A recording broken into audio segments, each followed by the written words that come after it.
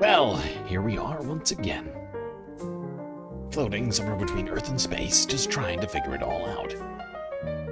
And we've got a hell of a lot to talk about here tonight, Space Fam, so I guess we better get right to it. As always, do not forget to buckle up those seatbelts, otherwise you might go floating off into that deep, dark void, never to be seen again.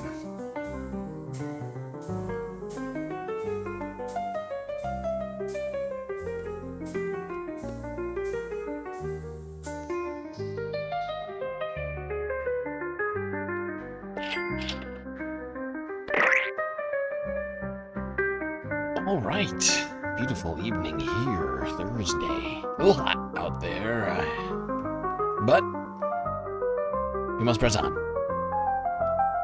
So much to talk about, but first, some shout-outs. Mozart first, Quaximus second, Big Jerry third, Sweet Chewy close fourth, MST Wash, and Who Far Ted. Also here, Jersey Texan and Sudden Apollo on Twitch.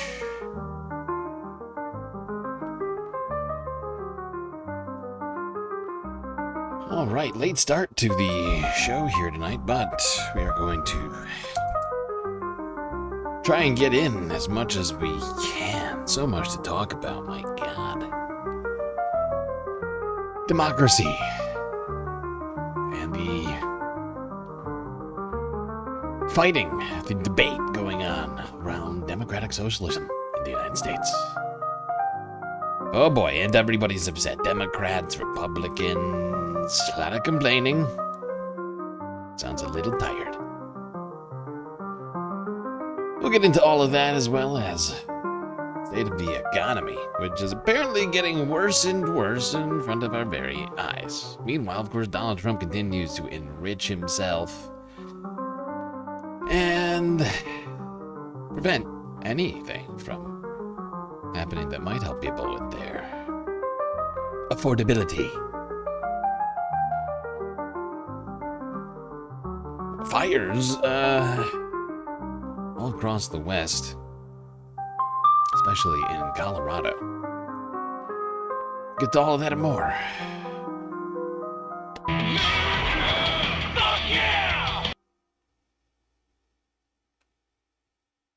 But first, let's start here and talk about the people who are most opposed to democracy. Follow the rich white man. I have been researching one of the weirdest stories that I've ever looked into. It's about a once fringe movement among the tech elite that aims to replace governments entirely with corporations. Privatized societies run by CEOs, built for profit, not for people.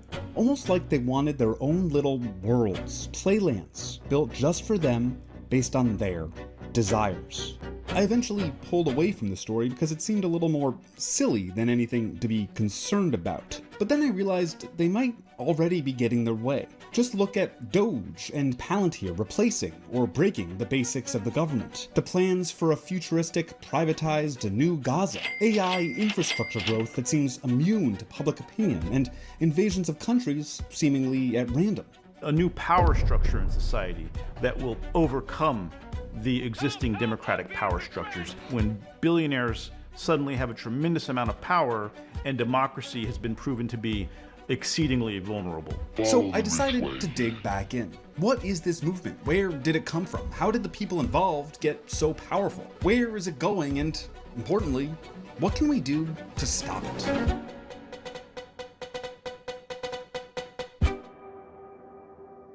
Let's go back to the weird origins of all this. In 2008, Peter Thiel first got involved in philanthropy, if you can call it that. He opened the Thiel Foundation, a nonprofit that invested in building the world Peter Thiel believed in. And one big investment sticks out: the Seasteading Institute.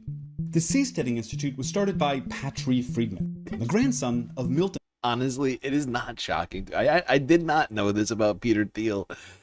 But the fact this guy got involved in the seasteading movement, one of the dumbest libertarian fantasies ever constructed, with zero plan. like they really, I mean, They thought of all the great things they could do and away from governments out in international waters, and then thought about like, like none of the implications for like, I mean like the basics. We're not talking about. I'm not even talking about like law wise, but like when it comes to like maintenance of such a vessel or whatever you want to call it. There's been different proposals. Some vessels, some built like on top of like oil, like old oil rigs, and other like it really is dumb. It's a really dumb plan. It's never worked, and it really makes a lot of sense that Peter Thiel got all involved in this situation. The Seasteading Institute was started by Patry Friedman, the grandson of Milton Friedman, the famous economist who gave politicians the academic backing to rip off the global working class. The goal of TSI was to build self-sustaining societies at sea, ruled by new governments on newly constructed land. This was particularly appealing to libertarians who wanted to escape the constraints of modern governance. The question of whether seasteading is desirable or possible, in my mind, is not even relevant. It is absolutely necessary. Peter Thiel doesn't even matter if we can do it. Project. And that is exactly the philosophy of the seasteading movement, right? Like, I'm pretty sure like all instances of these attempts have gone like this. A bunch of idiots, dudes with a little too much extra money, get together, buy a boat, right? Usually like an old, like I think it's like happened like a few times where they like buy like a giant like cruise liner that's like gone out of commission, and then try and turn it into like a utopian society. And instead it turns into a giant money drain, and like but like it's apparently it's not about whether it's feasible. And that makes way more sense. Like it's not about whether this works. It's whether or not like we should do it. It's about the journey. These people are fucking insane.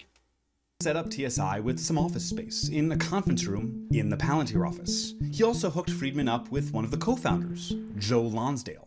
You know, we're the guys who create institutions that are changing the world, and we've changed a lot of industries so far here in Silicon Valley, but we haven't been able to change the government. That's a pretty hard one. Silicon Valley changing the government is exactly what Thiel wanted. I spoke with one of the people who's been following the rise of this movement better than anyone else.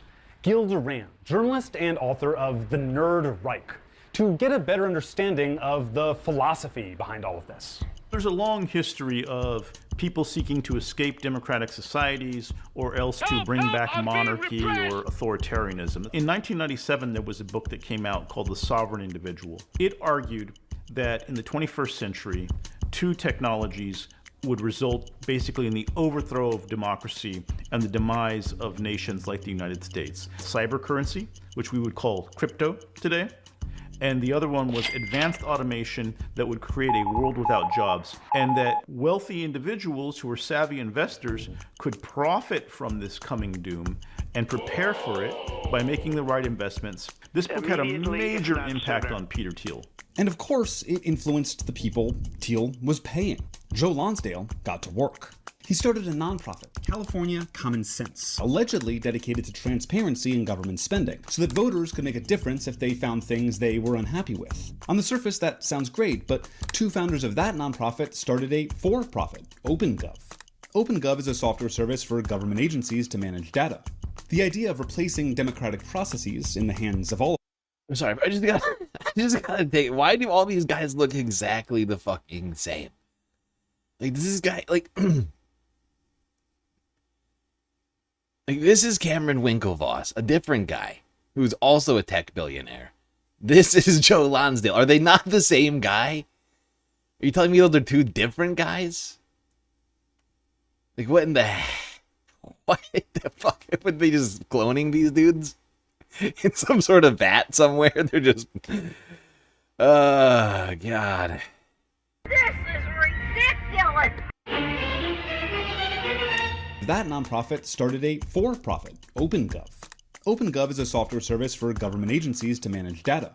The idea of replacing democratic processes in the hands of all of us with technology in the hands of few was becoming less fringe, and other nonprofits with similar goals started popping up. But while the idea of using technology to make a decentralized country had some illustrious backers in the mid-2010s, I'm going to leverage technology to create a new country. And When I saw this dude, I was like, yo, you gotta be kidding me.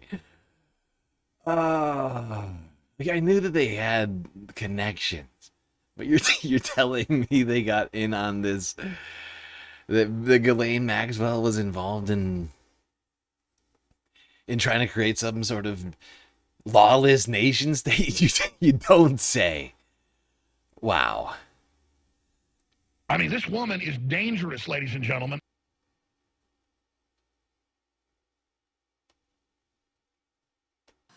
The Dow right now is over. The Dow is over 50. it's a country, not company. it never really materialized on a serious level. But the think tanks would herald a few successful versions of their privatization plan. Like Sandy Springs, Georgia, famously the first city in America to privatize nearly all government services. It was the darling of the libertarian press. Everything for profit, nothing public, and a consulting firm making a little cash off the taxpayers at every juncture. Those extra taxes for corporate profit started adding up though. Eventually, Sandy Springs unprivatized, saving taxpayers millions of dollars a year. There were also nascent communities focused on Christian values that the network state media had. Wait, deprivatizing the government saved taxpayers millions of dollars? You're telling me that when it's when capitalism isn't, when commerce isn't completely focused on the enrichment of the profit seekers, that somehow we save money? And somehow there's like extra money in the system, and it's like going somewhere to profits, essentially. It's weird.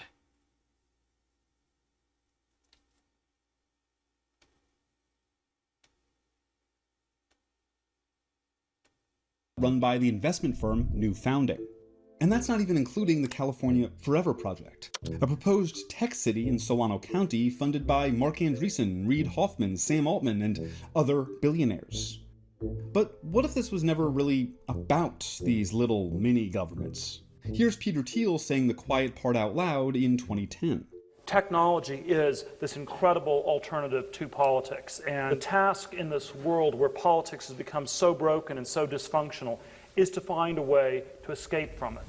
Tech This is instead of exactly. politics. We already had Doge and Palantir becoming the These guys just want to get away from democracy. They're sick of not being able to just have slaves, right? Just being able to just outright buy people and governments and whatever else. So they've been working on some fascinating stuff. Weird utopian societies, away from all governments, as well as getting involved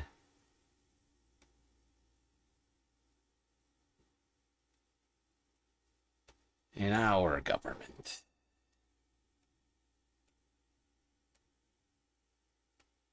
Movement. But the real flagship project is something bigger. The entire United States government. It shows in policy. Remember the whole thing about taking over Greenland? That idea emerged and was celebrated by the people we've been talking about. I think having a frontier is very healthy. I think part of America being great is that it's growing and creating more wealth for everyone. If the people in Greenland want to be part of us, if we can use those resources better and make sure Russia and China don't get advantages in the Arctic. The Freedom City as a name didn't really gain momentum, but the idea is there. And the influence in the administration is clear. Joe Lonsdale helped staff up the Trump administration, and just recently accompanied administration officials to the Philippines to christen a new regulatory zone. Just last week, we signed. This idiot who thinks we need to have a frontier, which is, I mean, let's be completely real. He's talking about straight up imperialism, because there's like, there's no unclaimed territory unless you count the Arctic in the Antarctic, which the global community has, to some degree, accepted as not being up for grabs, right? And he has had a hand in putting people in the Trump administration.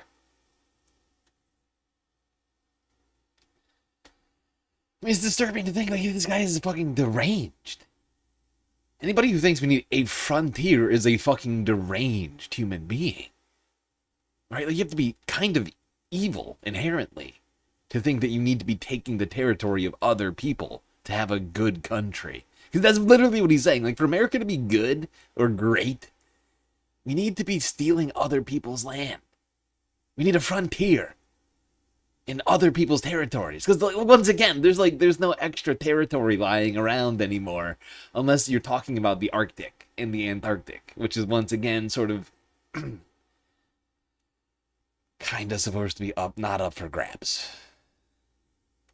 Administration officials to the Philippines to christen a new regulatory zone. Just last week, we signed a historic deal with the Philippines, 4,000 acres, right next to Subic Bay, where we're going to build a first-of-its-kind AI-native industrial park. But I was there for a day in the Philippines with everyone. They're excited what you guys are doing. That sounds a lot like a startup city. They've also embedded themselves with the rest of the right-wing movement. I could not have envisioned that J.D. Vance, a Peter Thiel protege, would be the vice president of the United States. And so when Vance got onto the ticket, then it became real that this stuff could travel to the White House.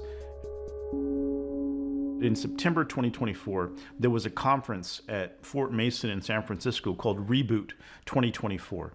And its website announced that we were now in a new reality and that Silicon Valley was waking up and about to become this powerful force in politics.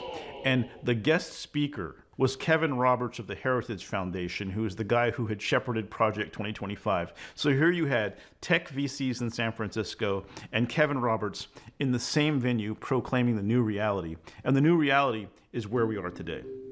And that's showing in actual policy, like the administration's quietly announced plans for maritime prosperity zones, districts on American soil with fewer regulations for corporations to build ships and reinvigorate the industrial base. Then there's the New American Industrial Alliance, a tech industry interest group, pushing for unrestricted data center growth. They were listed as co-sponsors of the Blueprint for America, lobbying for prosperity zones on American soil, a plan to sell federal and public land to private companies. Prosperity zones in America. Turn America into Gaza, I guess. Or what they want to turn Gaza into. Good God.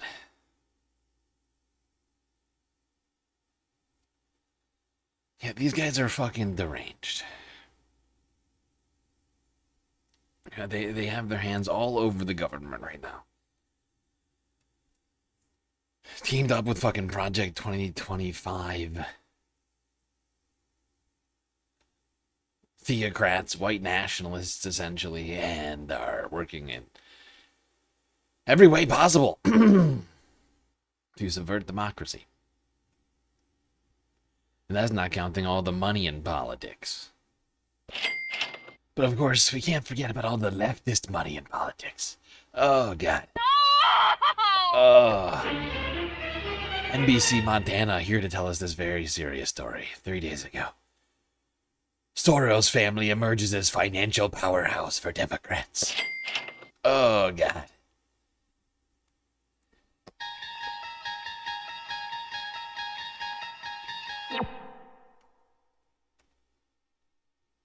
With more than 4 months until Election Day, campaign finance records, first reported on by the New York Post, show Democratic donor George Soros and his son Alex have already contributed nearly $103 million to political committees supporting Democratic candidates. This is a record-breaking amount of money even for the Soros family.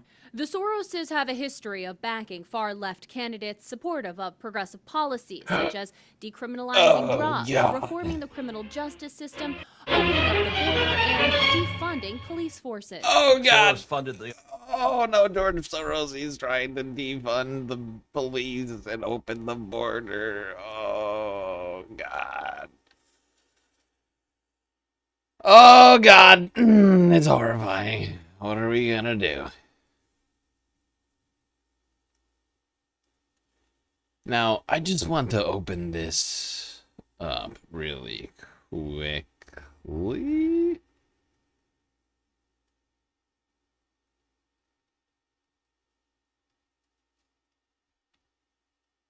Oh, shit. It's fucking paywalled. Can I do it over here?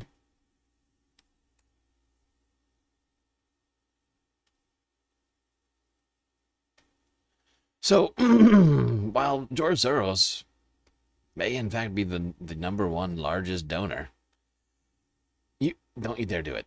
Don't even. I swear to God, I will slap you in the face. Oh, you are a piece of shit. Oh my God. Oh, paywalled again. This is killing me. Okay, hold on. If you just look at the next, like out of the top 10 donors, the next 9 top donors are all Republicans. When you add them all up, they utterly just squash the donations being given by fucking George. So why are we doing this now? Why could I see this on my phone and not?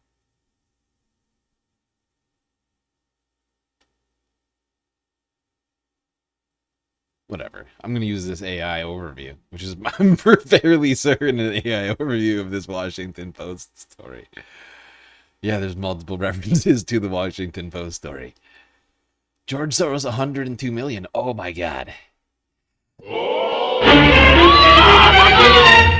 Ben Horowitz and Mark Andreessen with 91 million. The guy we were just talking about, Mark Andreessen. Elon Musk, 85 million. So they've already doubled it in the first 2. Jeff and Janine Yass, another 83 million. They're Republican donors, Elizabeth and Richard Yulin, who fund hardline conservative and election integrity causes, $70 million. Miriam Adelson has funded $67 million, backing Donald Trump-aligned PACs in the 2026 race. Ken Griffin, Citadel hedge founder, also major Republican donor, $65 million. Add these up real quick. What is that? 170, 250, 320, 390. Call it 450. Ken Griffin, right? Coinbase. These guys are all Trump supporters. Almost every single one of them. Go through it. Crypto.com. All these these are like, there's like another 150 coming out of like crypto packs that are all pro-Trump because Trump's pro-crypto, right? You're talking about like well over $500 million, right? It's George Soros and then Republicans, like everybody else. Like that's basically what we're talking about. And yet these guys continue to scaremonger about that one guy.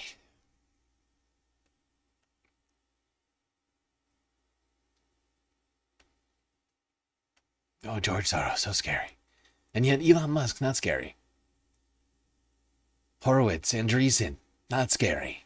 Ken Griffin, not scary. Miriam Adelson, totally not scary. Great gal, that Miriam Adelson.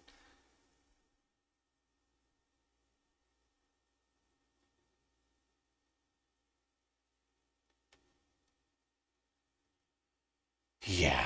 Well, while we're talking about a democracy, we should talk about the Supreme Court's decision regarding mail-in voting earlier this week. Democracy Now! From yesterday.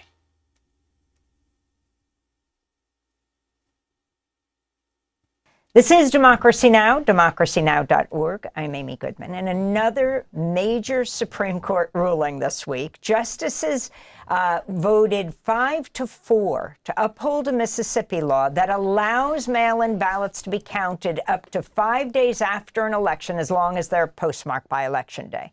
A ruling overturning the law could have seen hundreds of thousands of voters disenfranchised in future elections due to postal delays or because they live in remote rural locations.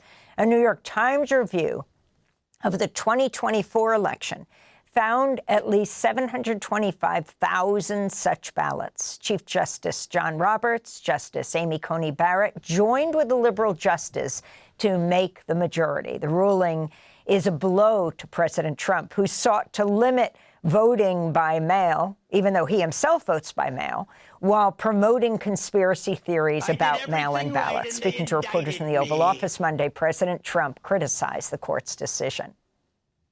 Well, because of the mail-in ballot ruling, which was a little bit surprising, gives people more time to vote illegally, let's say. But the SAVE Act is even more important, and that's the right. You have to be a citizen of our country. Okay, you have to show you're a citizen of our country, called citizenship. Or that was a ruling that was, I think it was very detrimental to honest elections. In his dissent, Justice Alito echoed some of President Trump's rhetoric linking mail-in voting with election fraud. He wrote, quote, "Today's decision leaves open opportunities for voter fraud that may further undermine Americans' faith in the integrity of this country's elections. Diverse sources have recognized that mail-in ballots increase the potential for fraud," he said. For more, we're joined by Ari Berman, national voting rights correspondent for Mother Jones. His latest article is headlined "In a Rare Blow to Trump. The Supreme Court just saved mail-in voting for now." Another recent piece, how Democrats can still win the redistricting war by 2028. Ari, welcome back to Democracy Now! Start off with the Supreme Court upholding mail-in voting. Well, hi, Amy. Thank you for having me back on the show. It was a rare victory for voting rights and a rare victory for voting rights against Donald Trump. And basically what the Supreme Court did is it upheld these grace periods for mail ballots so that if your ballot is postmarked by Election Day, it can be counted, in the case of Mississippi, up to 5 days earlier. The laws vary in different states. But just to contradict what President Trump said, it's not delaying the election. The election is still taking place on Election Day. It's just giving people more time for their votes to be counted if there are things like postal delays, which we saw in 2020. And so it was a big deal because a ruling the other way could have disenfranchised hundreds of thousands of voters and injected chaos into the... Probably millions of voters. I mean, there's a lot of people who use mail-in voting. And not everybody gets them in time, right? They're not on time, but like before Election Day, right? Like, or remembers to even fill it out. Some people do. But, you know, they are just trying everything right now that they can to disenfranchise people from voting. Donald Trump would still somehow find a way to do mail-in voting himself. This is just a way to disenfranchise voters that they perceive as being Democrats, right? And the fact is Democrats use mail-in voting more than Republicans do. Republicans have some weird obsession with voting in person.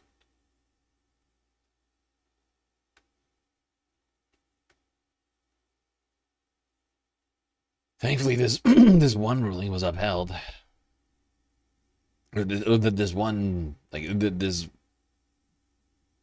ruling came down in this way, but the rest of the fucking Supreme Court decisions this week were fucking trash. Talked about that, and some of them were from last week. They've just been on a tear lately.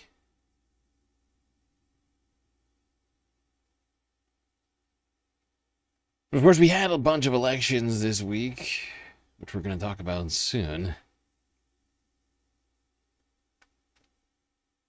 Actually, maybe I should do it. I think I'm going to do it this way.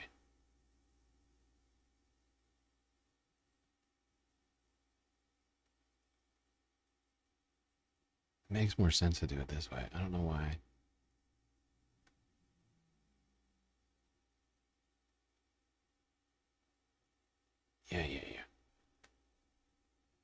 Yeah, actually, let's do that now. Let's talk about the elections that happened this week. If you missed it somehow, it's actually, well, it's really just one state election for Colorado, the primary happening. But of course, in multiple districts, 8 different House seats, governor's race, and the Senate. Leading up to this, one man was out there fighting for change. A communist. This is Hassan Parker. Hassan Biker. All of us are here to hear from also some incredible speakers. So without further ado, I would like to welcome up Hassan Biker.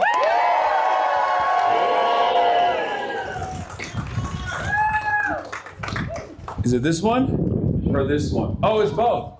Okay. All right. Denver, Colorado, can you hear me?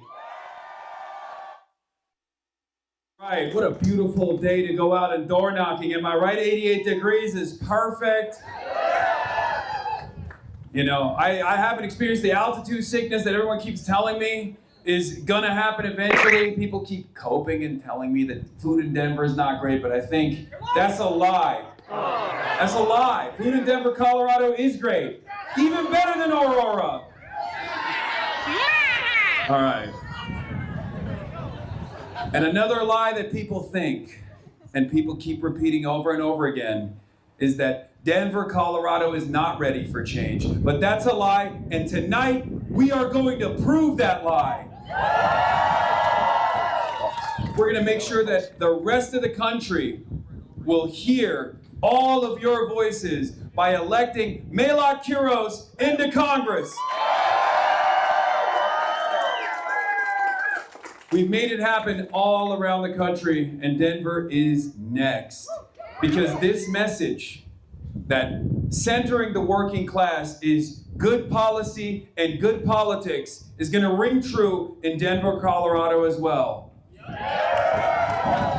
For far too long, you all plugged your nose and you went out and you voted against the Republicans. But now you have an opportunity to do something amazing. You have the opportunity to vote for something. And that's exactly what you're going to be communicating to all the doors you knock on today. So this was Hassan, I think, on Monday.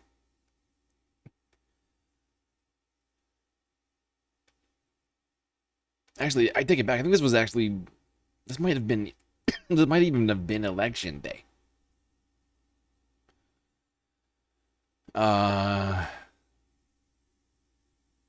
Yeah, this was the Hassan cast. I'm just going to skip ahead here to for the end of Chris Rob's speech.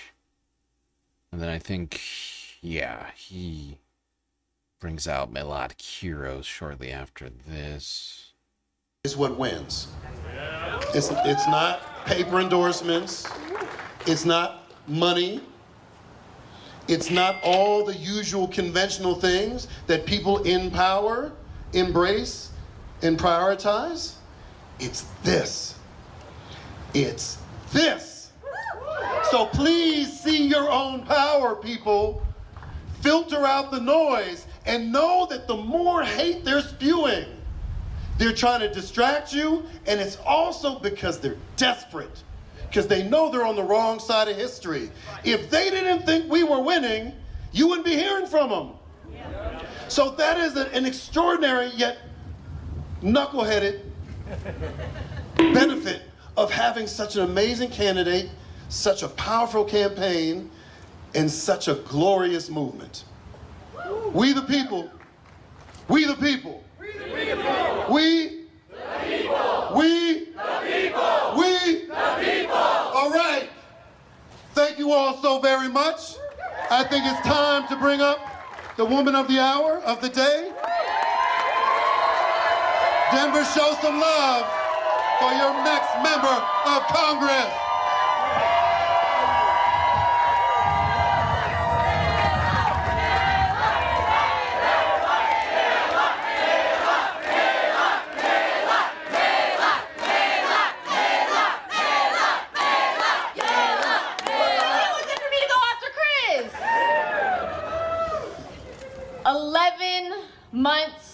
later. 100,000 doors knocked. 500,000 calls made. 6,500 volunteers. This right here is a movement that the state of Colorado has never seen. Y'all built that. Every one of you here who knocked on a door, who made a phone call, who talked to your friends, who talked to your family, who talked to your coworkers, you are the reason that despite months of working quietly and diligently and aggressively to get the word out about this campaign, that suddenly everybody finally saw what we've been doing now. But we didn't change anything. We've been doing the work, because that is how you build a movement. I've got a lot of people telling us that we're gonna win tonight. And I feel pretty good. Y'all feel good? But I need you all to know that we have already won. Wait, people in chat think this is Cory Booker? This is not Cory Booker. You need your eyes checked. That is not Cory Booker. I mean, they're both bald. That's about it. They're technically from the same state. No. Chris is Pennsylvania. That's Chris Robb. Just got elected in is it Pennsylvania's 6th? I mean, essentially elected. I mean, it's a blue district. He kicked out incumbent Democrat. Who was it again? God, I can't think of who was in there now. It is the greatest honor of my life to have been doing this alongside every single one of you. Every door knocked, every call made, every meet and greet we did at a bar or a restaurant or a coffee shop or a park, every single conversation that we had with the voters of this city to give them permission to believe that a better world is possible. And not only possible, but necessary. And that we're gonna fight for it together. Look, thank you all. Why you gotta call me on that? Look, listen. Shit happens. He's not even technically in there yet. Okay? He is and he isn't, right? He just won a primary. He's not even elected office. Like, give me some slack. Give me some goddamn slack. Do you know how many people's names I'm keeping track of over here? I'm seeing a lot of criticism. Oh, look at StreamLord make a tri-state, a great tri-state sin mixing Pennsylvania and New Jersey. You know how many names I've had to try and keep track of over here? Have you seen the list? Have you perused the names I've had to try and keep track of so far? It's a lot. That's on top of everybody else that's already in the Senate and the House. And or the governor of their state. A little slack would be nice. Just saying. So much for everything that you've done. We are so close. So get out there, talk to your neighbors, and let's bring this home.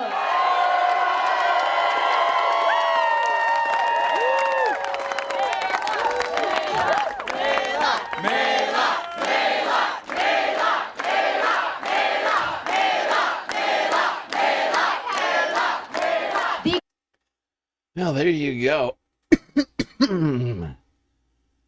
A roaring crowd in a Colorado park cheering for Milat Kiros, who did in fact take down Colorado's 1st district. Oh, but before we get talking about her winning, I still want to talk a little bit about what led up to this. You know, 5 names is way more than 5 names. It's like 500 names. It's like 500 freaking names, okay?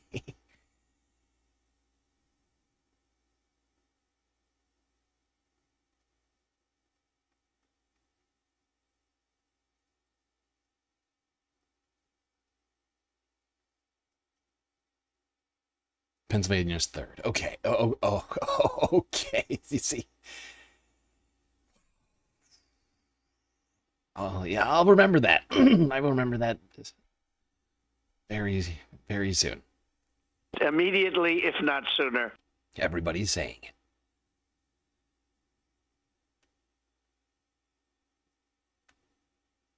All right, now to the after party. All right, not really the after party. But once this event was over, the media swarmed.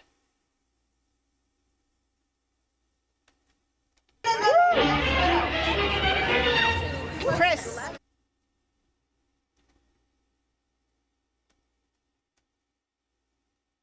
It's not a moment, it's a movement.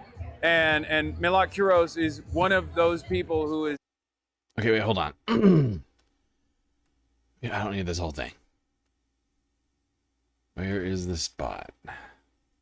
Because part of the speech... They do the photo. Ah, here it is. Hassan's minding his own business, and then Fox News finds him. He is easy to spot, being kind of the tallest guy wherever he goes. That is the one disadvantage to being a giant. Well, one of, I guess, the disadvantages to being a giant.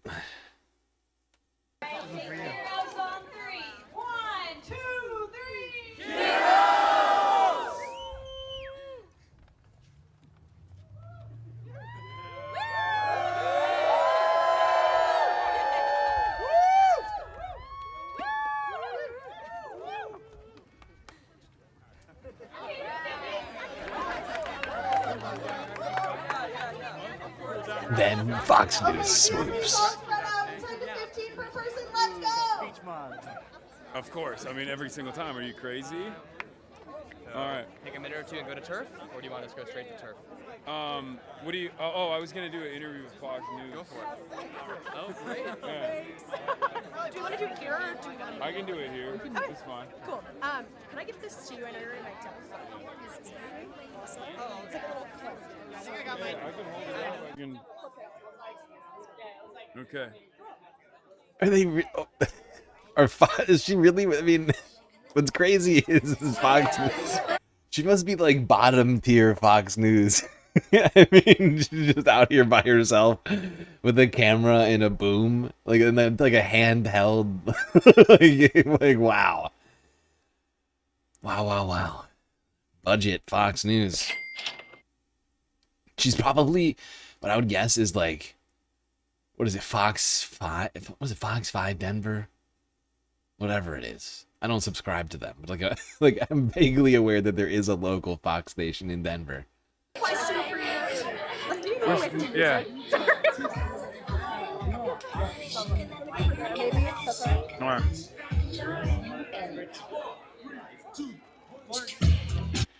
Not if he's in the same room as Bill de Blasio. Sure, if we pick individual people and put him in the same room as them, yeah, all of a sudden he's not the tallest guy in the room.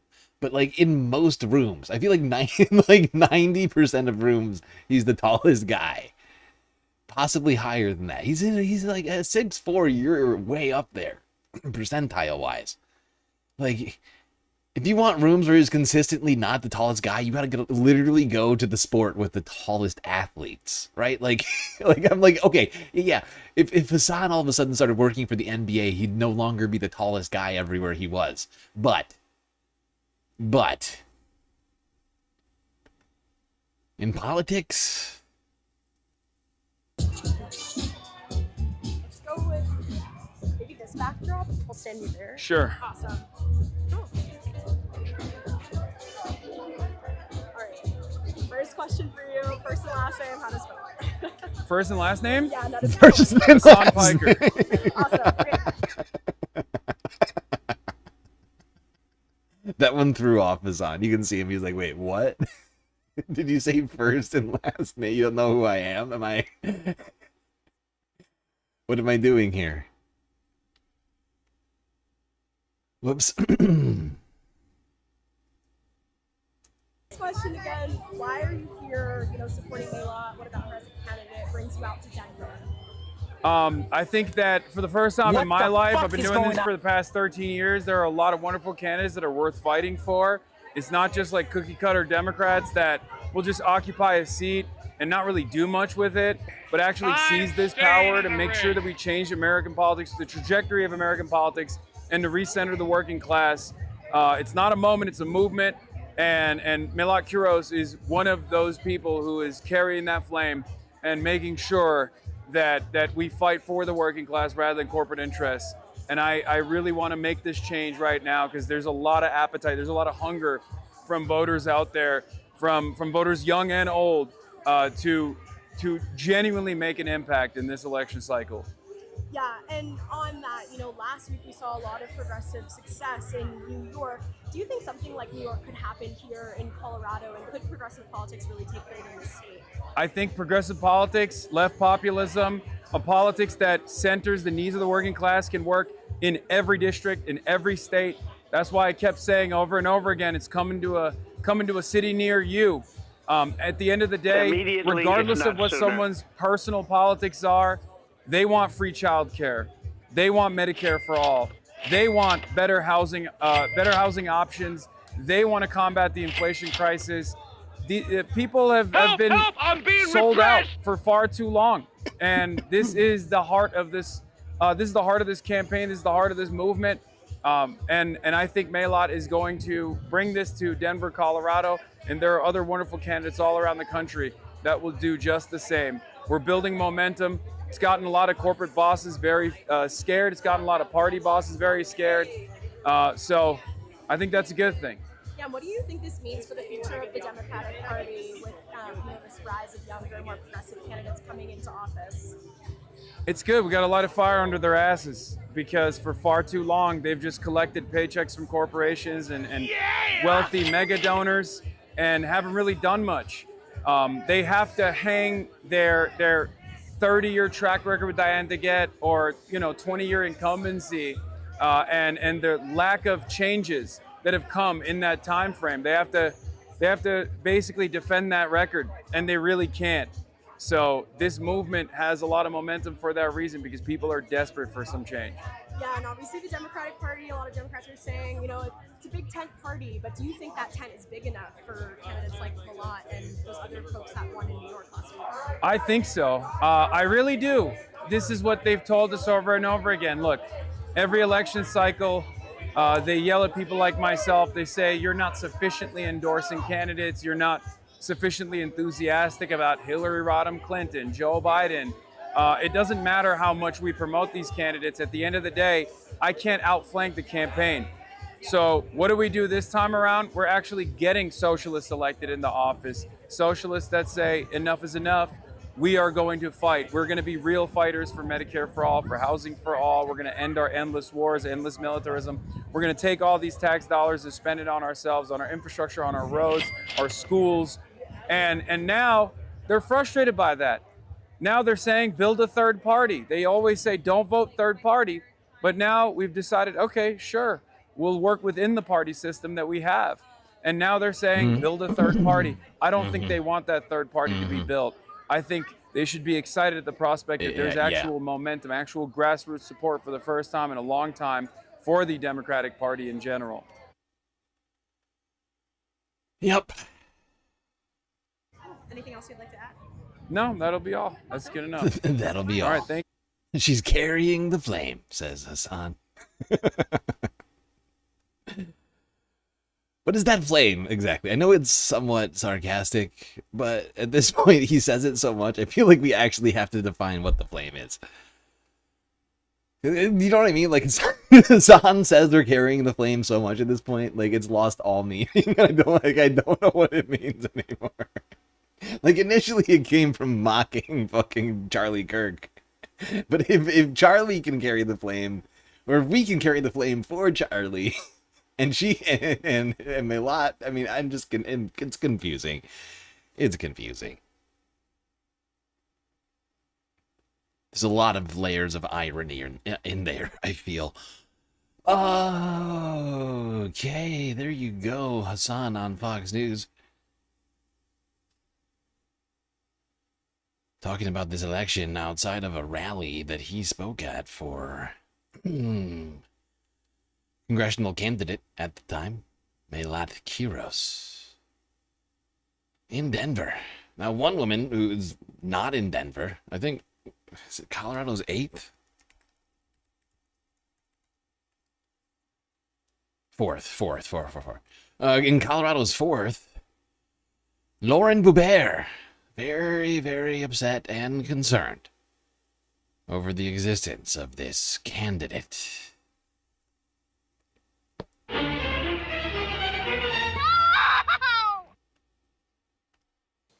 We are joined now by Republican Congresswoman Lauren Boebert of Colorado, who joins us from D.C. tonight, where the House has been in session.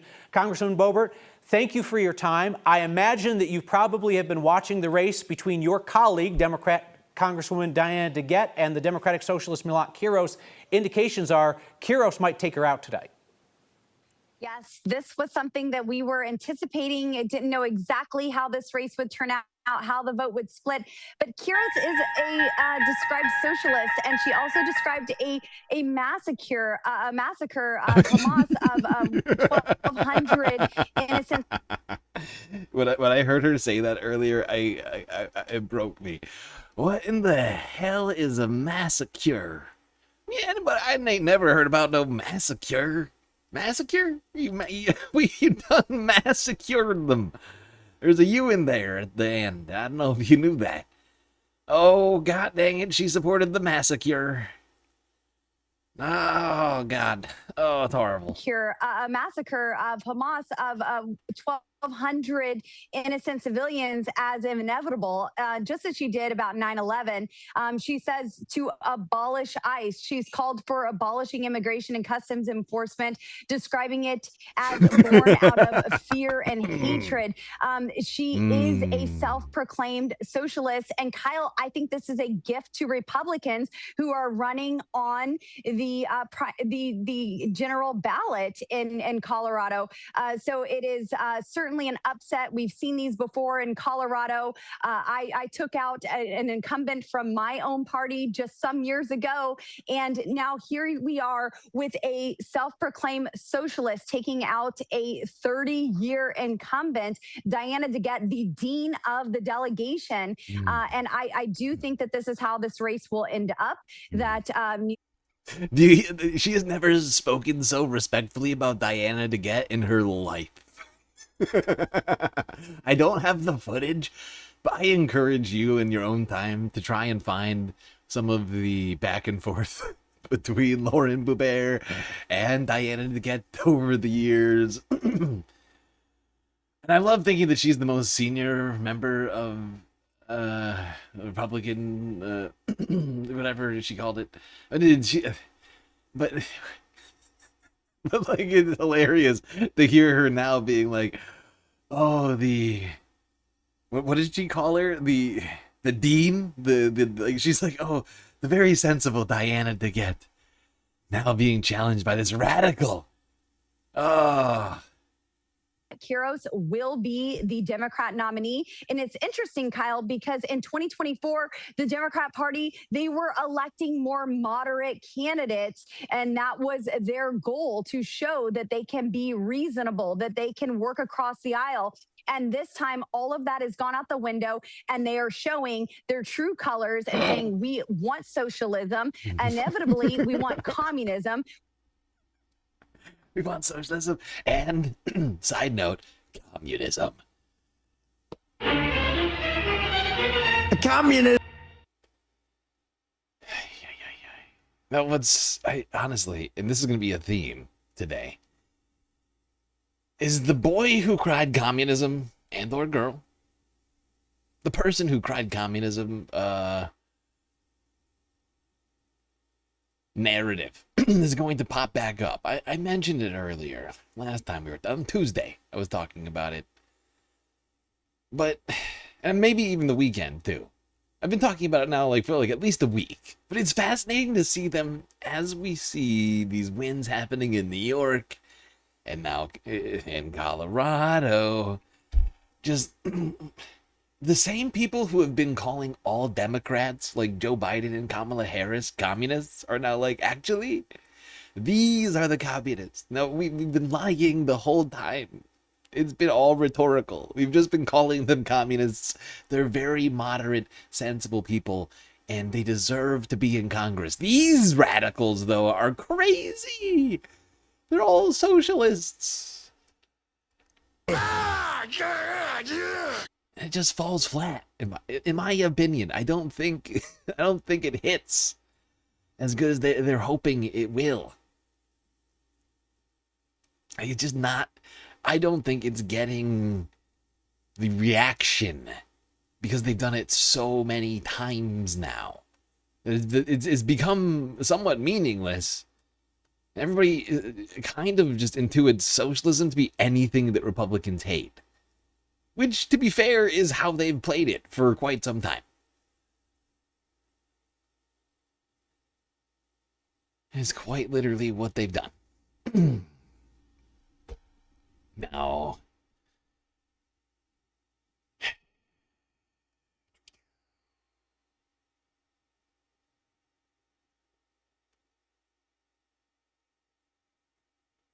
let's talk about what, of course, happened on Tuesday evening, which we here live on stream witnessed together. That being the victory of Melat Kiros, a 29-year-old Democratic Socialist, unseating a 15-term Blue Dog Democrat. Stunning losses in Colorado. State Attorney General Phil Weiser upsets Senator Michael Bennet in the Democratic primary for governor. People want to know that they're electing someone who's in this work to fight for them, who they know cares about them. And the goal of our campaign was to break through. We broke through a lot of negative ads. We broke through a lot of noise because I believe in the power of people. And then you had Melat Kiros beat a nearly 30-year incumbent Congresswoman Diana DeGette last night. Kiros, the latest Democratic Socialist to win their primary. We believe that fundamental change can and will happen if we fight for it. If we organize and show no fear in standing up for what's right. That is the message that Denver has sent to both parties, to Donald Trump, and to the entire country. You know what this is doing, in my estimation? It is forcing, like, the more, Democratic Socialists and or sort of like leftist adjacent candidates unseat like incumbent Democrats in primaries here. The more the CNN, MSNBC, all these other fucking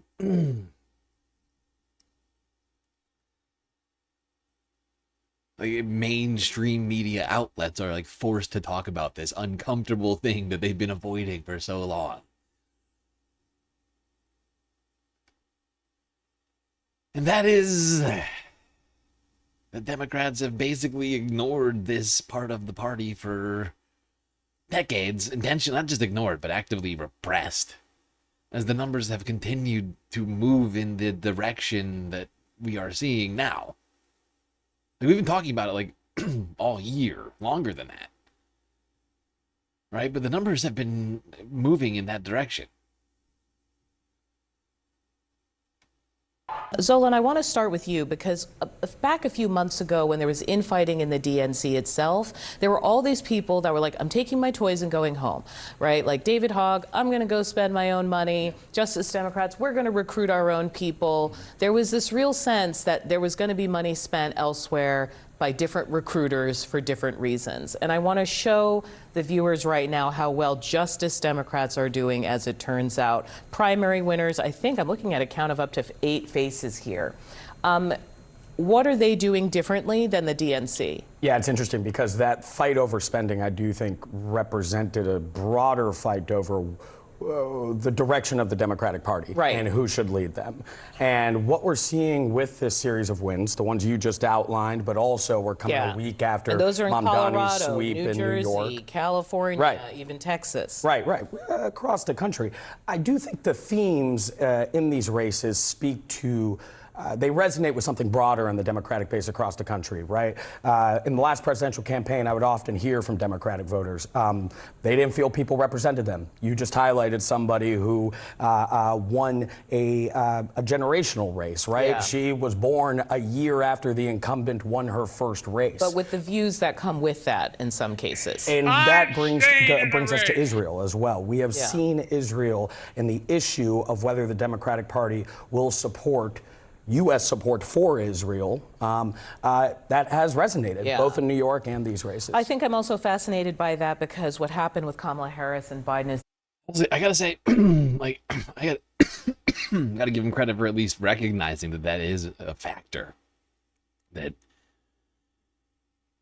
people that are losing races have been taking money from AIPAC, have been voting for weapons to Israel. Time and time again, over and over and over again. And that's not the only reason, though, right? People are going to try and play this in all sorts of directions, on all sorts of stuff. But in my estimation, the two things that are resonating most with voters on the most like generalistic sort of terms are money for Israel, you know, and affordability in general, right? And I think those two things are interlinked.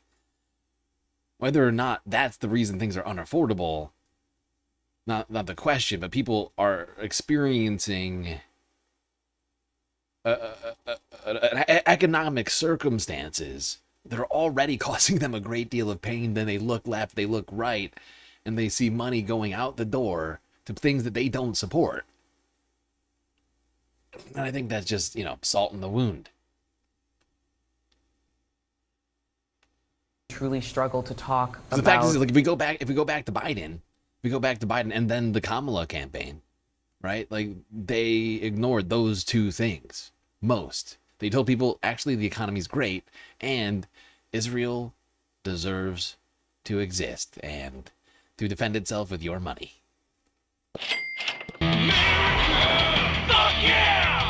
Israel and Gaza when that fight was at its height.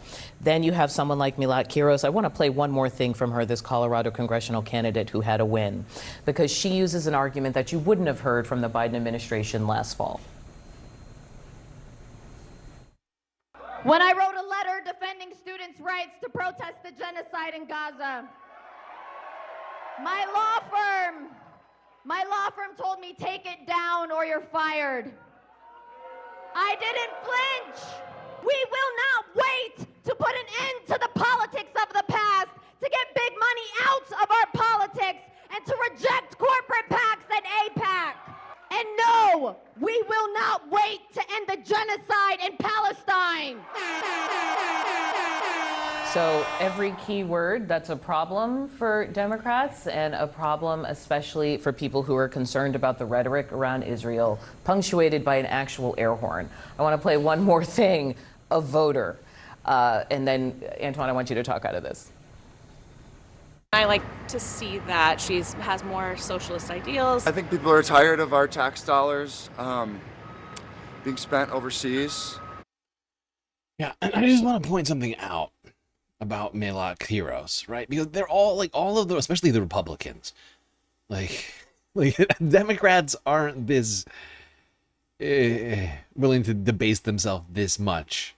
The Republicans certainly are. And we've listened to a bunch of clips from like Hannity and like Waters over on Fox News claiming that all of these socialists, they never worked a day in their lives. Milat Kiros is a lawyer. Like she passed the bar and started working for a fairly, prestigious ish law firm, right? and then took a political stand because she felt that her law firm was not, what's the word? Like, was like, I forget exactly how she put it. And I don't want to, like, misquote her. But, like, basically that her law firm was, like, pro-Israel and or, like, anti-Palestine, essentially. And that law firms like hers were like punishing people for posting online their, like, thoughts and feelings about a genocide. And, like, people, I think, saw that.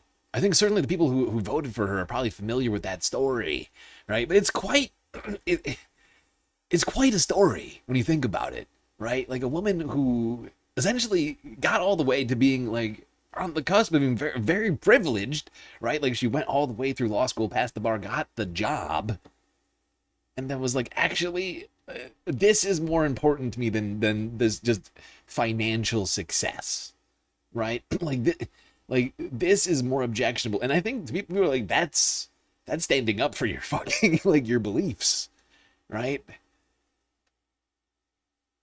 I think people respect that. On bombs to kill children. I'm anti-APAC, and so I just wanted to vote for someone that was standing up against Israel, and I knew that the incumbent was for Israel, so I voted against her. People like Kiros and the DSA in general are presenting more, like, compelling arguments about how to make this country better for everyone. Couple things. We're having a generational things, conversation and an ideological conversation in these primaries. I think the common denominator is that people are frustrated, people are pissed off, and we collective Democrats are against Donald Trump and the Republican majority. How we talk about these issues has defined these primaries. But I will make the continued argument that the most important thing for Democrats to remember is 218 is the name of the game. You can talk boldly and loudly about all of these policies, but if you cannot govern... It's incredible. It is incredible. Like, this is I don't know this guy personally, but this guy, he's talking like he works for the DCC, right? The DCCC, right? Like, he's like, look, listen, I know right now we're doing democracy, but hey, think about the general. You don't want to get radical people in there who want health care or to stop sending bombs to Israel. You might want to get some people in there who, you know, want more corporate landlords and more bombs for Israel, you know? I mean, that's basically what he's here to say, right? He's like, oh, these people are too left. You got to think about it. We're going to have, we just want to get 218. That's all that matters.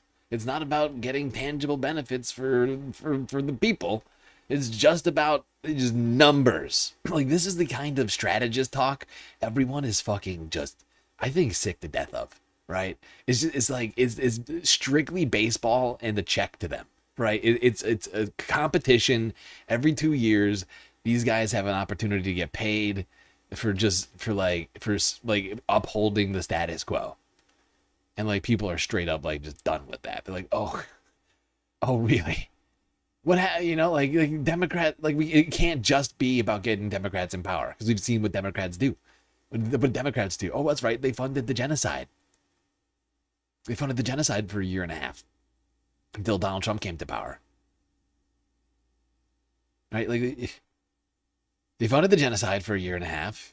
They failed to pass a number of different legislative things with a supermajority, because we had fucking a bunch of centrist moles, essentially, in spoilers in here to cause problems.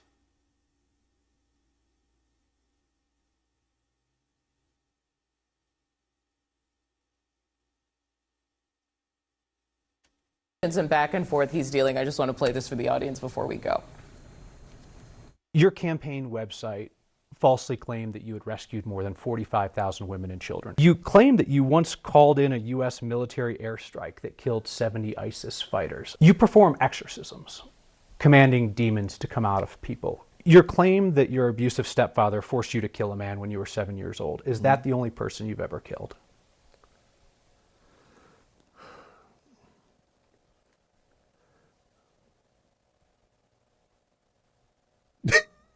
Well, I would say It is such an inappropriate amount of time for him to have to think about that.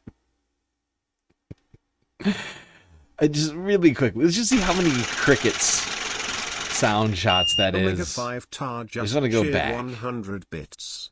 Roe v. Wade could have been codified if Dems had gotten off their asses when they were in charge. Exactly. It's stuff like that, right? If it weren't for voters, honestly, Democrats would have probably, funded the ICE without any question.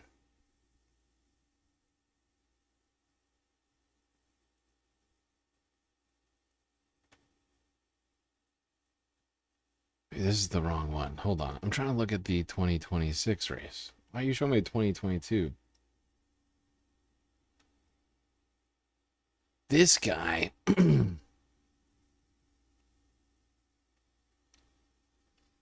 his name?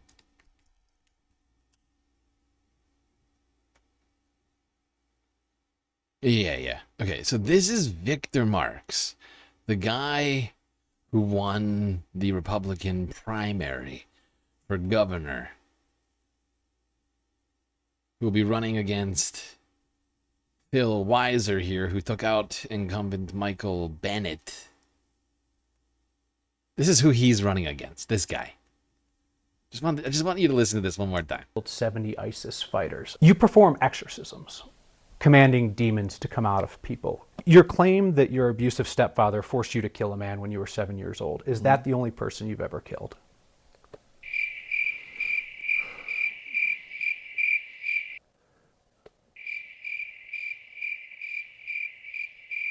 Well, I would say as a child, yes. It feels like the takeaway for Republicans has not been radicals don't need them. It seems like it's like certain people are more. Yeah, you think it's going to be that hard to run against this guy? Anybody who's like claiming that somehow Phil Weiser is going to lose against Victor Marx, I'd also like to point something else out, and that is the vote count. Phil Weiser got 500,000 votes. That's more votes than all three candidates got in the Republican primary here in Colorado. Okay. Like, it is not going to have a problem winning there, I don't think. I don't think there's going to be a problem. Unless something crazy happens. I think it could be probably a pretty easy win, actually.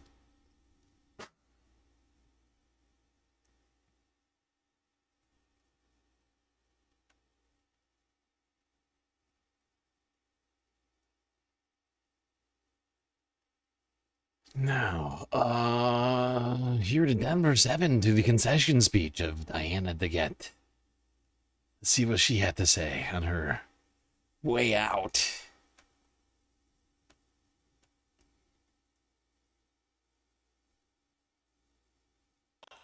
I want to congratulate Maylot Kiros for her victory last night, and I want to wish her all the best in her future.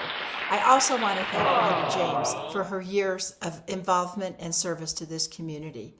Thanks to all my friends and supporters who have lifted me up in all of my years in public service. And thanks to my intrepid campaign staff who fought until the bitter end to get our message out. Job number one is standing up to Donald Trump and protecting our democracy. And along with thousands of constituents, I want to thank all of the staff from my congressional office, both Denver and DC, for consistently serving the residents of the 1st Congressional District over the years with commitment and compassion. Oh, thank you, Diana. Now, it doesn't seem like the voters thought that you were serving them with consistency and compassion or commitment, whatever it was. Whatever those words were, they seem to disagree. And that's why you lost the race.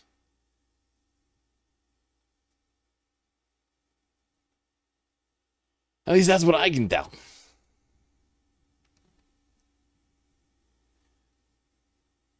All right, we are an hour into the stream, over an hour into the stream. We've got to start the galactic content goal.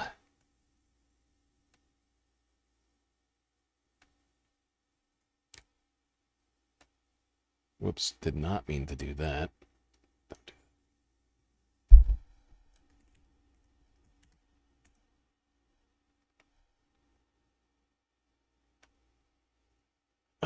Subs, bits.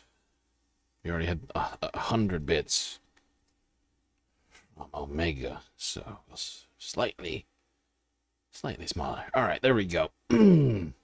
Oh shit, the leaderboards have reset. I forgot it's still on monthly leaderboards right now on Twitch. Omega already at the top.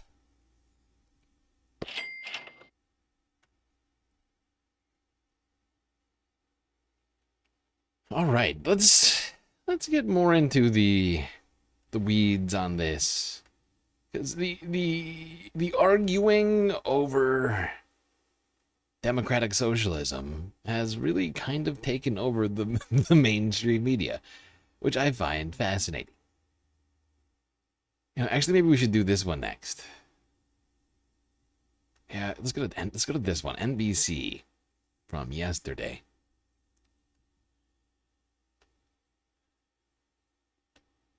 I'll be right back.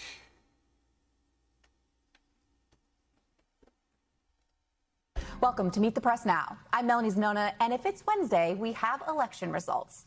Progressives notching another big win in last night's Colorado primaries, part of a wave of Democratic Socialists winning in deep blue pockets of the country, as Democrats grapple with the direction of their party and their base heading into the midterms. Democratic Socialist Malat Quiros defeating incumbent Congresswoman Diana DeGette, who's represented Colorado's 1st District for more than 3 decades. Quiros' message leaning on issues that have animated the progressive base, including immigration and Israel. Speaking to supporters last night, Quiros celebrating her victory as proof of a larger shift brewing inside her party. We will not wait to take the fight to Donald Trump and the oligarchy. We will not wait. We will not wait to abolish ICE and pass Medicare for all. We will not wait to put an end to the politics of the past, to get big money out of our politics, and to reject corporate PACs and APAC.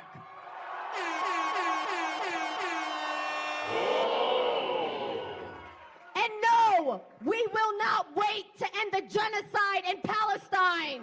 Not gonna do it. Wouldn't be prudent at this juncture.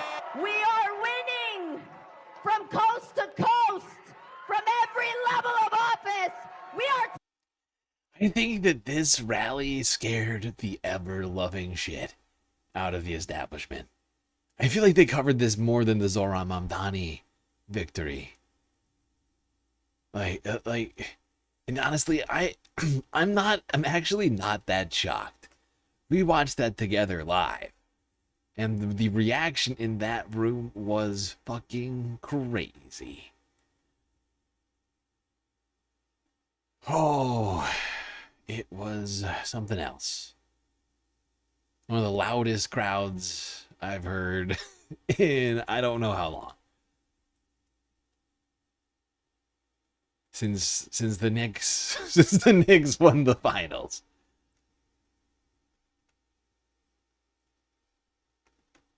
Joining me now from Capitol Hill, actually on set with me, is senior national political reporter Sahil Kapoor and Kyle Clark, anchor and political reporter for our Denver affiliate KUSA. I'm going to start with Sahil, who is on set with us because Congress is actually not in session as they were supposed to be.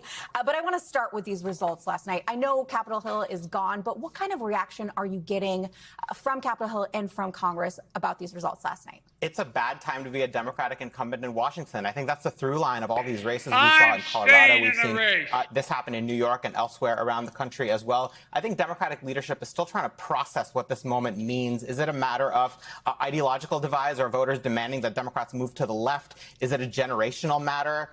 Is it throw the bums out? Is it all of the above? The generational contrast in the Melat-Kiros race was remarkable because she was born in 1997 after Diana DeGette first won that seat. She's held that seat for longer than her opponent has been alive. So I think all of that kind of factors into how Democrats are trying to understand this moment and how Democratic leadership feels they need to respond.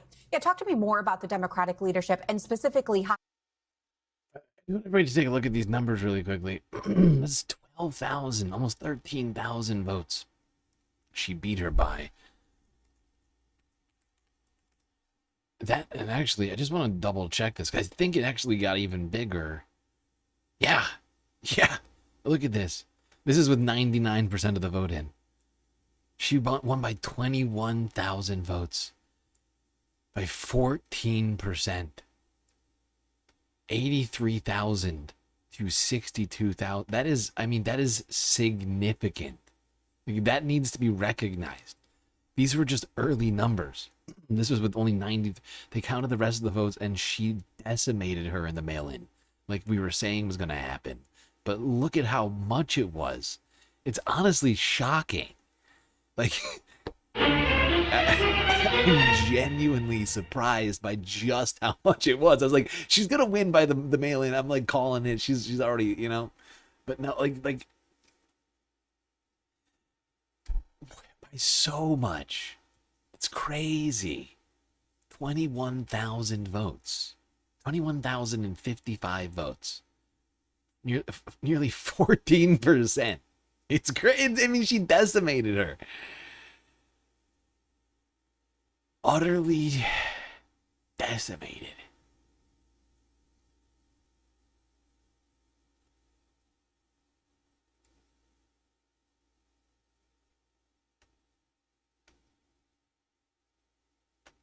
Leadership feels they need to respond. Yeah, talk to me more about the Democratic leadership and specifically Hakeem Jeffries. How is he viewing this sort of shift within his own party? I think he's probably happy that the House is out of session today because he gets to, sit with this and process how he wants to respond to it. He did put up some congratulatory tweets congratulating Melat-Kiros. Didn't have a whole lot to say about her beyond that, but said they're going to take back the majority. He also congratulated Manny Rutinel in Colorado's 8th district. That's going to be a big, important race. You'll notice the difference between these two, which is actually, which is interesting to me, because Manny is the guy that I didn't support, even though Shannon or whatever her name was, like, not like noticeably, not much better. It's interesting the difference in the way that he talks about this. Like, in this one, he doesn't say really anything about Melat, like, or her character. Just congratulations, like, just the most simple of congratulations possible. Good job working hard and winning. How's Democrats? Me. He just goes back to himself. He's like, me and other Democrats will aggressively tackle the affordability. He's almost like leaving her out of it, right? But in this one, it's like, Manny has what it takes to flip this critical seat and deliver real results for Coloradans. Congratulations. Manny, great job. We're going to bring real results. Oh, thank God we have Manny. Thanks, Hakeem. We need a change in leadership in the Democratic Party. Big time. All right. Let's get more into the debate surrounding this fight that is coming up. And I've titled this The Blue Wave, because it's interesting to me how this has definitely red, or the blue scare, I mean, instead of red scare, right? Like, 'cause this has red scare vibes, but we're also talking about a blue wave, and it's like,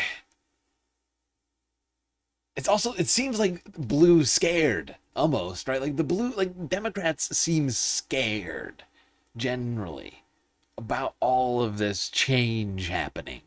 And I mean, I can understand it to some degree, of course, but change is necessary. And the fact is Democrats have been selling change and progress for a long time and then not delivering that, right? Like, since Obama.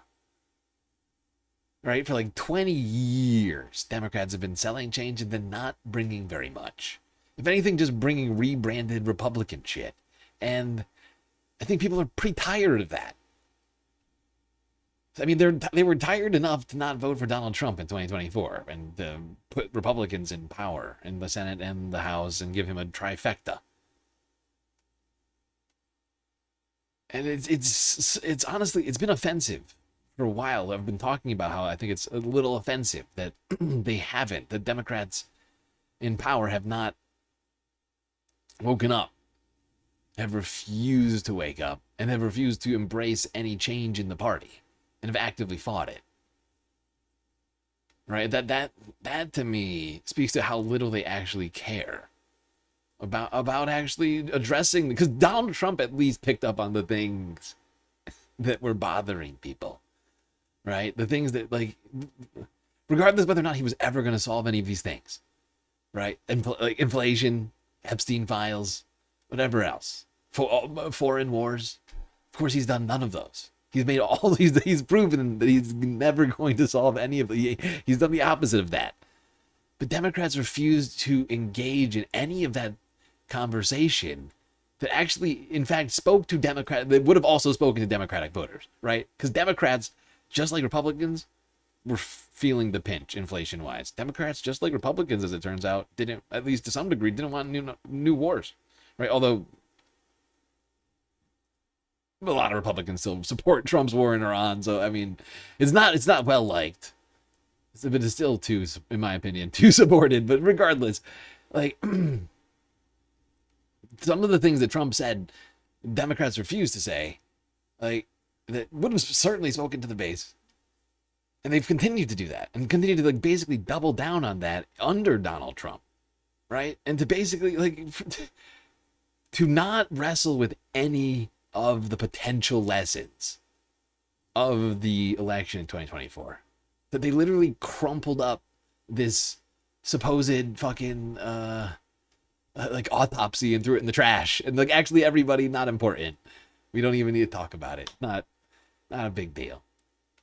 Like it's these sorts of things that I think are just exemplary, right, of their unwillingness to address change, to actually change. They just want to be told that they're doing a good job, and that's no longer acceptable because they're not.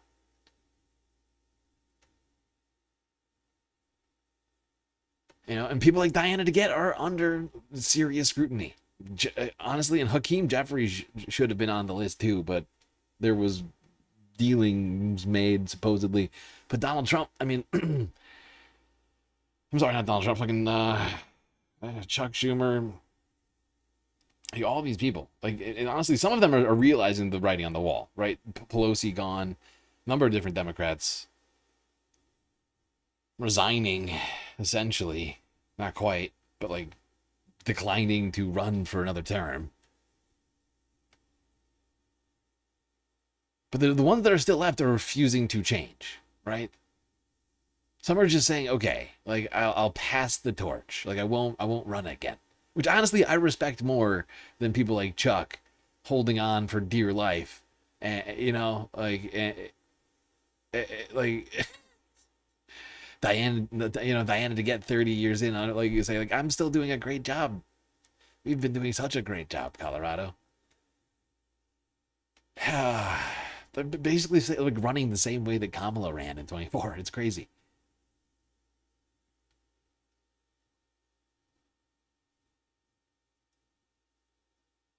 They are learning the hard way, though. The conversation is leaking onto the mainstream media, like CNN here. It's up next from yesterday. A roundtable discussion. These are not social democrats. These are hardcore, godless communists. They're godless communists. All communists are godless. They don't believe in God. This is the most... Okay, so they're godless communists, according to Trump. What's interesting about that is, of course, Fox News and other like right-wing psychopaths Also, some centrist Dems I've heard even say things like this, but not much more on the right. I've been hearing, things like Islamists, right? Like, so they're godless, but also Islamists. Godless Islamists. Godless lovers of Muhammad. This threat to our country since its existence, in my opinion, 250 years ago. This is a major threat to our country. Like fucking, like what's her face? Like, what's her name? Like, Megyn Kelly was like saying, I can't remember who it was now, but like someone was talking about like the danger of like political Islam is coming. Actually, I think a lot of people have said it, and that's why I can't remember exactly who it is. I think there's been multiple instances of people saying deranged things similar to that. Right now in New York and California. But you'll start living in squalor. You'll live in squalor. There will be no food. There will be no housing. There will be no military. There will be no law and order. There will be no nothing. food. Be no housing. Yeah, everybody's already struggling with food and housing right now. That's literally what's happening. Like under Trump right now, there's no food, no housing. And Trump literally just got done stopping a bill that was supposedly going to help with housing. Although it was pretty abundant. I've looked into it a little bit. Although there's a couple of good things in there. There'll be no nothing. You'll be a third world inhabitant in every way, and everyone will suffer or die. Like everybody knows what I'm talking about, right? That's what happens. Trump was making that. Like everybody knows what I'm talking about, right? Like Democrats and Republicans passed a bill, a housing affordability bill. It got to Donald Trump's desk, and he said he's not going to sign it. Not going to do it. Wouldn't be prudent at this juncture. To Christian conservatives at the Faith and Freedom Coalition earlier today, just days after New York's primary elections, where we saw 3 self-proclaimed Democratic socialists win their races. New York City Mayor Zohran Mamdani endorsed all 3 of them. President Trump's going into these midterms with a significant advantage because of his performance, right? And we see him do this. He's just going to kind of like replace the caravan scare that he does at every midterm with the DSA, right? But I don't think it's going to work when you have gas prices as high as they are. I don't think it's going to work when you have Mamdani showing people that he can fill potholes with that same socialism that Donald Trump is trying to scare people out of engaging with. I also think it hasn't really worked that well. I mean, they've been claiming that they would run Mamdani is a socialist and Democrats are socialist ads all over the country. And I don't know that it's really changed the dynamic in the special elections that we've seen thus far. And certainly not Trump's relationship with Mamdani. He has embraced him practically at the White House. He has, and vice versa with Mamdani. I mean, he's been 2 times, I think. And frankly, I've watched the president treat Mamdani better than I've watched him treat members of his own party, like Marjorie Taylor Greene and Thomas Massey. That is actually true. And I think he actually, So I think that, on a personal note there, I think the president likes that. Is she the New York Post weirdo? I can't remember what her. We got the Abby Phillip goddamn banner. I cannot remember who this woman is. He's a New Yorker, and I think in a weird way he has respect for how hard it is to win the New York City mayor's race, and he respects him as a showman and the way he practices politics. Funny enough, the president views AOC in a similar way. He always says she's like Evita. It is true, right? She's the young, shining face of socialism. Eva Peron, right? I'm one of you. Look at me. You can see yourself in me. But the president, I do agree that I think communism is absolutely the most pressing threat facing our country. And I'm glad that he sees that, because this country will die by suicide from electing socialists. Oh, these people are hilarious. We are going to die by communism. Like, this is so like, just, I mean, they are hyperventilating over this, and it's hilarious to me. First off, nobody's actually suggesting communism. Settle down. Just people just want the affordable, affordable housing, access to healthcare as like a human right, not have to, go into debt, like spend their entire life savings just to, pay for cancer treatment. Get a surgery or whatever. God forbid you accidentally get like coverage out of network. People just want a more affordable life. Like, literally nobody is suggesting like a one-party state, right? Like, and then this is basically what they're talking. Like, when they say communism, like that's like the, from what I can tell, like a lot of the scaremongering is like, oh my god, the four cultural pillars of the cultural revolution are coming. Christianity, Western music, and smiling will be banned. Illegal. Right to jail, right away. China. It's like, no, we just want people to have healthcare and access to housing and good education and, you know, human rights, stuff like that. Just simple stuff. Or Iran ever launches a nuclear weapon at us. So I do think we're on the right path with that, but it's going to be an age thing. The word communist is a dirty label to people over 60. Americans under 40, not so much.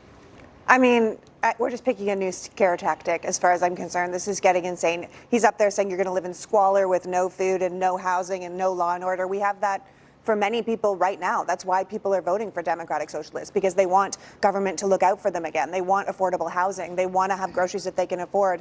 And I keep thinking about like that old expression. It's like capitalism, only a few can be rich.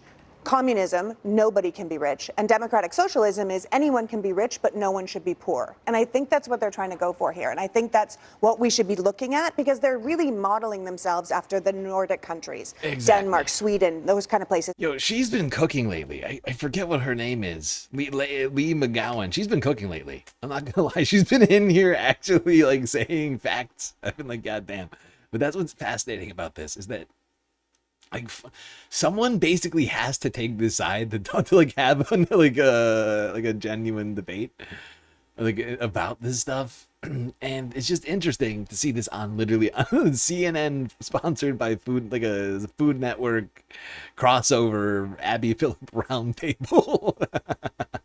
They're just like, actually, we're not like, it's not like nobody's saying the crazy things that you're thinking right now. Like, nobody's saying like it's breadlines time. It's just like, maybe we should tax billionaires a little bit more, you know, and corporations a little bit more, you know, stuff like that, rather than doing the reverse of that like we've done in the last 30 years, right? Like, because in the last 30 years, corporations, and as a result also the richest, but not just because of that, because they've seen multiple different kinds of tax benefits, corporate and personal tax benefits over the last 30 fucking years. They and the rest of society has continued to bear more and more of the burden of society, of like society's expenses, right? But like also of like all of the billionaires' expenses. Like, we all accept, and like effectively, like and what has been done about this? Like, nothing. Like, we've been talking about this, has been a statistic for a long time. Bernie Sanders has been saying this since like the 2016 revolution. God damn it, the 2016 presidential election.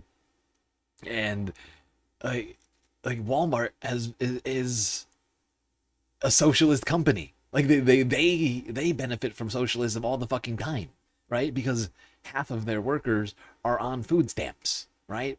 And other sorts of like, because they don't pay them enough.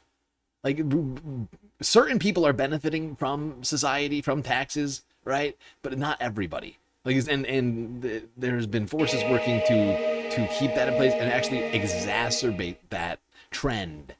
And people just want to stop that, mostly to some degree, right? It's just like, have a fairer country. You know, we're the most productive, largest economy on the planet. And it's about time we stop having homeless people living under bridges. You know, it's about time that we, you know, the vast majority of society sees some of those promises in that American dream and in that constitution of ours. You know, because, you know, with this being the 250th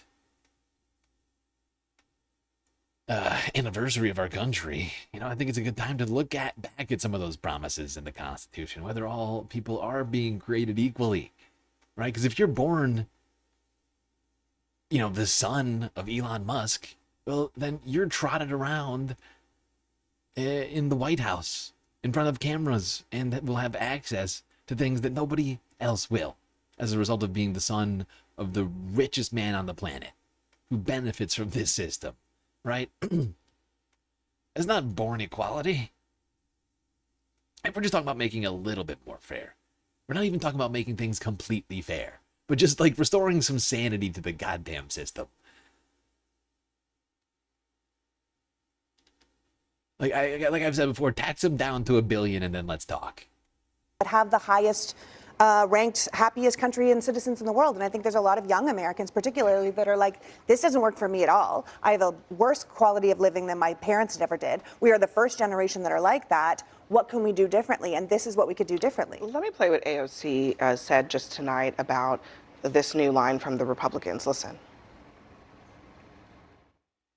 The one thing that we know is that the Republican Party's brand is fear.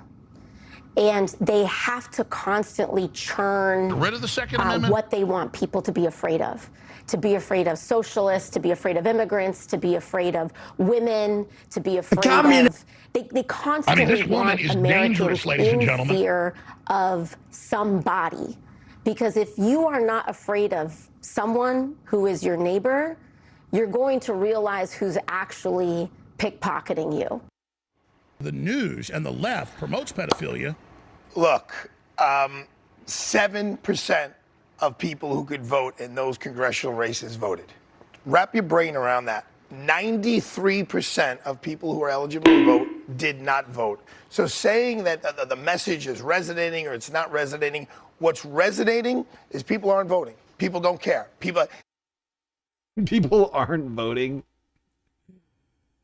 This guy is coping so fucking hard. Every single primary has a lower turnout than the fucking general, dude. Like, they're coping so hard. Like it's like top grade. It's like top shelf copium these guys are fucking drinking over here. Like injecting into their goddamn veins. It's like, oh my god, guys, it's only 7% of the population. Only 7% of the entire population voted in a goddamn primary. Don't you see? This is proof. People just... This is just proof that nobody cares. Dude, first off, primaries are closed in most states. You have to be in a particular party to vote.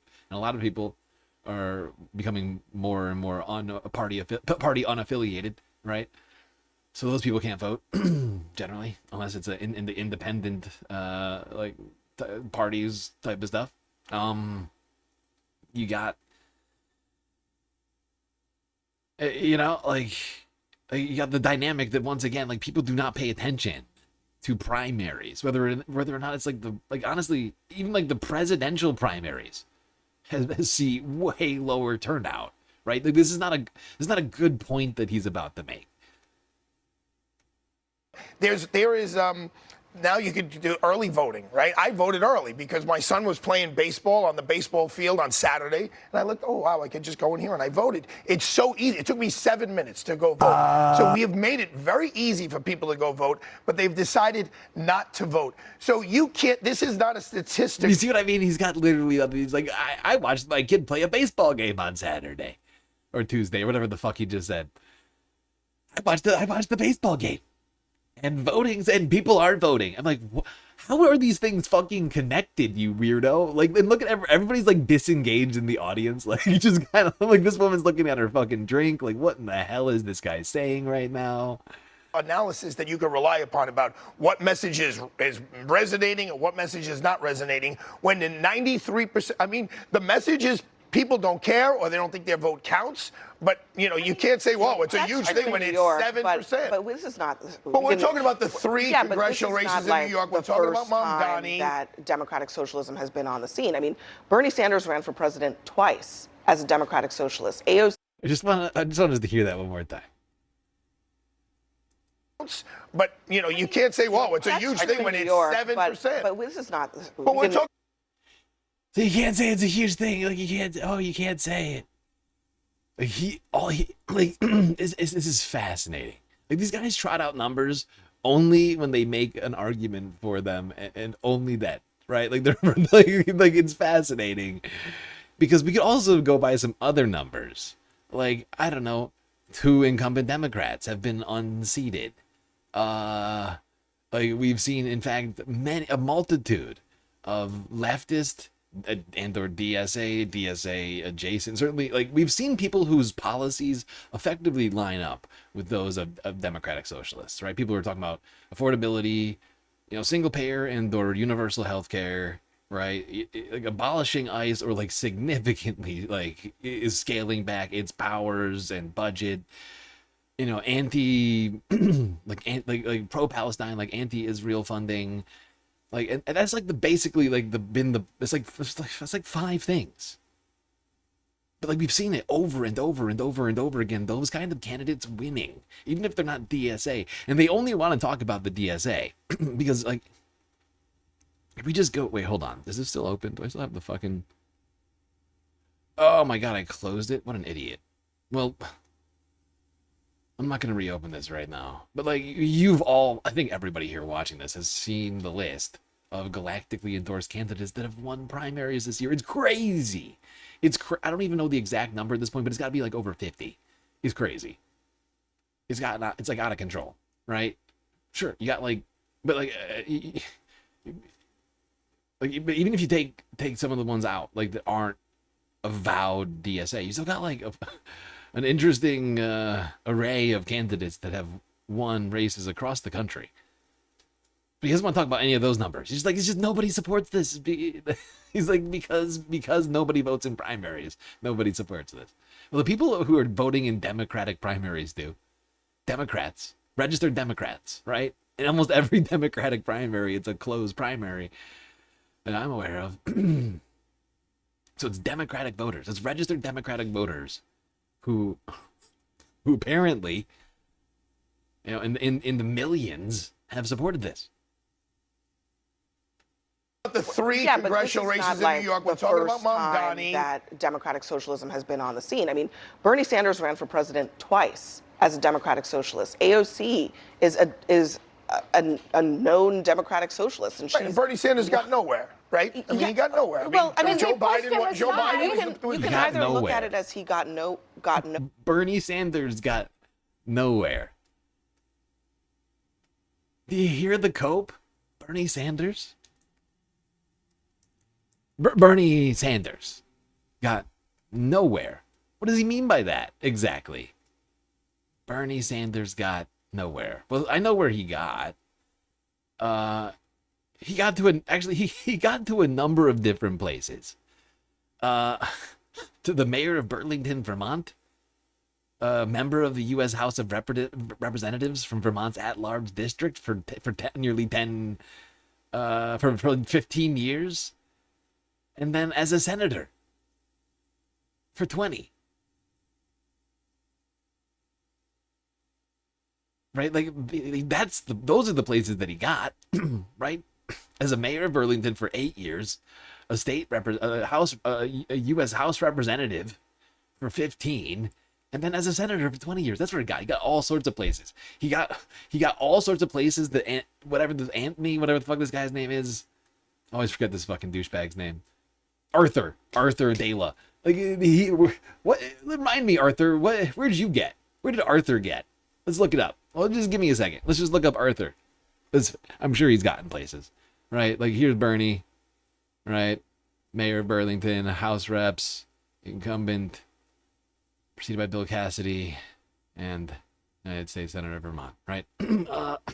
Arthur Adela. Arthur. Oh, great hat, Arthur. Sweet hat. Love it. What a hat. Where's your Wikipedia? There's no Wikipedia for an elected politician? Wait, you're telling me he's not an elected? Hold on, you're telling me that Arthur has never gotten anywhere? He's never even tried to get anywhere? Whoa, that's weird. Oh, accusing people of not getting anywhere who have gotten places that Arthur has not even tried to get. Fascinating. Okay, Arthur. A known Democratic Socialist, and and Bernie Sanders got nowhere, right? I mean, he got nowhere. Well, I mean, Joe Biden was you the can either candidate. look at it as he got nowhere, or he ran as a Democratic socialist, and he basically was the runner-up in the Democratic primary. He got shoved out. So, They rigged it. so he went pretty far. He didn't go nowhere. And democratic socialism hasn't gone anywhere because it comes with the ideas that people want, which is things like affordable housing, affordable childcare, paid family leave. But it also comes with abolishing ICE. 70% of Americans. That's true. This is a capitalistic society. And today, I was just looking at some polling research today, 67% of Americans say that they are more afraid of running out of food than death. And then we've had a 16% increase since President Trump has been in office. My point is this. If you don't want people to be curious about socialism, capitalism has to work a lot better. It's really, it's. I don't think anyone's gonna. I don't think President Trump would disagree with what you just said. Well, guess what? Today, President Trump was out here talking about America will never be a socialist country. America will never be a communist country. When he just asked for $11 billion in subsidies for farmers because capitalism is killing American agriculture. His capitalistic war in the Mideast is not allowing fertilizer to get to American agriculture. So it's failing all That was like, around. honestly, in my opinion, and I've never heard this guy speak before, but he could not have been more like to the point on that retort. Like, okay, great. Like if you want people to stop talking about socialism, tell me about how great capitalism, or show me capitalism doing good stuff. Because right now it's not doing good. Everybody agrees to that. And Donald Trump is doing socialism to solve the fucking problems that capitalism has created. Certainly his version of capitalism, that is. I mean, Arthur, I don't think Arthur has anything for this. People, right? And people are afraid and ready to do something else. Yeah. Well, go ahead. People don't want socialism. Is exactly the thing. They do. They want capitalism. Did you see it? He's like, what?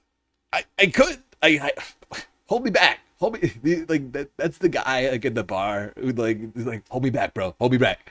Like,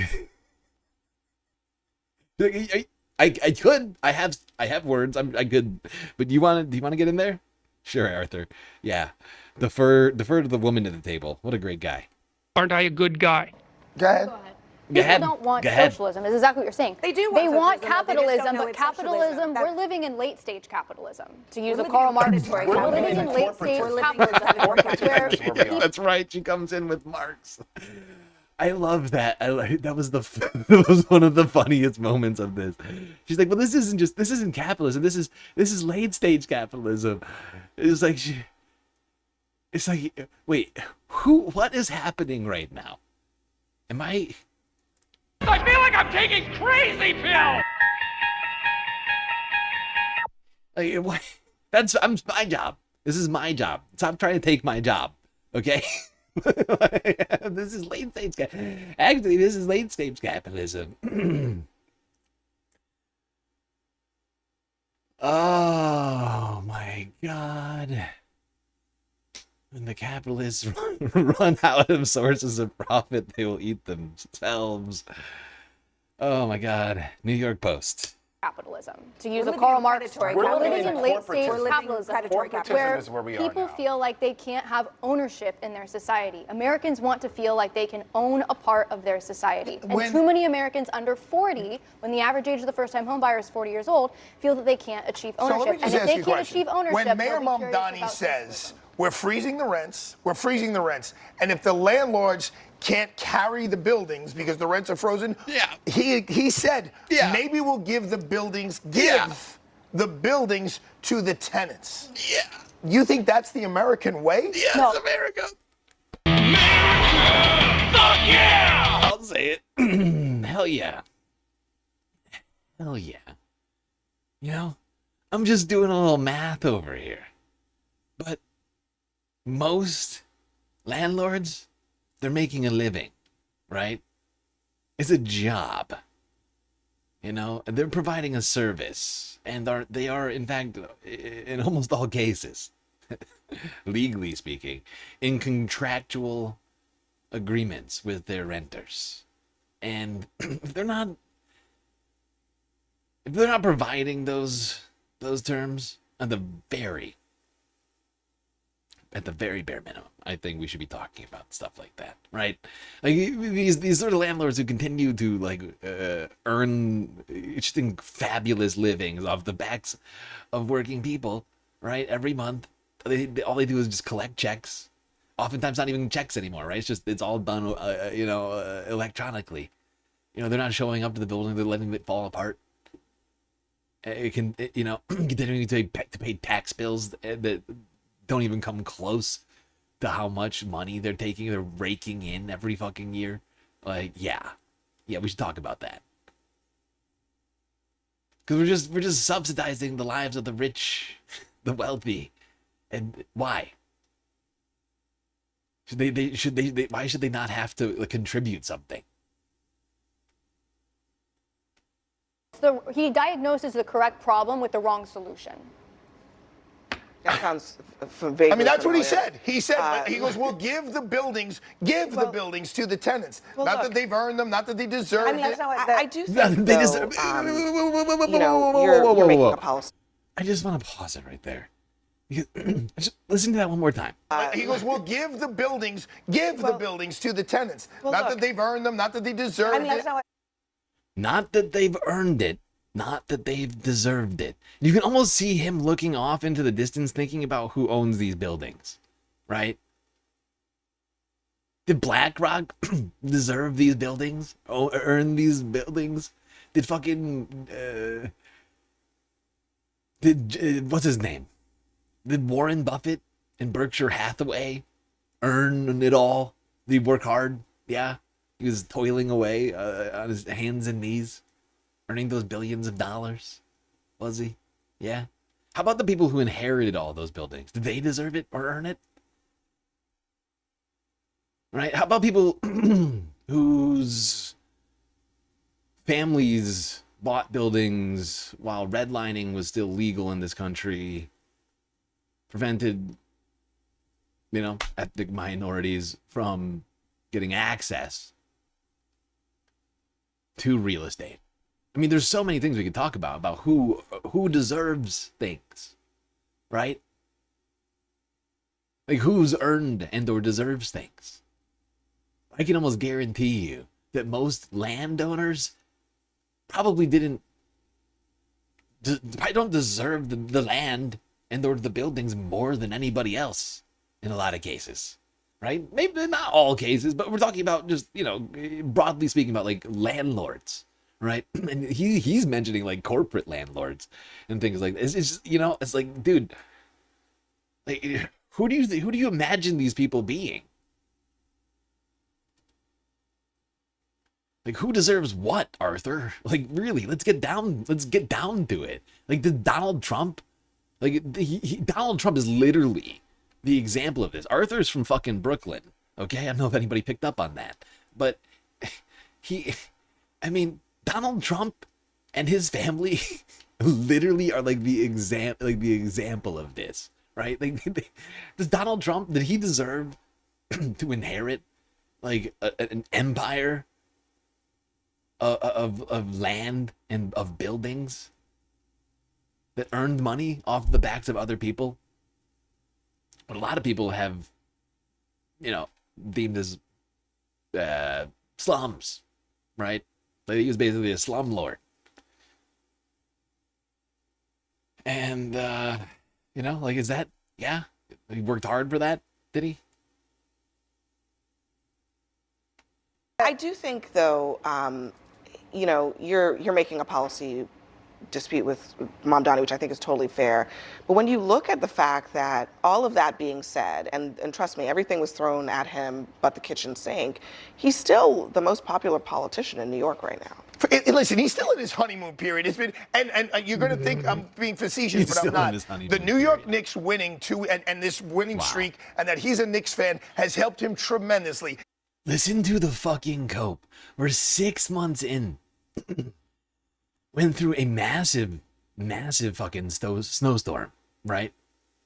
Something that has sunk other mayors, like Bill de Blasio. Like, honestly, that was one of the things that people really fucking slammed Bill de Blasio for, was his, his efforts and or lack thereof on the snow long ago. right? And his popularity didn't last too long.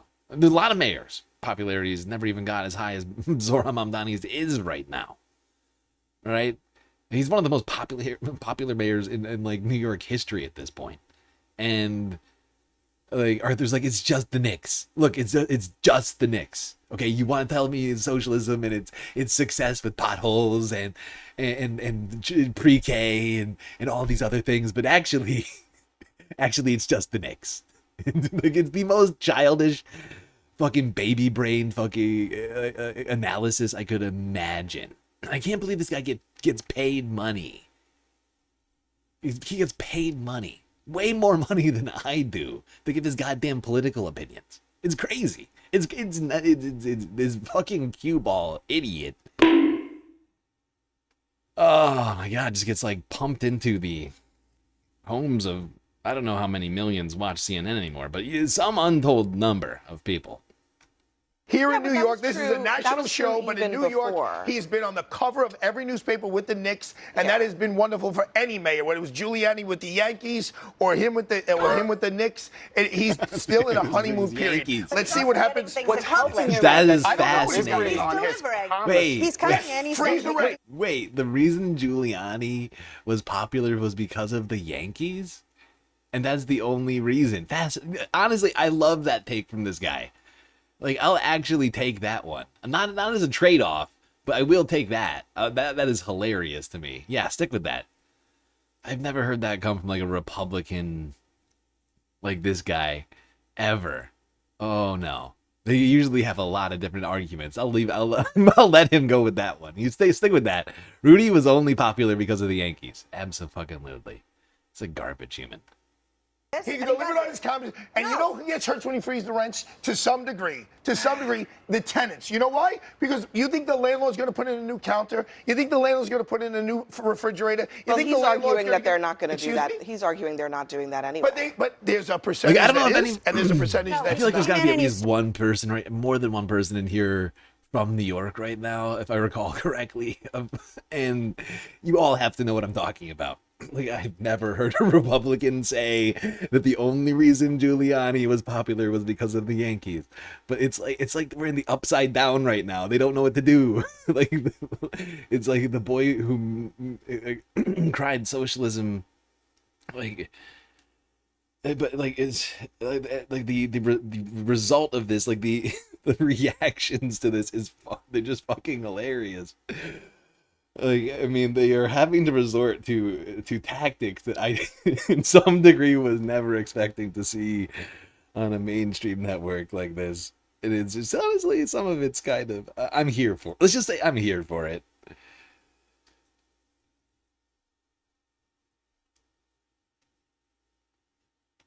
Slumlords from not doing things to buildings. But like, if anybody doesn't know what I'm talking about, like, they'll always say, like, oh, Rudy, he cleaned up the city. He could look at Manhattan. They have avoided for years. He came in and he balanced the budget. He didn't balance the budget. Hold on, Kathy Hochul balanced the budget. He went to the governor. He worked together with her and made. That's what politics is it not? Eric Adams. Like, it's either he cleaned up the city or he's like a mayor. He was America's mayor. You know, he just loved America so much. He defended America from terrorism. It's so good. Or like other like stupid things like that. That, as did Bill de Blasio, as did Bloomberg, as did Giuliani. So he didn't do anything unique except have to borrow money from the state. I just want to play one more thing. This is from Trump. Remember, today he was speaking at this conservative Christian conference, and he frames this whole debate as not just a threat against capitalism, but a threat against Christianity. Listen.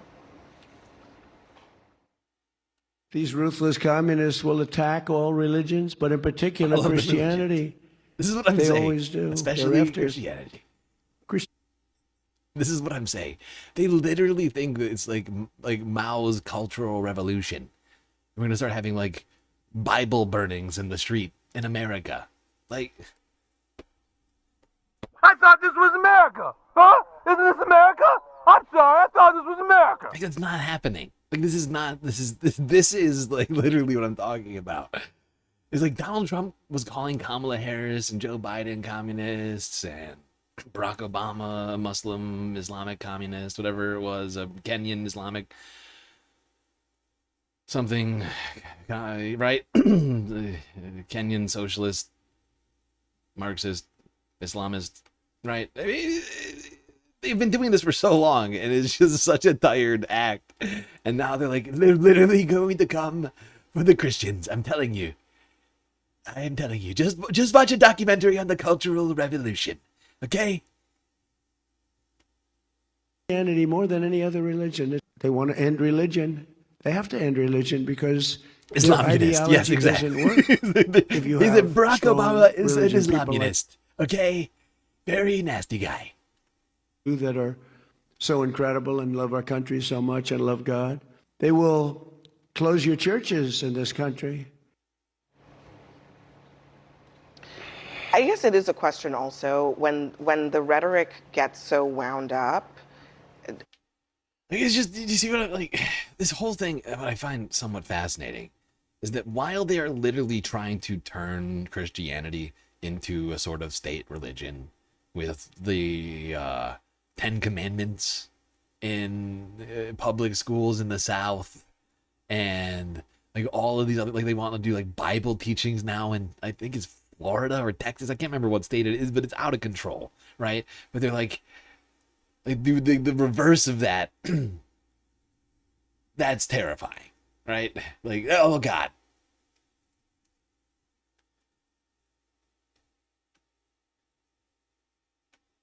Do people just start to tune this out? I don't think so. I think that President Trump is actually touching on something that is very real there. There's been a relationship between capitalism and American Christianity for the longest time, right? And honestly, you know, depending on how you're looking at it, both of those things have been decently dangerous to Black Americans. Black Americans were the capital that allowed capitalism to exist, right? And also suffered the forced adoption of Christianity as well. So those two things actually do have a through line. And I think President Trump signals to he throws red meat to his base, who sees those two things together, right? Their versions of Christianity don't want to give money to the poor. Their versions of Christianity don't want to take healthcare away from people. And that is what capitalism has been doing in America for the longest time as well. So I think. Oh my God. You see what I'm saying right now? Like, I have been having quite a time over here last couple of days since we've seen each other. We talked on Tuesday, right? Like last time we saw each other was Wednesday morning after having watched this victory in Colorado. Last 48 hours or so have been fascinating to me. I've been watching all of this shit, and we are like, honestly, like, this scene is like the first Abby Phillips roundtable where I'm like, dude, we gotta watch this thing. It's incredible. Like I couldn't believe what was said around this table. Like, it was either like just wild copium or just hot fire. It was like stuff where I was like, wait, what? Did I change? Like looking down at my phone, like make sure I'm still like watching the same video. No, it's still CNN. That's weird. That's really weird. I mean, this dude is like keep this guy, Joshua something. Like, I mean, he's like I said, he's on fire over here, 100%. And it's not just Black people. I mean, across the planet, Christianity has been used as an excuse to do the very thing he's just said. Subject, right, and or repress, and or literally turn into human capital, right, other human beings, right, to view as other, as lesser than to white Western Europe, essentially, over and over again. That's just been over and over, like, many, long time, as they say. I think he's hitting on something real. And the idea of a Jewish state, Israel is a Jewish state, that's in the charter. That's the way it is now. Do you support that? I've said time and again that I support the state of Israel as a state with equal rights. I believe that any state that But as preferences... a Jewish state is the question. I think any state that privileges one religion over the other is one that I can't tell you I support, whether it be Israel or Saudi Arabia or anywhere else. And a lot of that comes back to a fundamental belief that we should all be considered equal no matter what our faith is. So Mark was asking in the break, is it just the economics or is it also stuff like that, Ashley, that has caused the rise of these Mamdani-esque candidates? Well, I think putting it all under the banner of socialism. Do you see how big of a deal this is right now to the powers that be? Like, this conversation is extending through multiple Abby Phillips roundtables. Like, this is like, it's intense. It is intense how they are just trying to cope with this, and we're just watching them actively cope in real time, and it is cathartic.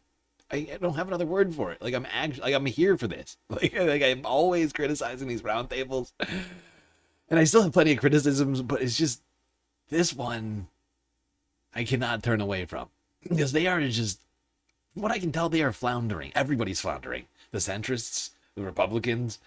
Republicans look stunned. Like they don't even know what to do. All they can do is the cultural revolution is coming. Wait, where is it? I got it. Hold on. I almost forgot. The Bolsheviks are coming. Wait, let me look at the levels on that. The Bolsheviks are coming. Yep, the Bolsheviks are coming.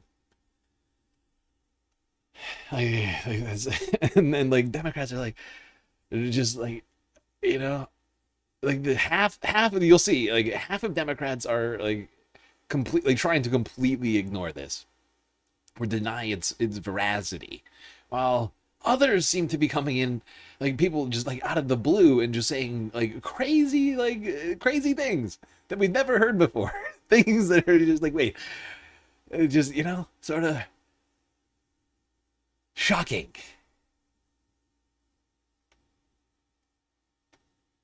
Actually is a misnomer. I think the socialism policies actually are the economic policies. I also think that there are people that have great issues with our alliance to Israel. Am I one of those people? I do think Israel is our ally. Do I like the current government of Israel? No. Do I like the current government of the United States? No. I'm still allowed to do that because we live in a democracy and we're able to have freedom of speech. Does that mean I should be persecuted for that? No. Could I be persecuted for that? Potentially. And is that how some people are seeing what is happening to Palestinians? So I think Mamdani's answer, in my opinion, is where I'm aligned. I think that. Did you see the long ass route she took just now to get to where she got? Like, that was one of those like convoluted sentences I can imagine.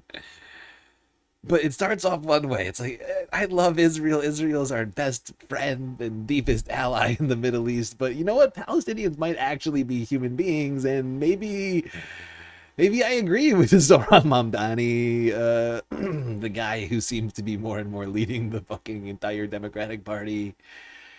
And it almost felt like she was like deferring to him, right? It's like is anybody else feeling it? Like, it's like they're still trying to buck like this, like they can't go full hog.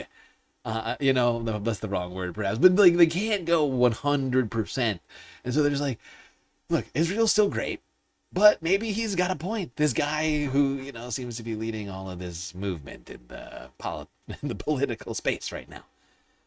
Now, this is, as it turns out, one of the more hinged commentaries here that we'll be hearing tonight at this particular roundtable. It's going to get less hinged or unhinged fairly soon. People should be able to express their religion, express their sexuality, express their race, and express their ideologies free, whether it's a Muslim through in Israel, so not other countries. Not Palestinians. Not Palestinians. Or Supreme Court judges in my Israel. God. Palestinians have rights Not to at the vote. Not Palestinians. It's true. It's true, but she sits here and she tries to make the argument. Actually, Palestinians have a lot of rights. Bank? election. Not well, in the West Bank doesn't occupation? want to be part of Israel. Neither does Gaza. So if they were part of Israel, then they can not have the same Palestinians rights. that live in Israel. Here's what I want to ask. If they give up their territorial sovereignty, which already basically doesn't exist because of Israel, then they could be part of Israel. Now, of course, Israel, no, I don't think anybody makes this point, but Israel is deciding that parts of the West Bank are a part of Israel, but Palestinians aren't getting the same sort of rights, right? Like, it's fascinating that she would even make this point, because as anybody who knows anything about this current situation knows, the West Bank is constantly being slowly annexed by Israeli settlers who are literally stealing the land of Palestinians with the help of the IDF, right? Are those the same rights? Is that a democracy as she's trying to claim right now? Is that like, because in that sense, right? Because like, here's the thing, like, they're taking the land of Palestinians and turning it into Israel. That's what they're trying to do. On that land, do Palestinians and Israelis have the same rights or not? Because that's Israel now, right? At least according to these deranged humans, right? It's of course illegal under international law every time they do that. But like, if we just pretend like if we just live inside of her fever dream for just a brief second, right? Like, in her fever dream, right? Like, this is all that land is now Israel. So what happens to the land now, right? Is that still the land of the Palestinians? What about the homes that have been demolished, right, or seized at gunpoint, right? Or like the farmland and like all of the crops, agricultural stuff, the roads which are being blocked, right? Like this woman lives in a fever dream, but we're all forced to pretend like, and we have for so long been forced to pretend like this is in fact the reality, like the one that she's trying to present on places like CNN. And it's just fascinating to see like actual like pushback happening more and more on some of these things as people realize that this is actually the direction of the Democratic Party right now.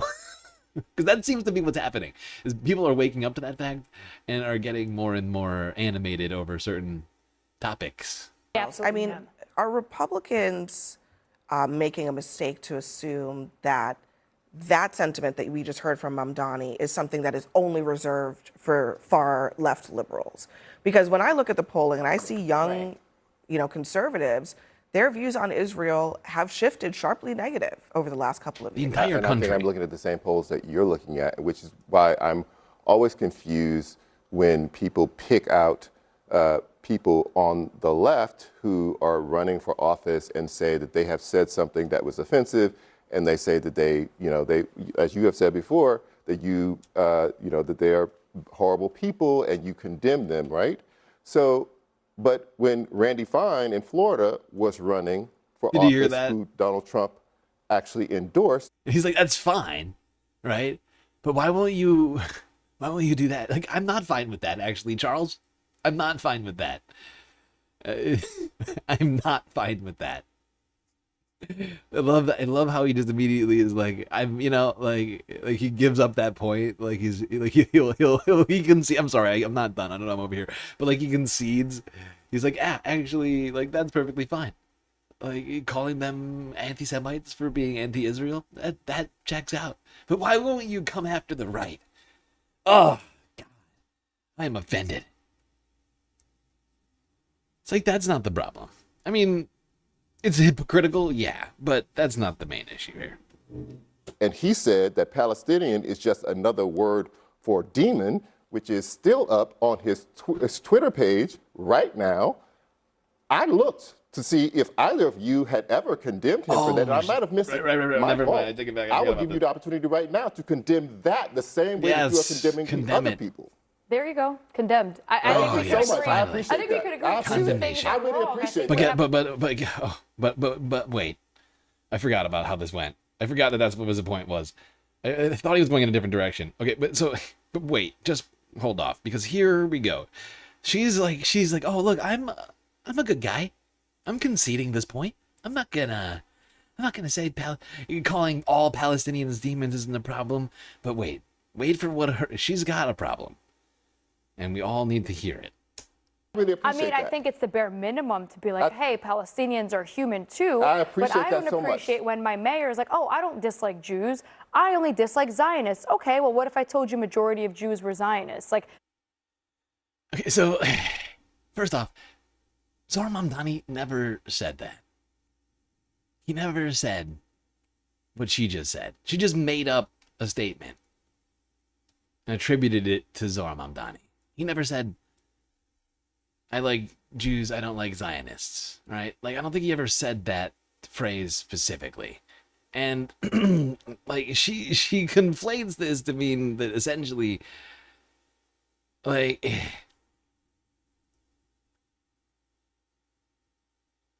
that you're basically, you're saying that, oh, like, you actually do hate Jews. You're just a secret Jew hater, essentially. But that's basically what she like, the point that she makes here. And then she claims, actually, she makes this claim. I forgot. Just let her finish. we were speaking during the break how you don't want to be subject to racism, and that's totally valid. And I don't think you'd like living under a mayor that's like, well, I don't dislike all black people. I only dislike some. That's not, I'm that's sure not the same thing. That is not the same thing. Most Jews. There it is. There it is. There it is. That is not the same thing. That is not the same thing. And the fact that she doesn't realize that is fucking crazy. It's fucking deluded. Because Zionism is an ideology, right? Being black, it's not an ideology, right? like you're not born a Zionist. Nobody's born a Zionist, okay? And that's literally what she is trying to say there. And it's like deeply offensive. She's like, this is an inherent characteristic to Jews, right? And it's not. It's like, that's literally what she's saying, which is like the definite. It's like deeply anti-Semitic, right? Like but then she doubles down, and it's like, and she goes, actually, it's the same thing that black people go through. It's just like, dude, you have gone off of the reservation. I can't believe that you're doing that. It's a bad call. That's a bad call. I don't know why you've chosen this life, but I think you need to assess. She couldn't help herself. That's right. No, no, she couldn't help herself.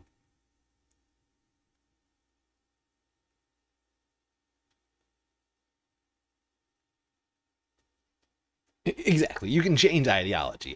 Absolutely. Right? Like, and the fact that she fundamentally does not understand that speaks to the fact that she's also a white woman. Right? She does not understand, I don't think, just like the very, like the meaning, right, of being black or of being a minority in general, right? It's something that you can't change. It's like outward facing. The whole world can tell one way, like, to some degree or another. Right?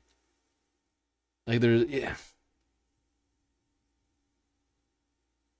there's discussions we could have about people who are more like white appearing or more white adjacent or whatever else. But the fact is like you like, as a minority, you can't change.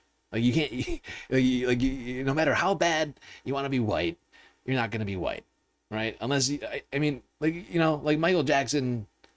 Like, you know what I'm saying? Like, even dyeing your skin's not going to solve that, right?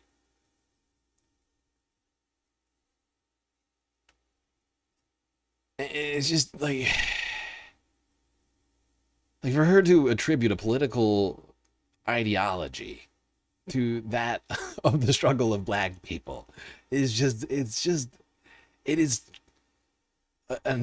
like next level. Like deranged narcissism.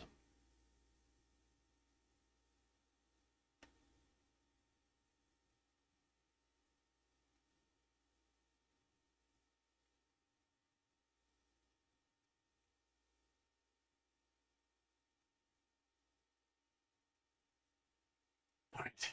Up next, face the nation. What democratic socialist means for Democratic Party's future.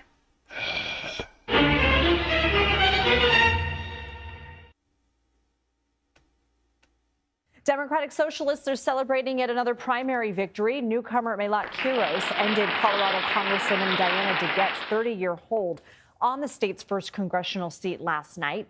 Quiros was born in 1997, the same year her opponent took the oath of office. Her victory comes amid a wave of Democratic Socialist wins in other states. She told supporters she's focused on change.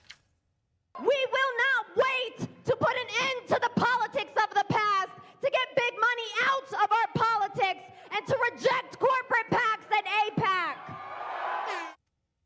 CBS News Executive Director of Elections and Surveys, Anthony Salvanto, joins us now. So how big of a victory is this for Quiros, and what does it mean for the direction of the party? So let me take the second part of that. What you're seeing here is we were talking about New York a week or two ago, and victories there in a couple of districts. D.C., some mayor's races around the country. And now we're talking about a city-based district. Colorado first is Denver. In Colorado, well, what does that have in common? We're talking about cities. Okay, that's the kind of coalition that you're seeing in this part of the Democratic Party. Talking a lot about young people. We're talking. Oh, it's just the cities. Ah. Except, of course, that's not true. We actually saw a Democratic Socialist win in Montana, which only has 2 districts. Giant districts that encompass rural areas. So, no, that's just a lie. But this is CBS, okay? I just put this in here for some flavor on what the difference is in our coverage has been in the wake of some of these wins. A lot of copium happening over at CBS. Actually, it's just cities. Don't worry about it. Please, sir, please, Barry, don't fire us. It's just the cities. Phew, okay. I think we still have our jobs.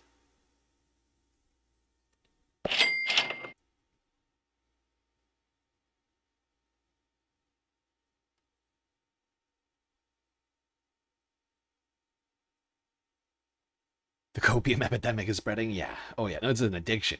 Like, I think of copium as like a substance that people reach to solve their problems. You know, it's like a bottle. I think it's like a deadly drug people can get addicted to, telling themselves everything actually not as it seems. Let's see one guy who managed to skirt ousting Senator John Hickenlooper of Colorado, managing to avoid being on the losing side of a primary this Tuesday. One we probably didn't talk enough about.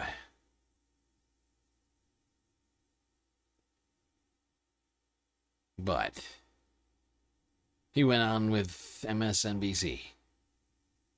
Talk about his victory in the future of Democrats. I'm staying in the race. Joining me fresh off last night's victory is Colorado Democratic Senator John Hickenlooper. Senator, thank you so much for joining us. We really appreciate you being here. But let's start with your victory last night. We have obviously seen incumbents struggling across the country. And in Colorado, Congresswoman DeGette lost her primary last night. But why do you think you were able to defeat your progressive challenger while she was not? Well, I'll tell you, we've been working at this for more than a year of really fighting against Trump's chaos in Washington. When he first came in and passed that big bad betrayal act, which took away health care from hundreds of thousands of Coloradans, we pushed back. We fought on that. We continue to fight on that. His tariffs were a ridiculous attack on small business people across Colorado. We did roundtables in every part of the state. You look at what he's done with the war and the increase in not just gasoline and diesel costs, but fertilizer, things that farmers and ranchers in Colorado need to be able to get their crops in.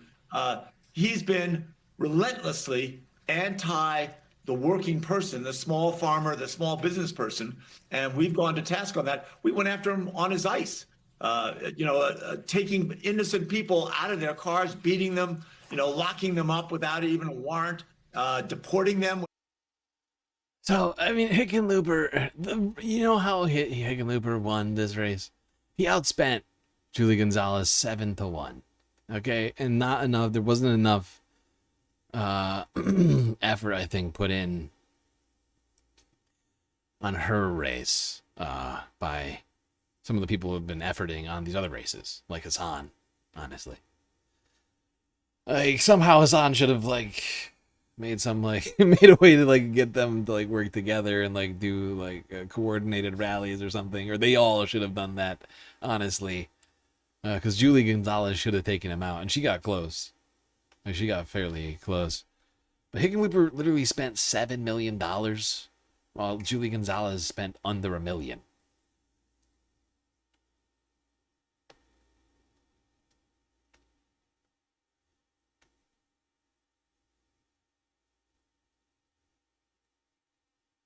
He did not win by that much.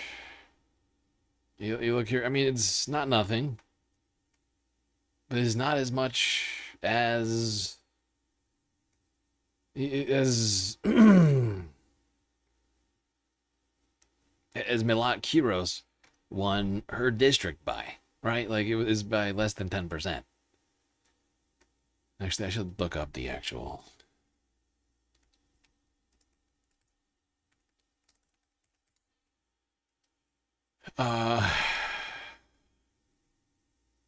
Where is it? Yeah.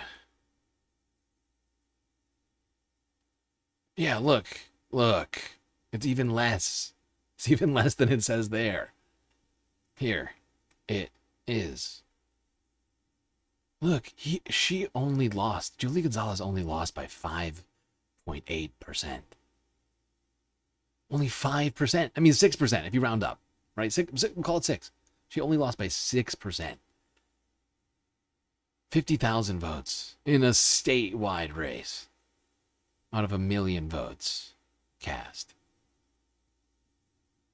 She was stupid close to winning this thing. He's got to be feeling like he just barely skirted by. Like, to some degree, this has to be a warning shot to Hickenlooper. He's got to know that to some degree, there's a huge portion of his base, right, that don't think he's done a very good job, that he needs to do a better job.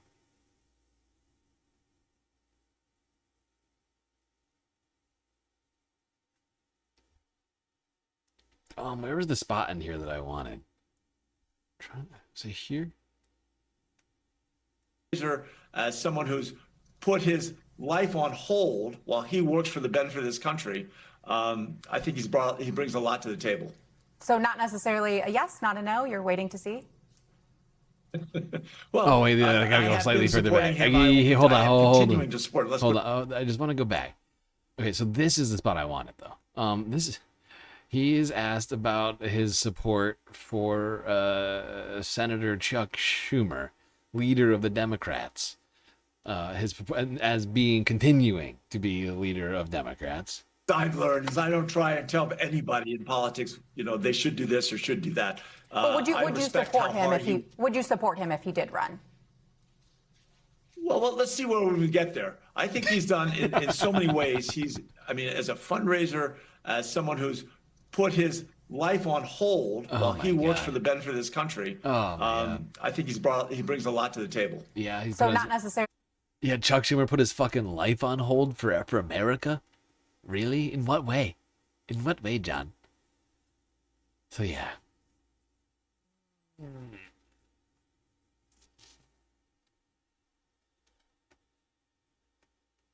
John Hickenlooper seems to think that Chuck is still an effective leader.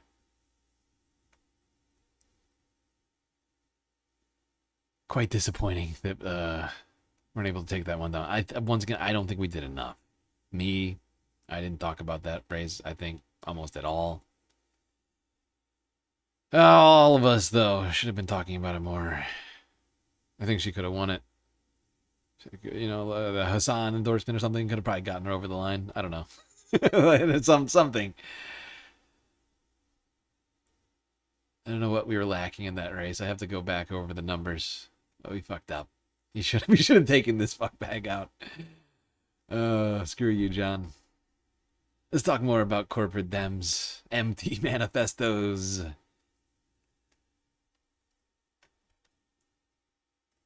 Here is the spirit of the moderates. This is what they're going to do. I'm staying in the race. He wrote the book, whether he was going to think about this or not, because he has a story to tell and he wanted to get it out there. You know, he's a guy who grew up in the projects and was self-made. He worked his way through college. He went on to build a great company that did the right thing by the folks who worked for it. And now he wants to continue to serve. In terms of what his big idea is, it's that politics is broken. And maybe we need a solution to it that risks the imagination of a new kind of possibility. Will you go back over that again? Because I think this is the so-called moderates, really the conservative democratic manifesto can be summed up right here. And now he wants to continue to serve. In terms of what his big idea is, it's that politics is broken. And maybe we need a solution to it that risks the imagination of a new kind of possibility. Ooh. Risks the imagination, and you know that was he is literally reading that off his hand. Risks the imagination of a new kind of possibility. Man. Do we have a bald eagle sound that we can put out in the background? I need I've got goosebumps. Me too. Me too. I want that Michigan fist!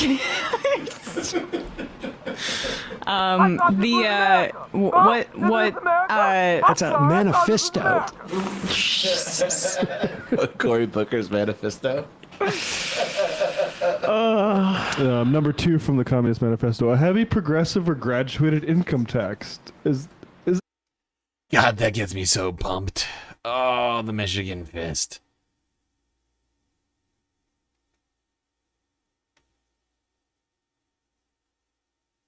I want the Michigan fist. Fist. Fist. I want you all to unite. Fist. Fist. I want the Michigan fist. Fist. I want you to punch a hole in the wall of resistance. Fist. Fist. I want that Michigan fist. Fist. Fist. Fist. Fist. Fist. Fist. Fist. We got points to put on the board. Wait. One more time. You just need the Cory Booker gifts going. Come on. You're ruining this. I want the Michigan fist. Fist. I want you to punch a hole in the wall of resistance. Fist. Fist. I want that Michigan fist. Fist. Fist. Fist. Fist. Fist. Fist. Fist. We got points to put on the board. Anything as definite as in the Promise to America about that? How about abolition of all rights? Well, here's the thing with the Communist Manifesto. It doesn't risk the imagination of a new kind of possibility. You're right. That's true. It doesn't. I mean, communist maybe it did, but okay. But did it risk the imagination of a new kind of possibility? Yeah. What does that mean? Risk the imagination of a new kind of possibility. I think that's exactly what Mark's saying. Well, what troubles me is I can't nail down what a new kind of possibility is. Like, I'm familiar with generally the concept of possibility, but I can't wrap my head around this new kind of possibility. What is it? It's not clear to me what's being presented that's new, possibilities wise or otherwise, actually. You need to send me that as a link because I think I'm going to use that as my ringtone. Why doesn't one reporter go, what the hell do you mean by that? Because they're impressed by the PR consultant speak more than they are about the politics like Mamdani. I can tell you how he would answer today. It means cha-ching. $2.5 million in my bank account. I'm tired of that campaign. If you look at my house on the Delaware Bay, I love, the thing where he's like, Howard Schultz, he built a great company and did right by it. Like, is that what we all think of Starbucks? Yeah, no. Right. No, it's interesting though how just when Mamdani said, I forget exactly what his phrasing was about Gottheimer and how they're offended by that kind of politics. You know, they're also increasingly deeply worried about being irrelevant. Like, I think we should also just, like, this is existential for a lot of people. It's existential for consultants who, as I've said, without a doubt, are threatened by a DSA-style people power politics because it makes their commission that they get off of TV and digital buys completely moot. That's why they hate Plattner too. So that's a part of it. But Democrats like Gottheimer are increasingly irrelevant. They don't get to call themselves problem solvers when the entirety of the Democratic electorate thinks that centrists can't govern because they can't. They can't win and they can't govern. Socialism is not the ism that is a problem. Hard to call yourself a problem solver when you haven't solved any fucking problems. And people can tell because their lives are still fucked. You're like, hey, yeah, I know you keep saying you're a problem solver, but I've got a bunch of problems still, many of which you said you were going to solve decades ago. Actually, if I'm being honest, actually things are worse. Things are actually worse than they were before.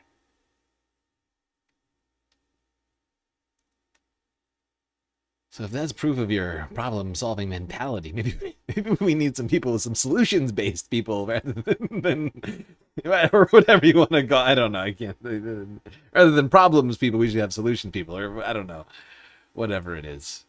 I guess technically in the term problem solvers, you have both problems and solutions. I'm just realizing that now. I'll come up with something. Don't worry. I'm an actual problem solver. I'll come up with something. Don't you worry.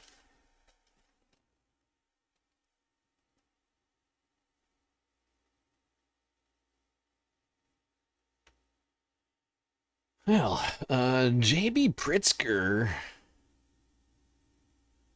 was, I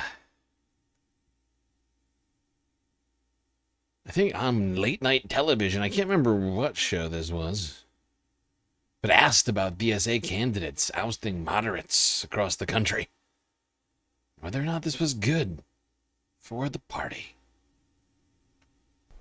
Your party is in a bit of a moment this is Caitlin right now, Collins, following some elections here in New York. 3 candidates. This isn't the late night show. It just looks like a late night show. This is definitely Caitlin Collins. I know that voice.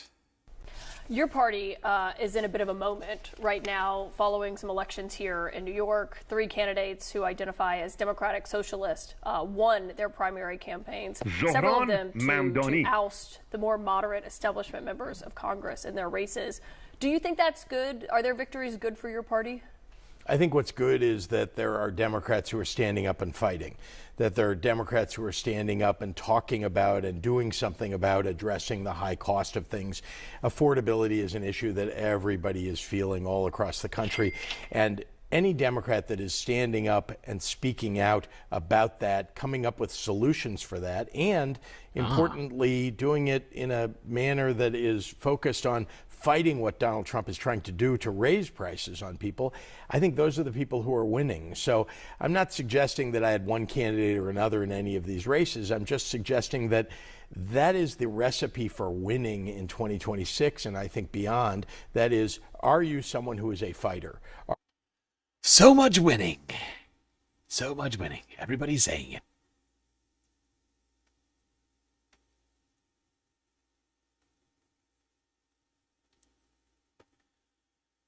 All right, I'll just rearrange some of these. I think I want to do this one next. Let's go here to Bernie Sanders. See what he thinks this moment means for us all.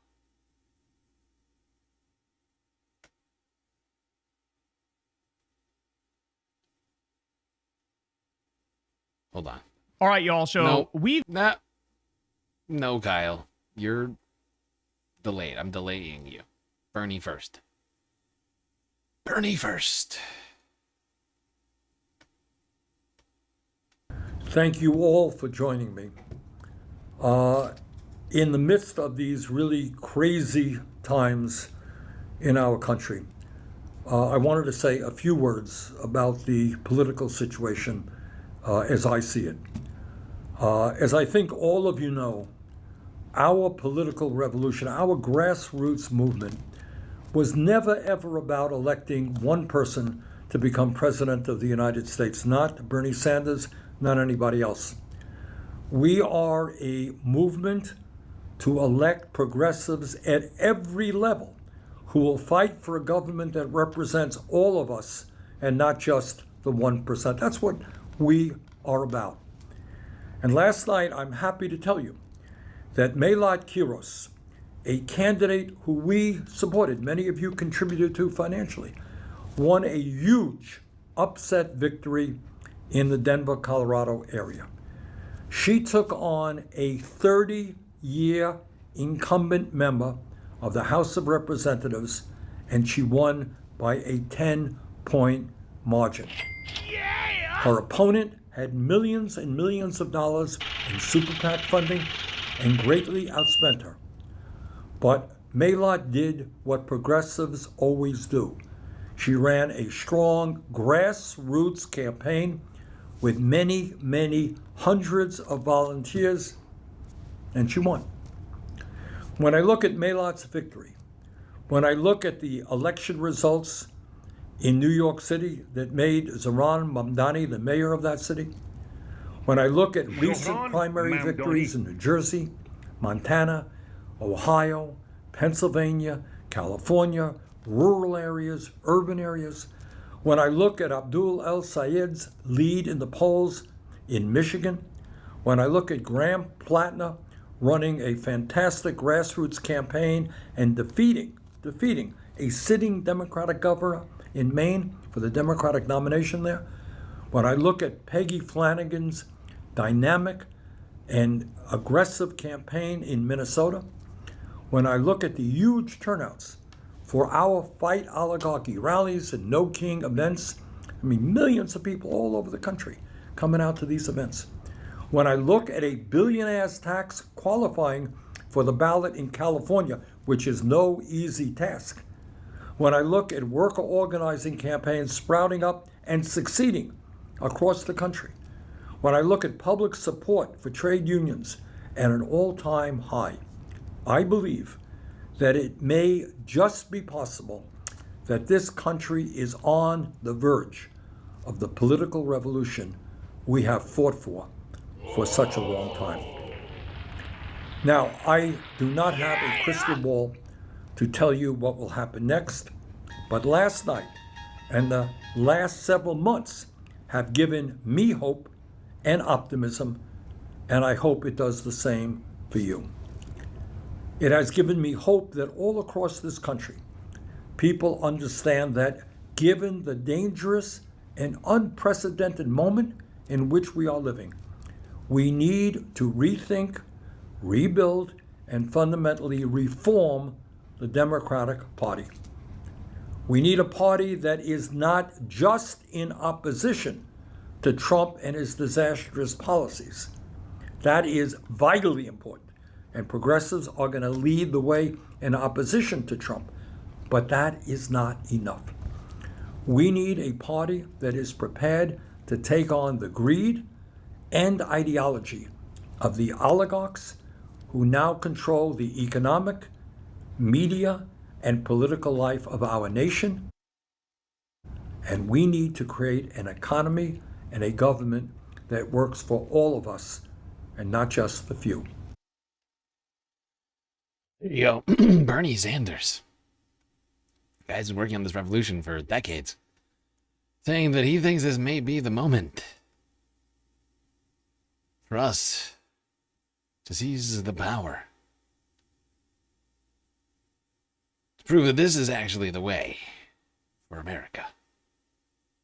That's pretty huge, if you ask me.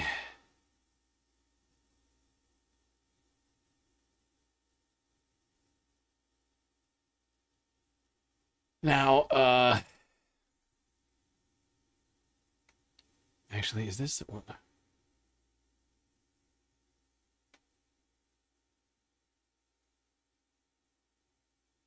Actually, I should do this in this order, too. Hold on. This isn't quite right either.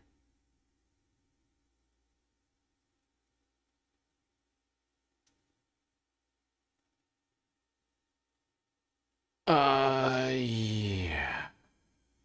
Let's go here now to a candidate. Since we're talking about this political revolution Bernie just mentioned. We're not quite done. We're only, I don't know, 60% of the way through this thing. Still. Many races left. We actually have a lot of time to prepare ourselves for these next races. Actually, I should have reopened this earlier. Now I'm hating myself for not doing that, because now I actually need this open. Oh, you dummy.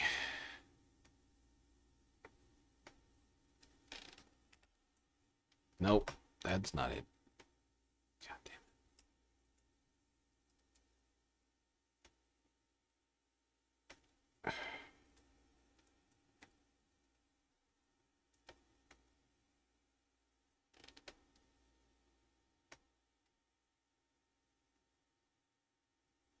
Honestly, like, I use this spreadsheet for like so much reference at this point.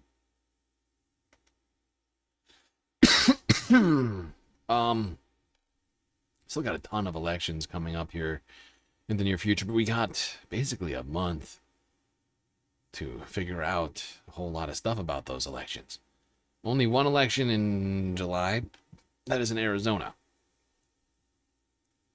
I'm not even going to talk about Arizona today. We're going to talk about some other elections, though. Places like Wisconsin, where one woman is running to become the governor of the state. Francesca Hong. And guess what? She's already got the Hassan bump. Hassan Parker. Making an appearance earlier this week. With perhaps the most influential leftist podcaster on the planet. Perhaps the galaxy. Rapid fire. Do you support repealing Act 10? Yes. Universal child care? Yes. Free school meals? Yes. Guaranteed pay leave? Yes. Abolishing ICE? Yes. A 1-year data center moratorium? Yes. Public grocery stores? Yes. Right to repair? Yes. Legalizing cannabis? Yes. Overturning Citizens United? Yes. A free Palestine? Yes. A Scott Walker statue that people can go to that are made by local artisans and craftsmen that people can slap up if they want to. Tentatively, yes. Okay, I tried to sneak that in there. I was like, oh, we got the momentum, like you're saying yes to everything. Maybe I could catch you. This is the part of the broadcast that many... I gotta say, the rapid fire was illustrative in multiple ways. It gave us a very quick understanding of her policies, but also the fact that she's quick. She's not gonna get fooled easily, you know? He's rapid firing questions at her. And then all of a sudden, she's like, yeah, actually, that we'll get on the... For now, yes, but we'll get back to that later. People are waiting for Francesca This Hong, woman is who dangerous, is ladies and running for governor of Wisconsin. She's a DSA candidate. Hello, yes. Hello. Francesca Hong, what an honor to have you here. It's an honor to be here. Very, very exciting. How does she fly in from PA so fast? Yeah, she was earlier... In the day, she was on Michael from Pennsylvania's broadcast. She's here today. Thank you so much for coming. Happy to be here. Very excited. We got some gifts for you. For me? Yeah. Hannah, here we go. First of all. This is crazy. a really wonderful gift. I will send this into my family group chat. Okay. Yes. I have some other stuff that we're going to be discussing as well, which is relevant to your background, relevant to your experience. But right. This is so exciting. I haven't had this in years. I think the last time I had one of these was in Korea. Yeah. Very special. Thank hell you. yeah. I've yet to go. I'm probably going to go this year. This is the one. It's like I've been to Japan, I've been to China. Oh. I've been meaning to go to Vietnam, and I've been meaning to go to Korea. But Francesca Hong, ladies and gentlemen, a lot of you already know her. She needs no introduction. You've made big waves in all of the election watching Democratic Socialist circles. Francesca Hong is a Korean American DSA candidate for Wisconsin governor, single mom, restaurant worker, and chef, a state representative in Wisconsin 76, Madison, Wisconsin. Your primary is coming up on August 11th, 2026. You have a bunch of opponents. We'll get to that. Mandela Barnes, Sarah Rodriguez, Crowley, Royce, and Brennan. You have gotten some key endorsements from Ilhan Omar, Ro Khanna, Nina Turner, DSA, both Madison, Milwaukee, and Northeast Wisco, which we all love equally. Okay, there is no. I know that there is some controversy within the different friendly rivalry happening within the different DSAs in Wisconsin. It's all love. So yeah, I there might be some more endorsements that are coming that I might have missed, but we're gonna play your launch video really quickly, okay? It's so stressful for people who don't know. And the reason why I brought up the fact that your chef background is because one of my favorite foods that I have here in Los Angeles, California, is a Korean food. And if we reach So how much money did you raise earlier with Michael from Pennsylvania? With Mike from PA, we've raised over $35,000. I hate that. It's unacceptable. Okay, if we beat Michael from Pennsylvania, are you hungry? Always hungry. Okay, if we beat Michael from Pennsylvania, we have to beat him. Okay, that's a lot of money, 34 grand. But if we fundraise, if we out fundraise, oh, that's two streams. How much did he raise in this last stream? I don't know. Oh, that doesn't count. Okay, it's two streams, but still, fuck it. If we beat Michael from Pennsylvania, we have a Korean American chef here, and I am going to. We're gonna do mukbang. Okay, we are going to. I sorry for signing off for this, but it's not like a real mukbang. Okay, it's not. But we are going to try LA Korean food, and she's gonna give me her opinion on whether or not it's worth being my favorite food to eat here. Okay. I don't want to ruin things for you. Damn. No, I think you're gonna like it. It's fire. It's galbijim. Oh, I love galbijim. Okay, so good. So that's right off the jump. That's good. All right. Okay, let's get started, ladies and gentlemen. Let's get started. This was your ad, your campaign ad, your intro. It's so stressful to get by these days, and I know a lot about stress. I work in restaurants. I started in this kitchen 15 years ago, and you might recognize what's across the street. A lot of people in that building don't get why it's so hard to get by right now. Working hard doesn't mean you can always keep up. One wrong step can lay you out flat. This is by design. I'm State Representative Francesca Hong. I'm a service worker, community organizer, and a mom. I work for a living. Always have, still do. 5 years ago, my community sent me to the Capitol. The system is rigged. I'm running for governor to fix it. For years, we've been told that doing better isn't possible. Well, let me tell you, that's bullshit. All we need to do is fight together. We can fully fund our public schools and have universal childcare. We can guarantee paid leave and have cheaper healthcare. We can fix a rigged system that puts oligarchs over workers and small businesses. We can do better. Don't let anyone tell you we can't do this. We can build a Wisconsin where we share the table. Aw. Yeah. I'm Francesca Hong, and I'm running for governor because I know that together we make better possible. That was brilliant. Okay, so that's a goated launch video. You've turned into a lawmaker after working as a chef in kitchens. You're running as the DSA-backed insurgent in a 6-way Democratic primary to replace retiring Governor Tony Evers. You were the daughter of Korean immigrants. You started Madison Kitchens as a dishwasher, worked your way up to executive chef, opened up your own ramen shop, and in 2020 became the first Asian American ever elected to the Wisconsin legislature.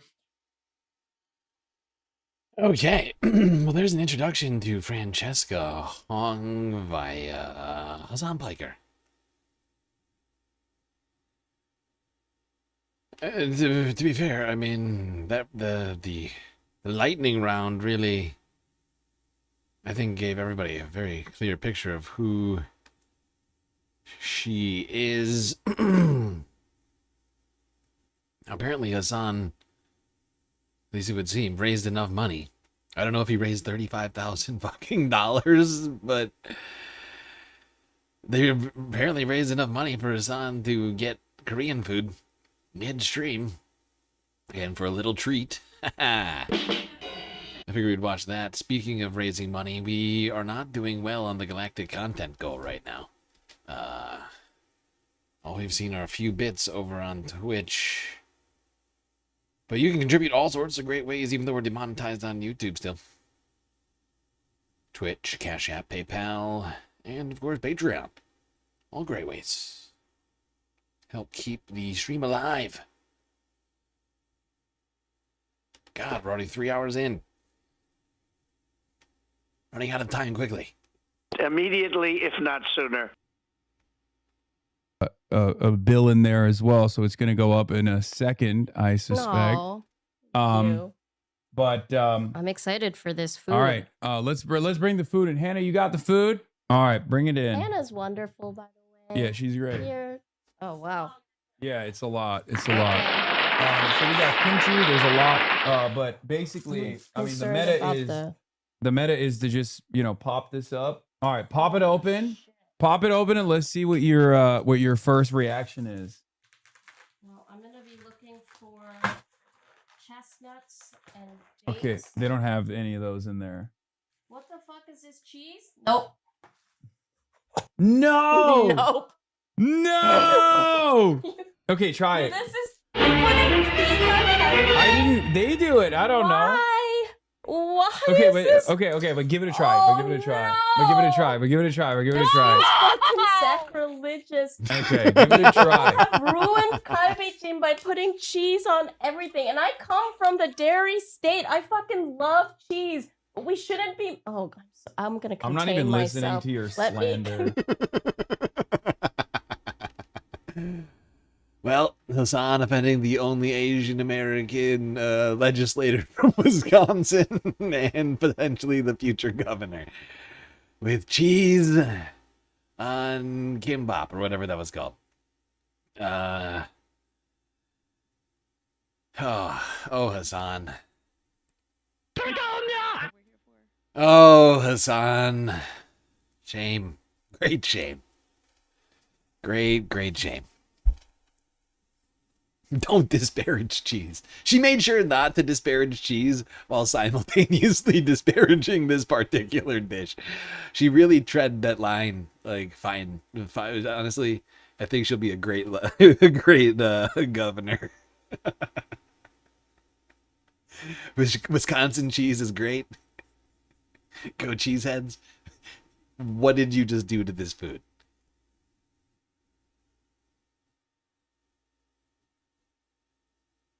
You blew it, exactly. is correct. You blew it. Should have that sound shot.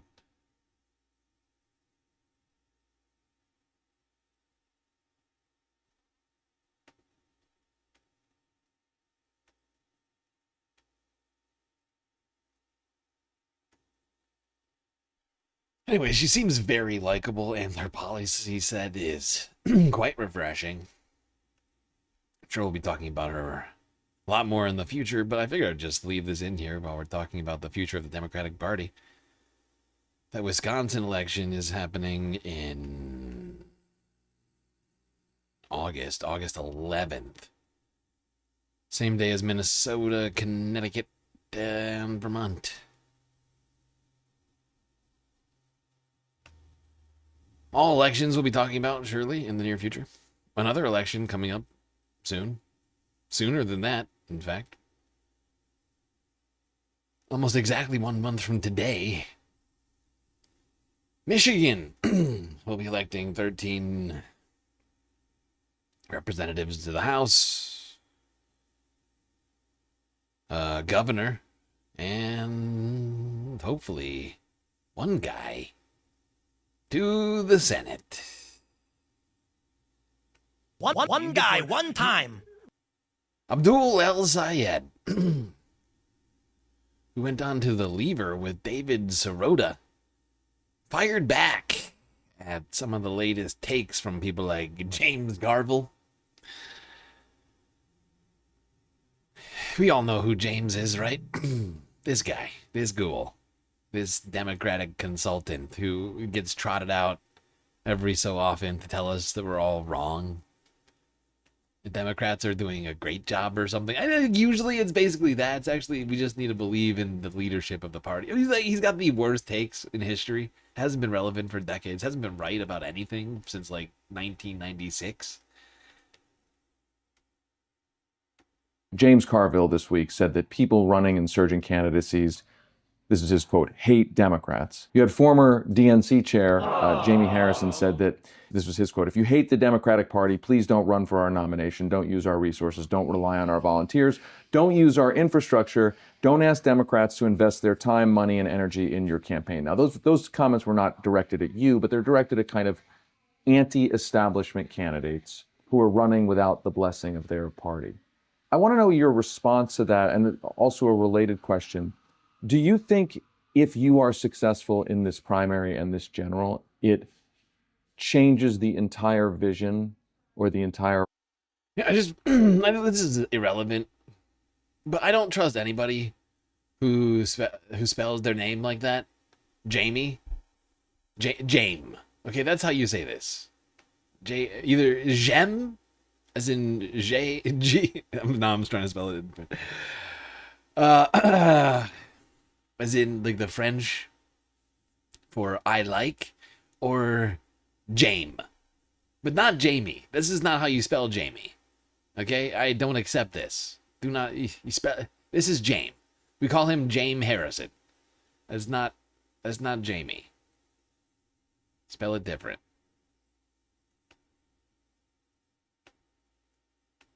...to kind of anti-establishment candidates who are running without the blessing of their party. I want to know your response to that, and also a related question.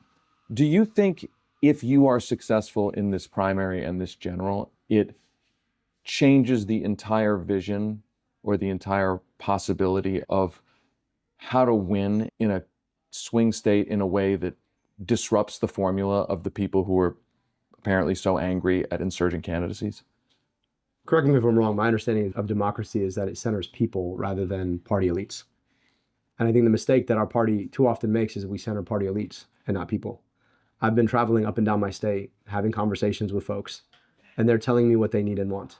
And what they need and want is a government that is not bought off by big corporations. What they need and want is union representation at work. What they need and want is to be able to afford their groceries and their housing and their health care. What they need and want is for government to stop being tyrannical and to spend its money rather than fighting wars or paying thugs to be on your street, $252 billion. They need it to actually answer their problems for them. If the Democratic Party wants to be viable and wants to win, then we would do well to listen to those people. And all I'm doing is listening to those people and trying to deliver on what it is that they need and want. I'm just trying to deliver the things that people I'm talking to seem to need and want. Yes, I know that's a radical solution to things. But the fact is Democratic Party, like the base of the Democratic voter is becoming more and more clear on what they want. If you look at the polls, right? But it's exactly what the Democratic Party is trying to prevent and not offer, right? They don't want any of that. They continue wanting corporate control.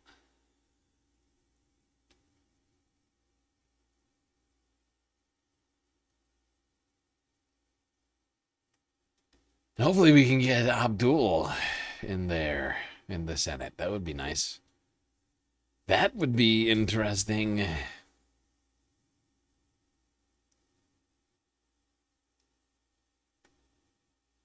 Now, one man is very, very worried about Abdul. Actually, I think we should listen to a little bit more before we go to him, just so we can see how terrifying Abdul is. Try and make it better. And I don't play games. And to be honest, I'm just not afraid. I'm not afraid of losing, but I desperately, desperately want Michiganders to win. And I think that's what they're afraid of. This game that we play not to lose, where we whittle our message down to the least common denominator that's acceptable to a corporate PAC and acceptable to the voters, and then wonder why the voters don't come out, that bullshit has to be over. Yeah, but if I would just ask, if they're Democratic elites, if they're Democratic power brokers, Democratic Party bosses, presumably they want the Democratic Party to win. And yet you're saying that they fear a candidacy like yours. What I'm getting at is there a corruption underneath there? There's a cynicism about what being a Democratic Party elite is. It's that you want to keep being invited to the cocktail parties. You keep wanting to be an important person. You know, and in some respects, like we're all being held hostage to a group of people who are self-important because of their positioning in a party.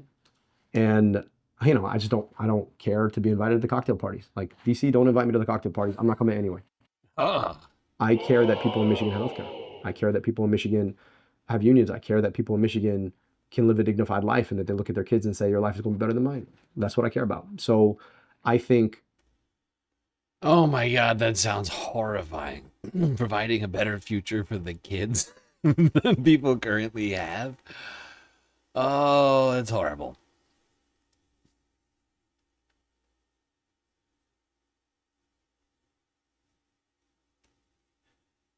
Now, of course, for a long time, people have been saying that that's literally what the American dream is. So how anybody could object to that is fascinating to me. But some people, they object.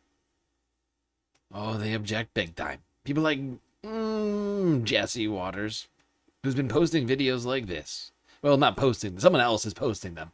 But doing takes like this on Fox News. Rob, you're blind is running for Congress in Pennsylvania.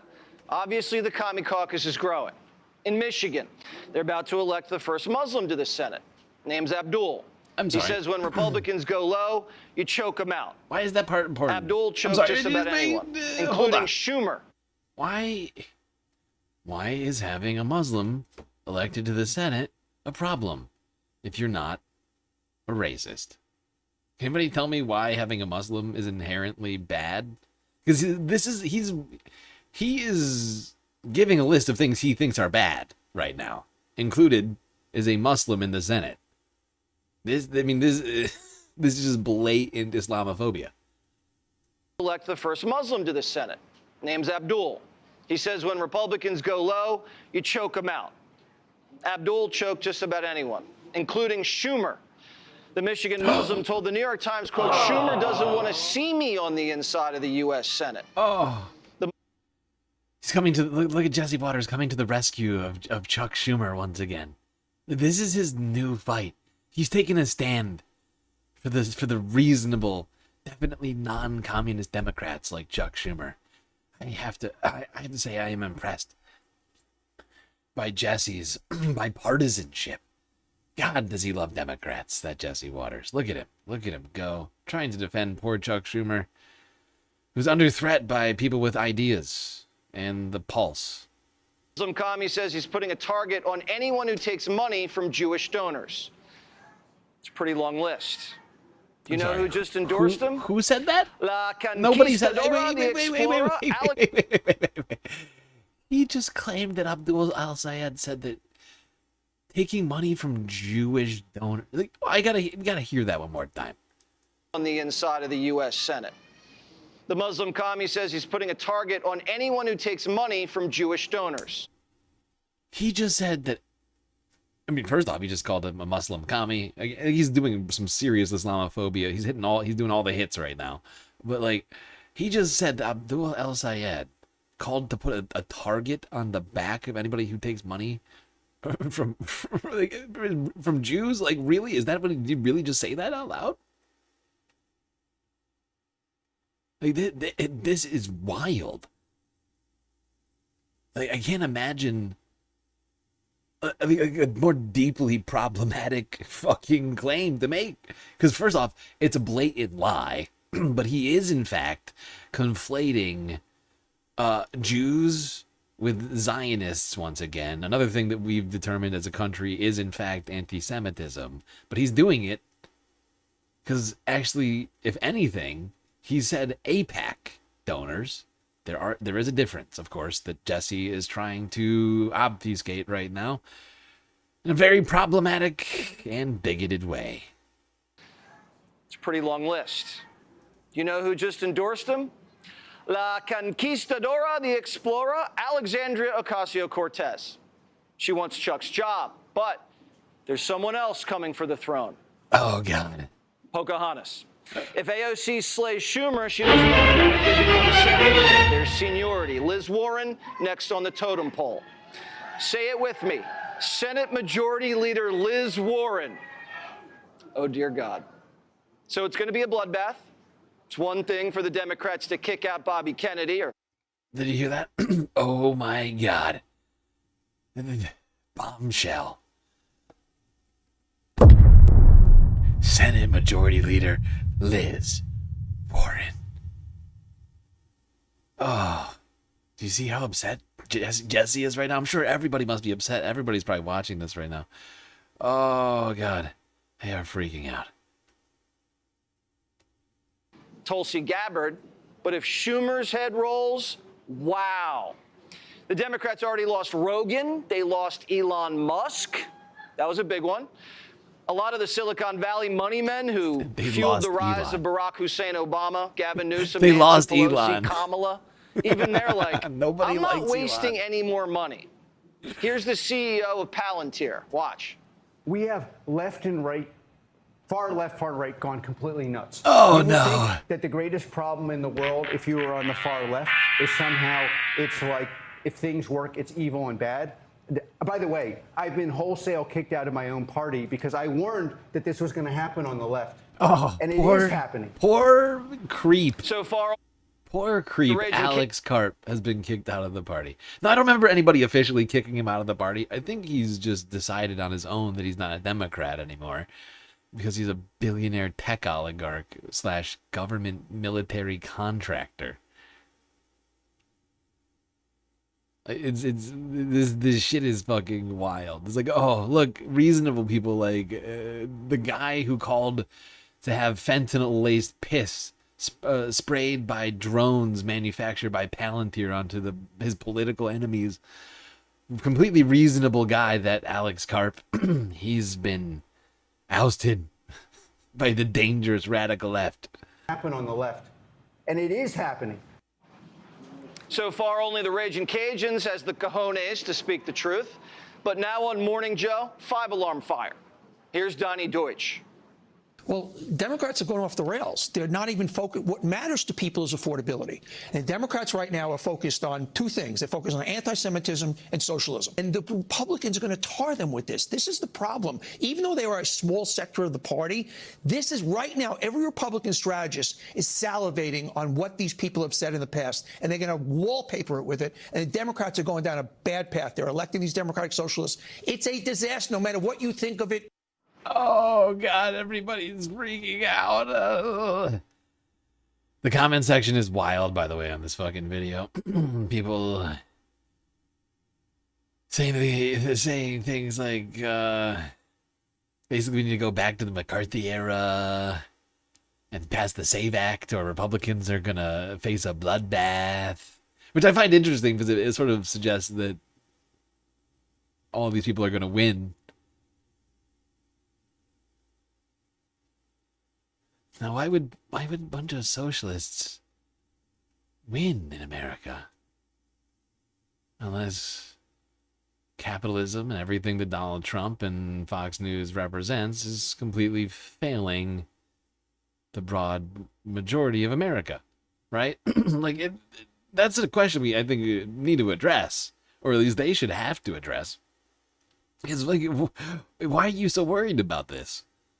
Like, why are you so worried about losing elections to these people right now?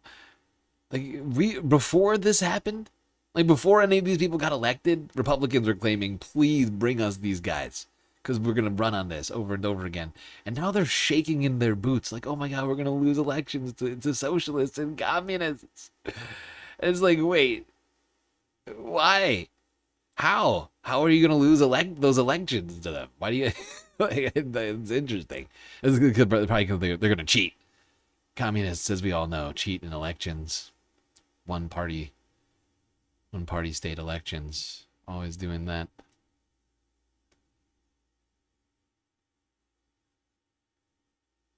Here's another communist, James Tallarico, running for Senate in Texas against Ken Paxton for what will be the former seat of John Cornyn, who lost in a primary to Ken earlier this year. All right, y'all. So we've been seeing, honestly, win after win after win in the Democratic primaries where DSA candidates and left-wing insurgents are taking down establishment Democrats. Of course, I'm kidding. James Tallarico is not a communist, but I'm just going to be like the Fox News. Everybody's a communist. Everybody's a communist. That's what they've been doing all along, right? I'm just going to keep calling just all Democrats are communists. Here's communist Kyle Kulinski. And that's lovely to see. But what we're also seeing is when it comes to the midterms, Republicans should be shaking in their boots and shitting their pants. And they should be doing that because, left-wing candidates, Democratic candidates are either leading or, within striking distance. Okay. And even doing that in places where you wouldn't expect. So take a look at this. New New York Times poll here. It looks like James Tallarico is officially tied with Ken Paxton. James Tallarico is now officially tied with Ken Paxton. This is among likely voters in Texas. That's a big deal. Now, look, the thing that everybody's going to say is, okay, well, we've been down this road before. Look at Beto O'Rourke, for example, and Beto O'Rourke ended up losing. Let's not get ahead of ourselves here. Let's relax a little bit. If he's tied, that actually means Paxton is up. That actually means there's like a sleeper 4 or 5% bump for Paxton that we're not factoring in. And I say, look, okay, fair enough. However, you do have to take into account the national environment right now. And the national environment is, shit, there was a poll that was like Democrat plus 15 on the generic ballot for the midterms. So, like, the national mood also has to matter. It also has to be. Here's the thing. I'm not sure I'm willing to accept that framing on this one. Because that one I feel like has been used. Like, I don't think Beto had the lead in the numbers in his race in Texas ever that I recall. But like when it comes to like the 4 or 5% bump that I think Kyle is referencing is the one that people that are like broadly like shy about telling pollsters about their support of Donald Trump. This is Texas. Right? We're not talking about like the whole country broadly speaking. There can't possibly be like 1 in 20 Texans are like closet Trump supporters in Texas? In Texas? Why? Why would there be? Of all places. Like the reason why I think that exists in a lot of places is because in blue states, Republican like MAGA voters are like kind of in the closet a little bit, I think. Right? But in Texas, I don't see why there would be a fight. And you listen to the I'm not sure I can ascribe that to this race in the same way you might like a general for like the broader country for like the presidency. Be considered when having these conversations. But there's another poll. Look at this, an Insights poll. In this one, Tallarico, 48.4% to Ken Paxton, 46.1%. In this poll, we have a 2-point lead for Tallarico. Not only that, when you look at net favorables, Tallarico is underwater 5 points, but Ken Paxton is underwater 23 points. Not only that, in the state of Texas now, known as a very, very conservative state, Donald Trump is now underwater.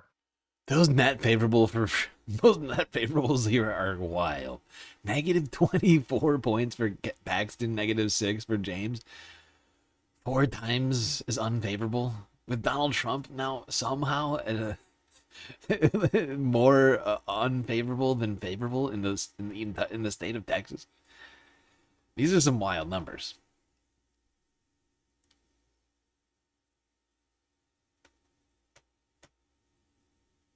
Could spell some interesting things here in Texas in the near future.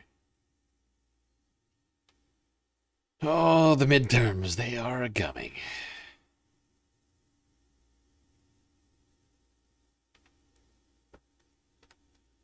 I'm getting more and more excited for midterm season. Primary season slowly wrapping up. Still got a lot more races left.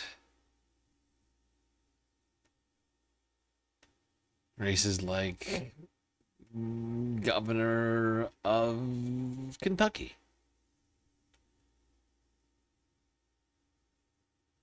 And one woman who's running for that position, Senator Marsha Blackburn. All right, Senator Marsha Blackburn wants to be Tennessee's next governor. Yesterday, we showed you what happened, though, when we tried to get the senator to answer some basic questions about her campaign. Yeah, the exchange became awkward and the video going viral. Investigative reporter Ben Hall joining us. And Ben, you're getting a look into why the senator isn't answering our questions. Well, that's right. I tried to ask Senator Blackburn why she won't debate her Republican opponents and some other simple questions. Today, she doubled down on a surprising defense about why she kept saying the same thing. Do voters have a right to hear from you? We're talking to individuals every single day, but thank you. It's a moment that has shaken up the Tennessee governor's race and made national headlines. Less than 2 minutes of questions outside a slow elevator. Do you support subsidies for companies like Starbucks? We're talking to Tennesseans every single day. Thank you. But do you support subsidies for companies like Starbucks? Talking to Tennesseans every single day. Are you uncomfortable talking about issues on this surrounding this campaign? Then why won't you sit down and do interviews? We've asked you for interviews multiple times. We talk to Tennesseans every day. Senator Blackburn went on conservative talk radio this morning and said there was a reason she could not talk about the issues outside that elevator. I was doing a federal event. Oh my god, I fucking love that clip. She's like a broken record. It's like she's like glitching AI or something. Like it almost looks like AI. Like it feels like AI. But then she comes out and is like, actually, no, I couldn't answer a question. I just had to make a fool of myself and say the same stupid thing over and over again and not answer a single question to reporters. Oh my god. I'm sorry. And I think I said Kentucky accidentally. I meant Tennessee. I don't know why I was thinking about Kentucky. I mean, they are close, but they're obviously different states. And I'm sorry, Tennessee and Kentucky, for confusing you just now. But Marsha, still technically senator in Tennessee, but running for governor. So I think she can only run for one. Which means that there's also a race for her seat in the Senate. And that's not going to help her run in the governor's race. I can tell you that much. Might be rid of Marsha Blackburn. One of the worst. She really is terrible. I would not be sad to see her go at all. Really. And this is quite a gaffe moment, if you will. It's just embarrassing, You should be ashamed of yourself for having that thought. Well, that's News Channel 5, right? They're very well known for their journalism, and they killed it there. All it was just standing there for 2 minutes and just asking her basic questions, and she just made a fool of herself. It wasn't even particularly difficult questions.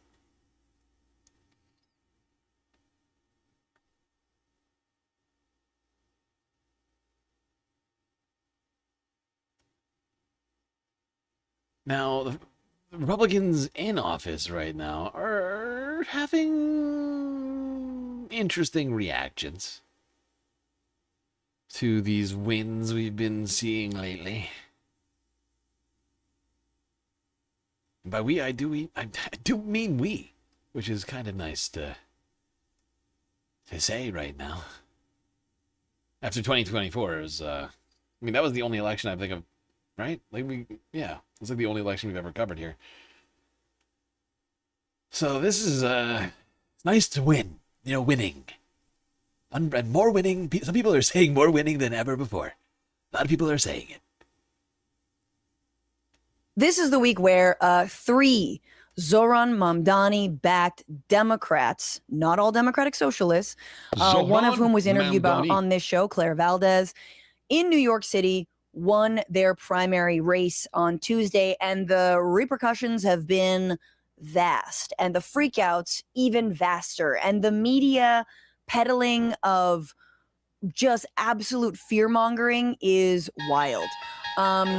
These are obviously a bunch of radical, Marxist women of color, Jew haters, except for the one white Jew that calls himself a liberal Zionist. But we can ignore Brad Lander. Let's just mostly focus on the two women, Claire Valdez and Daria Lisa Chevalier, who I'll talk about Daria Lisa in a little bit. But the right is absolutely freaking out about this, which is so funny. Every time the right sounds a little bit like, or centrists sound like the right, and the right sounds like centrists, you realize that those of us who talk about like the uni party or like how, the two-party duopoly, like we're not crazy. We are not insane people. We're actually listening to what's going on. And so let's just start with, number one, just a plain analysis of this. What a huge win for New York City DSA. What a huge win for Zoran Mamdani. What a shoring up of his political cachet. Zoran Mamdani. Yes, indeed. Okay, we can't watch this whole Francesca clip. You, of course, could on your own over at the Bituation Room. But I just want to see some of the freakouts, the meltdowns, the copacetic, not copacetic, what do you call it? The copium-fueled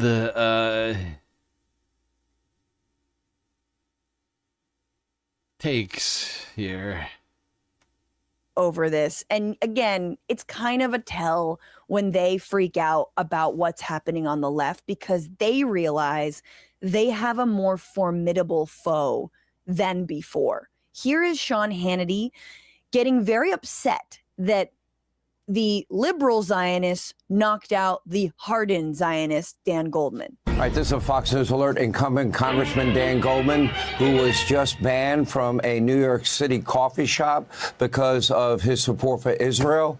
He has now lost his primary to a radical socialist backed by Mamdani. It appears that, a pretty scary transformation is now fully underway in the Democratic Party, especially in a... he's like an accountant, right? Like that's what a comptroller is. Like the dude's literal job was to deal with the budget. He's like radical socialist communist Brad Lander, former comptroller of New York City, the glorified accountant of one of the biggest financial hubs in the entire country and world. Oh, he's a radical socialist communist. Zoran Mamdani. Let me say it one more time. Zoran Mamdani. State like New York. A scary transition is underway. Now, what's so crazy about Sean Hannity being sad, effectively, defending Dan Goldman, which is like, man, Zionism is a powerful drug. It's gotten Sean Hannity to defend Dan Goldman against a coffee shop that doesn't want to serve Dan Goldman because of his support for AIPAC and from AIPAC and his support for genocide, which I looked into that and they just found out that he frequented it there. Ridiculous. And then they put up a sign that were like, no. Yeah. And also, I just want to point something out that somehow we all, I feel, have sort of missed, because I think we've been focused on a lot of stuff, myself included, because this is the first time I'm ever saying this sentence, but I feel like I've thought it multiple times at this point, but just hasn't, for whatever reason, during the stream has never come to me. But can we all just recognize the just wild hypocrisy in this, right? Like that a guy like Sean Hannity would be upset about a coffee shop denying service to someone for their identity, political belief or otherwise.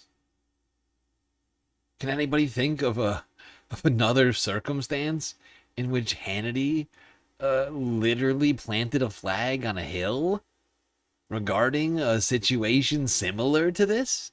Because he took the exact opposite position, didn't he? When it came to cakes and gay people, Hannity was all over that shit. He's like, hell yeah, do it. But when it comes to Dan Goldman in Israel, he's like, oh my God, how dare you deny service to great patriot Dan Goldman. Against a coffee shop that doesn't want to serve Dan Goldman because of his support for AIPAC and from AIPAC and his support for genocide, which I looked into that and they just found out that he frequented it there. And then they put up a sign that were like, no, thanks, don't come back.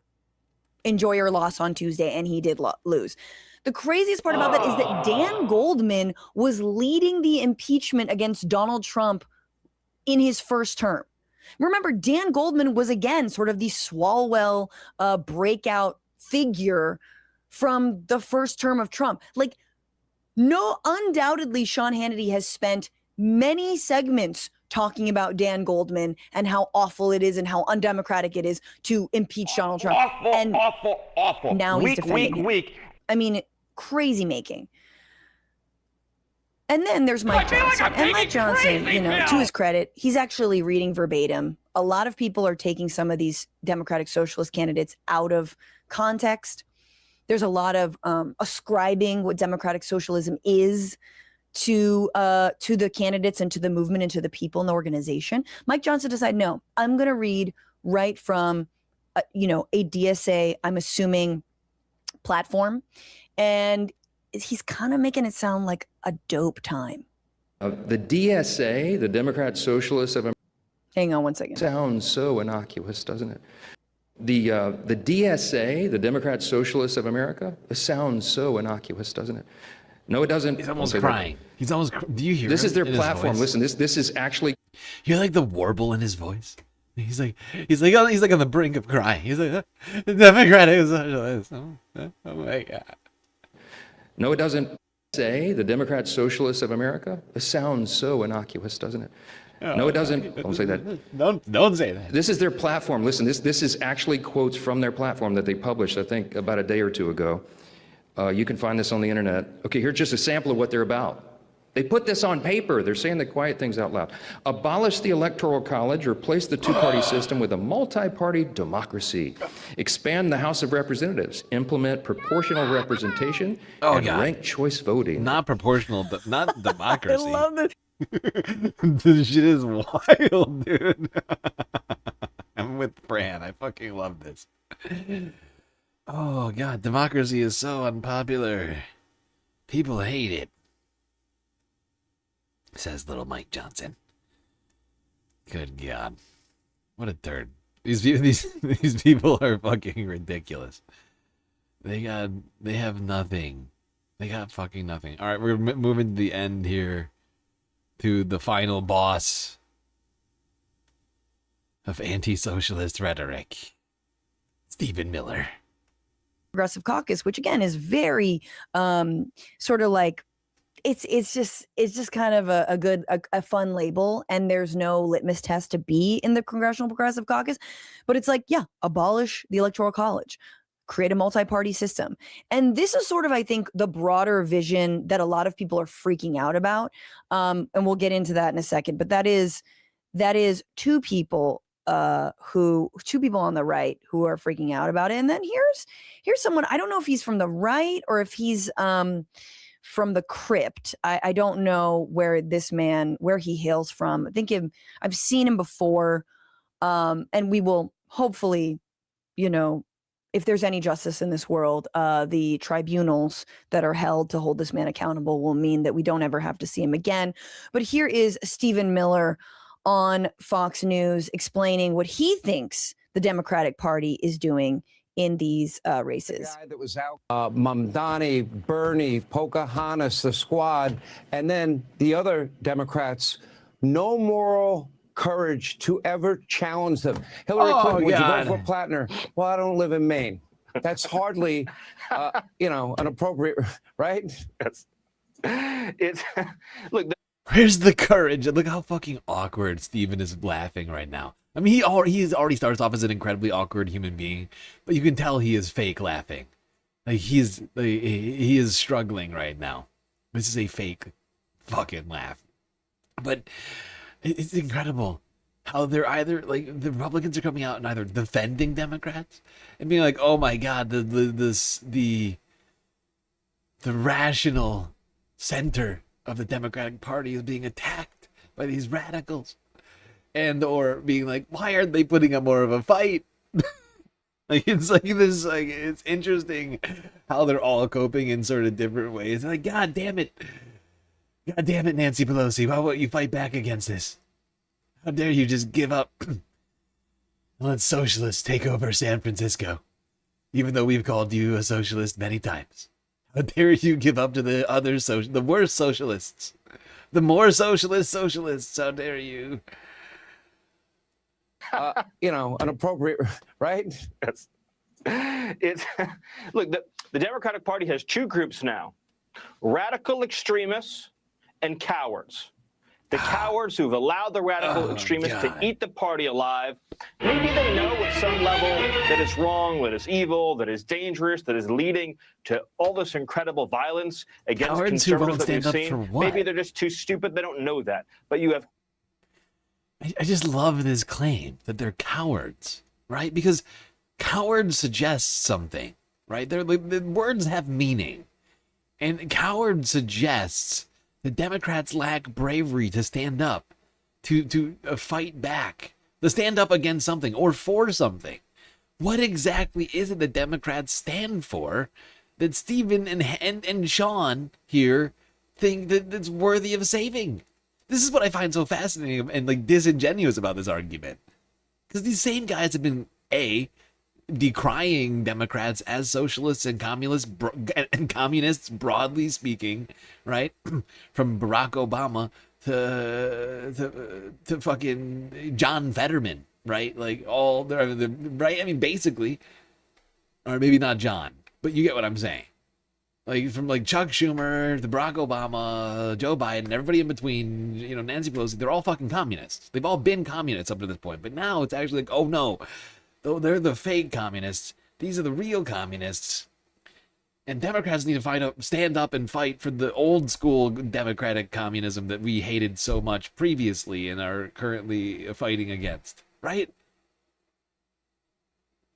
Because if this weren't the case, you cannot tell me, like, devoid of any democratic socialist winning any race, you can't tell me that they would not be here making the same arguments about the centrists who, in this other alternate reality, if the centrist incumbent Dems all won their races, they wouldn't be out here trying to paint them as communists and socialists. But it just suddenly has gotten awkward in the room, and things have gotten real inconvenient.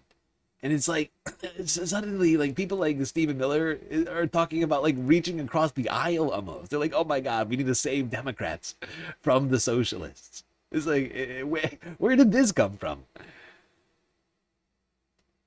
Cowards and you have extremists. When you talk about abolishing ICE, what you are talking about is allowing every drug cartel, every Mexican criminal organization like the Sinaloa cartel, you're talking about letting every terrorist organization on planet Earth prey freely upon American men, women, and children. Okay, it keeps on going. But yes, for sure, the Sinaloa cartel is the one who is preying on American men, women, and children, not the thugs and the gang that you run that have killed mothers and fathers and children. Exactly. I mean, there's just so much hypocrisy in here. It's almost hard to unpack it all. It's mostly hypocrisy. Like, almost basically every word he's saying just sort of adds on to the hypocrisy somehow. It's kind of fascinating.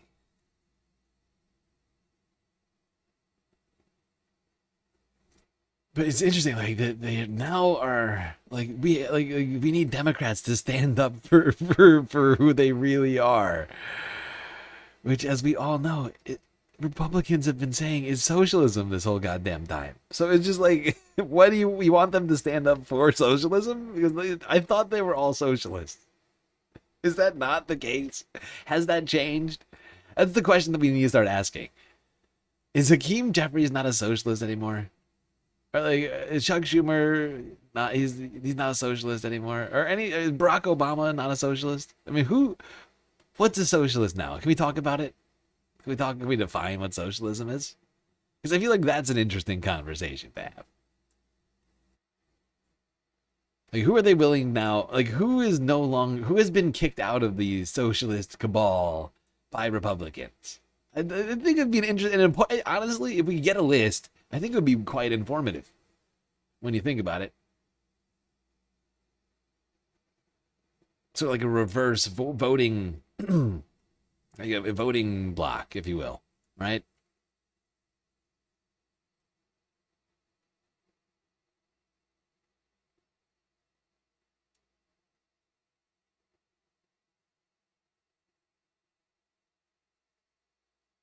Oh God, it's like occupied France. I mean, that's the next. That's literally. That's all I could think of. Like that's the next thing. That's like the next comparison they're gonna make. It's like Vichy France and the Vichy Democrats. Too cowardly to fight back against the socialist horde.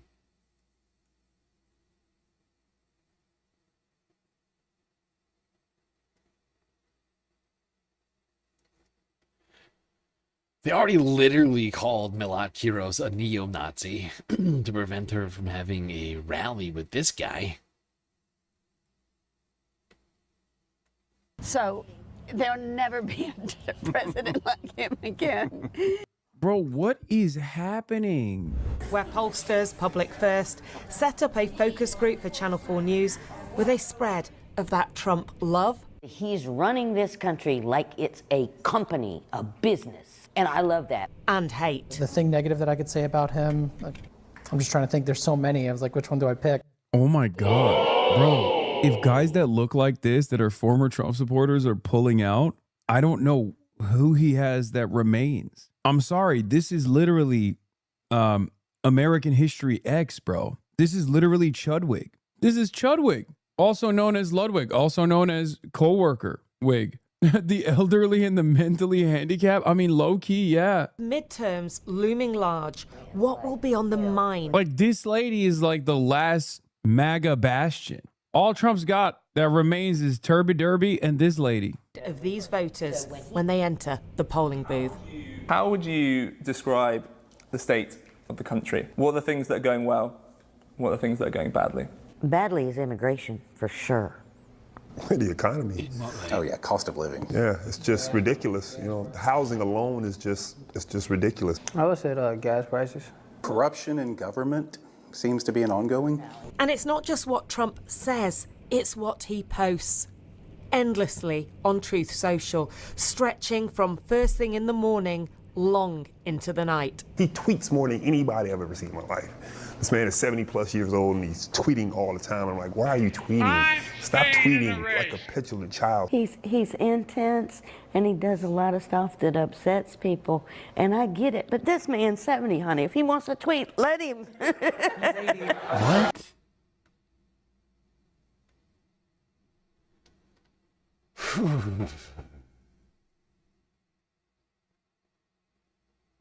It's interesting that she wants to make excuses for Donald Trump. I wonder where else she makes excuses.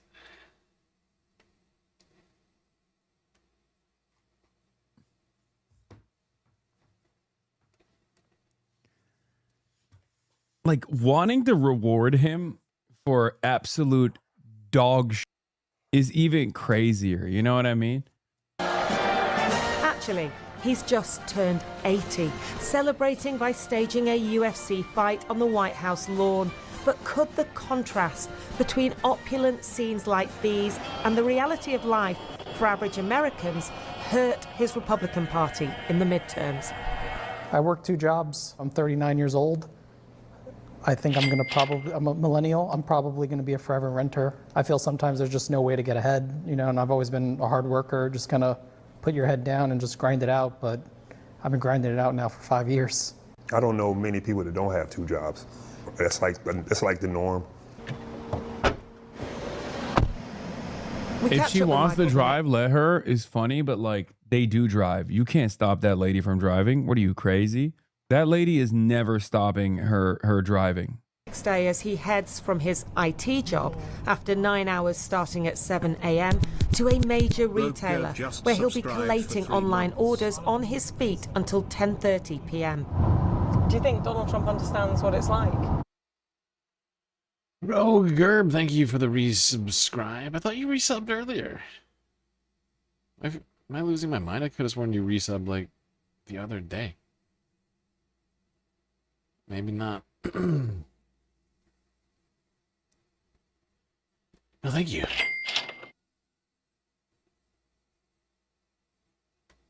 To someone like you, I don't think he could possibly understand what it's like to put in the amount of hours that I put in personally. Oh no, speaking of subs, donos, we are a bad place. We're 4 hours into the stream. Galactic content goal is ending. We have 100 bits donated, which equates to about $1. And 1 galactic sub. These are the only donos we've seen all night. As a result, this stream might end suddenly. I will add another hour onto it. Onto the timer. But we gotta make some serious progress, otherwise might have to call it quits. Nobody wants that. Every day, to not see your wife and your daughter, certain days a week because you have to be gone to make a living. Michael isn't on the breadline, but says these supermarket hours are needed to maintain a middle-class lifestyle for his family. Back in the room, where there is a security guard, a pedicab driver, a factory worker, and a veteran, affordability is the top issue and will dominate the midterms.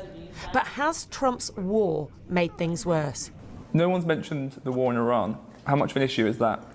Well, the war in Iran is the reason the gas prices is high.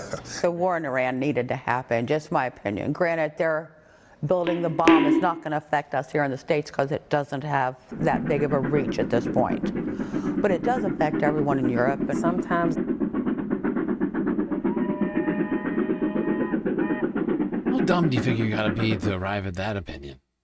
Hype train? Oh my god. That's shocking. A Green New Deal with the gifted sub. I think triggering that hype train for us. Thank you, Green New Deal. Making a little bit of progress here on the Galactic content goal.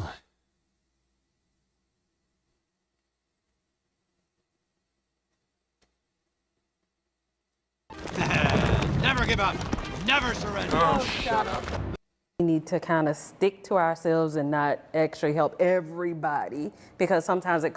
Dude, Americans find a way to literally take the right position and somehow apply the most selfish and insane perspective to arrive at the correct position. It's so funny. It's like, yeah, Iran has nukes, but it can only reach Europe, and that's not our problem, is a better way, is a more prescient message for the average American than it is to be like, they don't have nukes.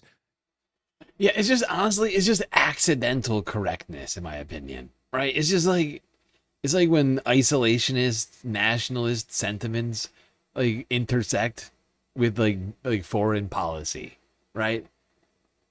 Like, it sometimes those things wind up, like having a good result. Not all the time, mind you, but, in some cases, right? It's like yeah.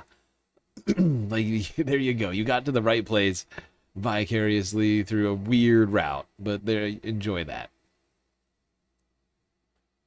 By those same means, of course, we have USAID shut down. The shuttering of all sorts of other programs, but yeah, They never wanted nukes. Why are we blowing them up? It's so funny, dude. Like, this isn't even like they don't really have nukes, and we're just kind of using that as a reason to go wage war with them. We're lying about it like we did with Iraq and weapons of mass destruction. Instead, we're just like, the bomb is not big enough to reach me. It'll only nuke Europe. Who cares? How is that possible? Causes more pressure on us over here. On the question of Iran and so much else, Trump's talking points were certainly cutting. I guess we'll take those. F it, right? I mean, I don't know. I don't know anymore, man. I don't. God damn, the average American. Oh my God, it's so crazy. We write those. That's hey, one on the anti-interventionist docket. Like, weird, but okay. But it also goes to show, if like Trump lied and said that the bomb can reach America, then these guys would be like, yeah, we should nuke Iran. You know? I just realized that you're continuing a gift sub. You didn't gift the sub. You're continuing a sub that you originally got as a gift sub from Omega Star. You've decided to take the plunge and make it, and yeah, wow. Nice. I really appreciate that. We need more people actually subbing themselves than receiving gift subs. Because if half of the people that received gift subs had started their own subs at this point, we would have gotten through tier 1 of the Plus program. Made it through to like 60-40 on the frickin' revenue split. Because we're still at 50-50, sadly. Because we can't get over, because we just... it's not even the fault of gifters. I think to some degree we just need to somehow convince people of the importance of subbing on their own once that gift sub ends. There's all sorts of ways to do it. You don't have to just fork over cash. If you got an Amazon Prime membership, for instance, get a free sub to one channel every single month. Could make it the Galactic News Network for those of you with Amazon Prime memberships. I mean, like, I guess they didn't lie adequately enough. Like, they didn't lie well enough to get those guys on board, because they just said, like, oh, it'll only nuke Europe. We have to protect Europe. And America's like, I don't really care about protecting Europe. Oh, I think I misunderstood her. We have to do it to protect Europe. No, I thought she said it sucks, though. She said it needed to happen. But it does actually help everybody. Yeah, no, they're getting to the right. They're getting to the right like conclusion from like a deeply selfish place, right? It is, yeah, it's like a broken clock. It's like, yeah, the same sort of thinking leads to all sorts of bad shit America does as well. But people are... Suffice to say, Trump's popularity is plummeting. And it's because former voters of his are slowly losing, and mostly, is, from what I can tell, the independents. The independents are leaving Trump in droves over things like affordability more than anything else. Although a lot of people, like that one guy did, rightly so, at least to some degree, tie the problem with affordability to Iran. Not the only reason. There's other things going at play here. Of course, Trump tax cuts to the ultra wealthy did not help affordability. Especially for healthcare, big beautiful bill, that kind of stuff, not helping affordability. Have happened.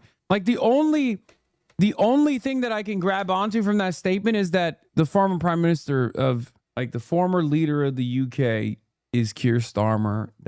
You got that part right, and that's it. I don't think Trump did anything. There's no Shakira law.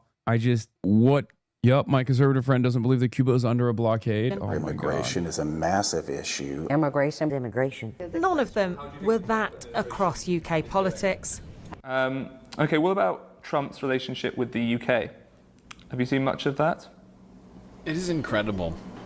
I gotta say, no. This is, honestly, this is a problem. Like, this whole thing, like the fact that, like, American voters are so deeply, like, cloistered. I think cloistered is, in fact, kind of the right word. It's almost religious, just how much America just ignores the rest of the world.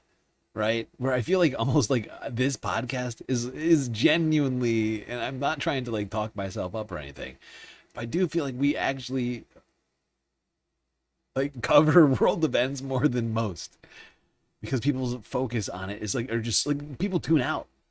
People are just genuinely tuned out on what's happening outside of and to some degree, I understand it, but it's also, I think, partly been like ingrained into Americans to just not look outside of America. Because I think the more that you look outside of America in the 21st century, the more you realize how shitty our country really is. You know, like the World Cup, right? Like all the participants of the World Cup have nationalized healthcare.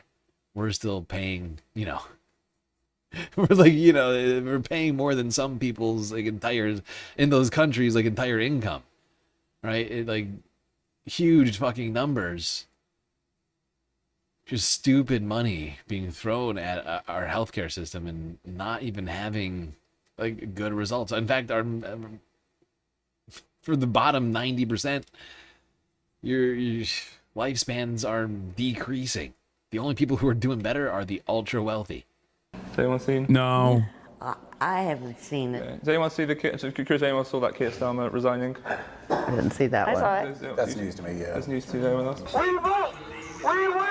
But they were very engaged in what was happening at home, with a critical Senate race in Georgia this November pitting a Trump-endorsed Republican, Mike Collins, against Democrat John Ossoff, who some think might run for president. But what about those names more often talked about? J.D. Vance. Would he make a good president? Would you vote for him? J.D. Vance. I would vote for J.D. I might. And just... Oh my God, I'm Brian Kilme. Both of the people who were like, the one person who was like, we have to intervene because Iran is nuking Europe, and the person who said we don't intervene because Iran is nuking Europe and I don't care about Europe, are both voting for J.D. Vance. It makes perfect sense. Yeah. Marco Rubio, Secretary of State. Okay. Hands up if you'd vote for him. I'd give him a maybe, yeah. Maybe. Honestly, that makes perfect sense to me, though. Like, that doesn't shock me. Like, it's disturbing, but it's not shocking. Like, I'm upset by that fact, but it's not revelatory to me at all, really, because that is JD's base. Because he is an isolationist nationalist, right? Like, he was the most adamant about the no wars thing during during the election, and it continued that talk, you know, up until more recently. And I think especially already, if you're already a Trump voter, right? Like, if you're already in that ecosystem, then you're aware of that fact.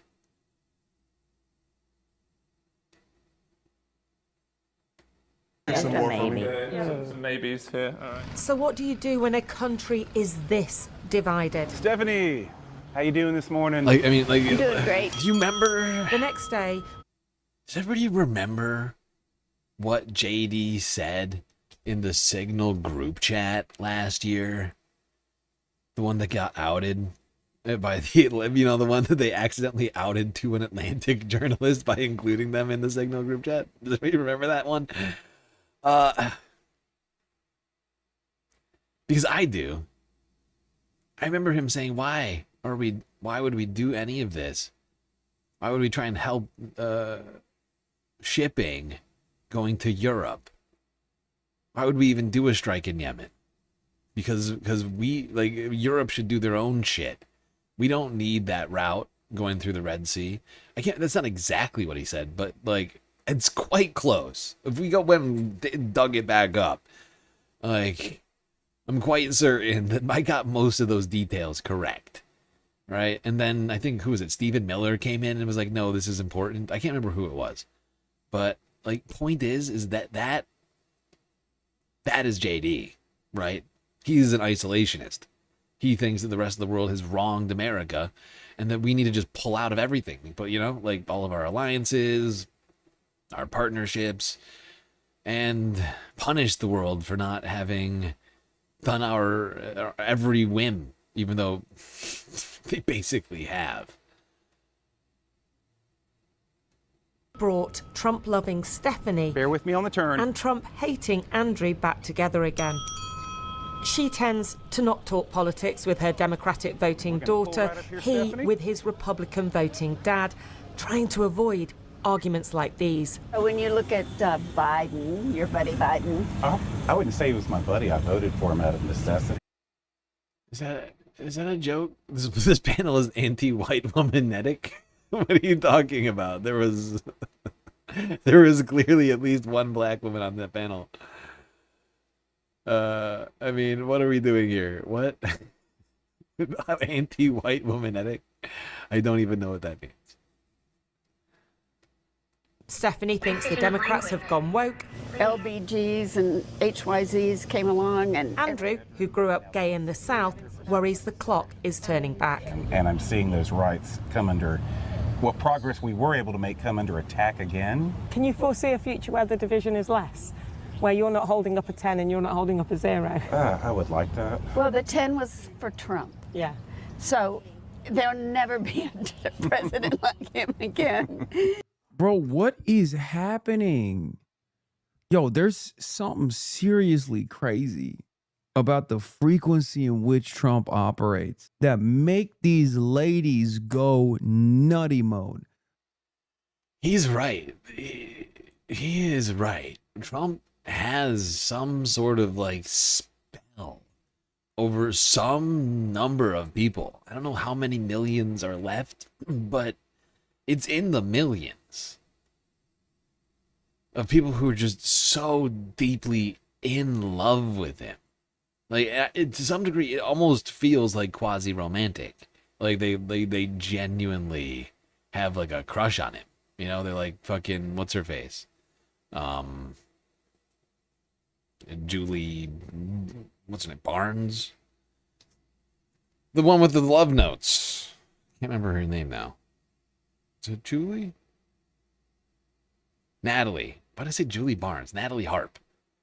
Whatever, it's basically the same goddamn name. Hype train ended.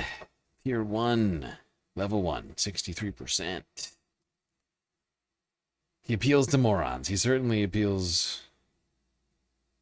Yeah, I mean, he certainly appeals to a certain demographic. Oh, God. Yeah, thank you, Siri. It's Natalie Harp. No, I thought it was Julie. No, some people are just literally just like in love with him. Like a cult leader. Like they would have his baby. Like I'm fairly certain that Natalie would have his baby. Like the you know, the woman that Trump said loves him more than his wife and kids. Or as much as his wife and kids. Whatever he said, it was deranged.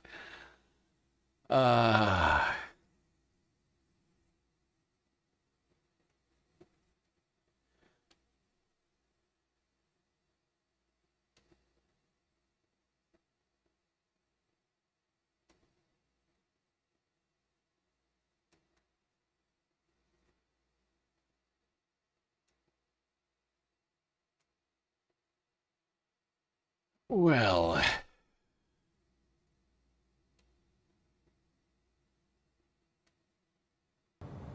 all right, breaking news. Do we do this right now? I set this up so that by the time we got to here, like 4 hours in, we'd have this story. I'm thinking I might save it since we haven't completed the galactic content goal. Probably do this tomorrow, I guess.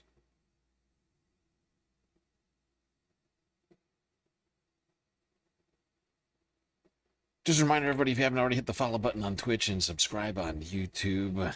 While you're at it, do consider contributing to the Galactic News Network in one of the many ways we have available to you. So many great ways: Twitch, Cash App, PayPal, Throne, and of course Patreon. Sadly, still demonetized on YouTube, and that is having a serious effect on earnings and my ability to pay the bills. Honestly, I haven't calculated the galactic deficit yet this month, but it's, suffice to say, not going to be good. We did slightly better this month than we did last month on Twitch, but it's still not nearly as much as I was making on YouTube.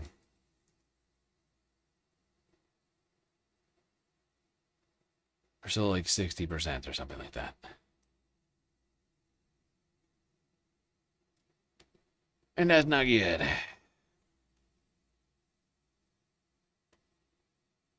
All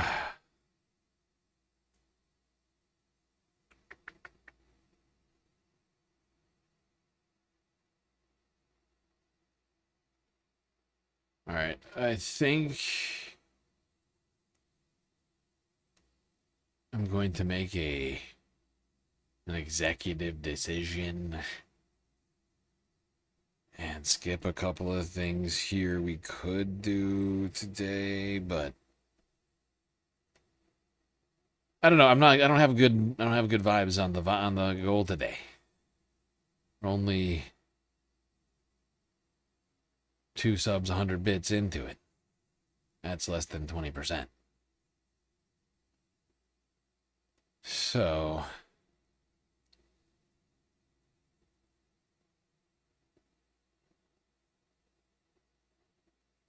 let's talk about affordability and the economy, which is it's looking worse and worse really every single day. Whether it's layoffs, inflation, gas, food, housing, slowing wage growth, shrinking GDP. It's all been pretty bad all around.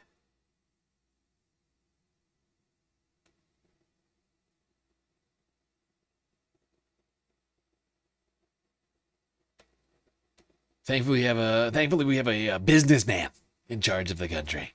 He's going to solve it by getting out of deals with other countries, or at least, well, declining to renew deals, I guess is what I should say. As the United States has declined to renew the USMCA trade deal with Canada and Mexico, our 2 top trade partners on the planet. And neighbors.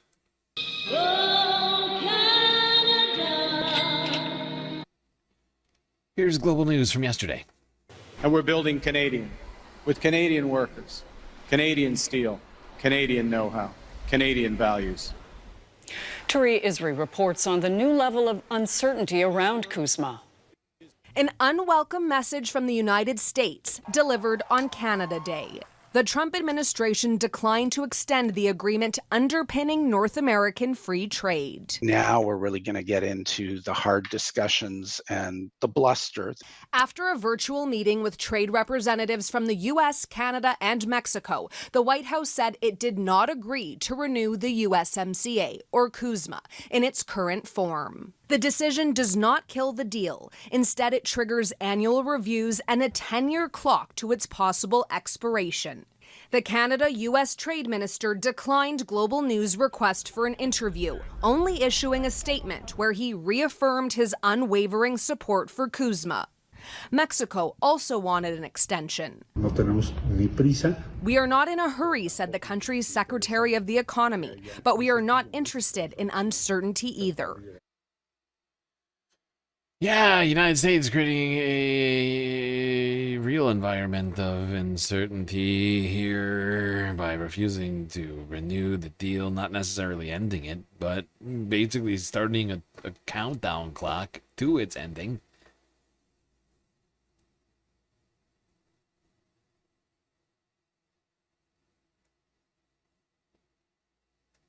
Something that, if were to go away, would of course drastically increase prices for Americans and further jeopardize, if not already, our relationships with our 2 neighbors, Canada and Mexico.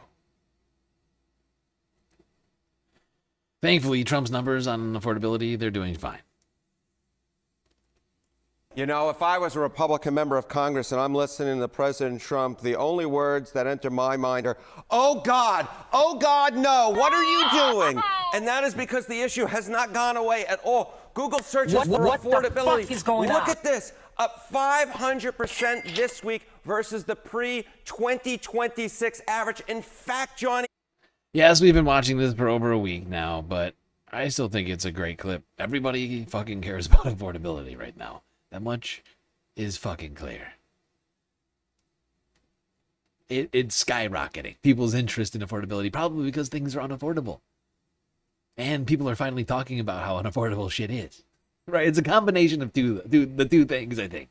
It's how unaffordable shit is becoming, and the fact that a group of people, right, in these primary elections have actually been focusing people's attention on that and saying, actually, it is a problem, and we should probably really do something about it. Rather than all these fake solutions that we've been seeing. But with the holiday weekend approaching, July 4th, and perhaps freedom under threat. Freedom! Not just fireworks booming for the 4th of July, food costs are heating up, which could kind of change what you're planning and how you're doing. Yes, in fact, the American Farm Bureau Federation reports that this is the most expensive 4th of July since it started tracking costs a decade ago in 2016. This year, you can expect to pay more than $70, and that is nearly $3 more than just a few years ago. Let's get to Shantae Passmore. She showed. Yeah, prices increasing 5%. From a year before. In a short time, getting killed on prices for July 4th celebrations. I thought this was America. Huh? Isn't this America? I'm sorry, I thought this was America. I'm sure Congress, these are real people who have dealt with struggles before. I'm sure they understand that they're probably crafting a way to make people's 4th of July better. Let's go here to the majority report and see how that's going. How do House Republicans make the case that you're fighting for affordability when you go back to your districts? Affordability? What are you talking about? Affordability is the big... I'm going to go there tomorrow. Over the 4th. I'm going to get me a couple big lobster tails. I'm going to get me some nice ribeyes. You think the 60% of Americans who are living paycheck to Affordability? What are you talking about? I'm going to go get myself a couple of lobsters and a couple of ribeyes. This is the most out-of-touch thing you could possibly say at this moment. Like, I can't imagine something more like a more out-of-touch response. Affordability, what are you talking about? I can afford whatever the fuck I want on American taxpayer dollars. Lobster and steak, baby.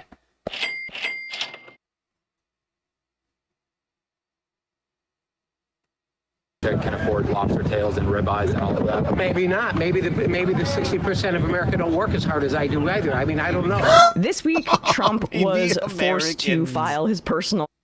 Maybe Americans don't work as hard as I do. What a rich thought. Financial disclosure forms. The figures that have come out about his corruption are staggering. Trump added around $2.2 billion to his net worth as president in 2025. Probably the first time he's actually been a billionaire. Exactly. Exactly. This was the grift this time. You guys vote for me and make me a billionaire and keep me out of jail, and I'll tell you whatever you want to hear. And once again, Don the Con, he worked on people. He is one of the greatest con artists in the history of the world. Like, he's been able to just totally lie to the faces of millions and millions of people, and just by the force of his personality and weirdness, gotten them on board. And we should not forget all the prosperity gospel stuff involved. It seems to only work on this country, though. Well, yeah. Whenever he deals with the international stage, he can't con anybody. I mean, he's really cashed in with like the Qatars and stuff like that too. That's not conning them. That's like right. Selling influence. Yeah. That's bribery. Like, in terms of populations, like, this country is uniquely susceptible to a very wealthy person who is a stand-in for basically like Jesus or God, who you pledge absolute fealty to, and he takes the form of a deity. Why can't I shut up about Jesus? And this is, like, honestly what evangelical preachers and televangelists have been conditioning his base to believe in for years and years, is that wealth equals goodness, and you should submit yourself to a dear leader and even give away your hard-earned money if you can't afford gas money. Give it to the pastor and hand it over because that will bring you closer to God. That's like how Trump. That's the skeleton of the Trump con. And Yeah, absolutely. And Trump is basically a prosperity gospel preacher who is tapped into a group of people who don't really live in reality. Who he has sold fucking like a fantasy to successfully over and over and over again. I'm trying to go back to this idiot.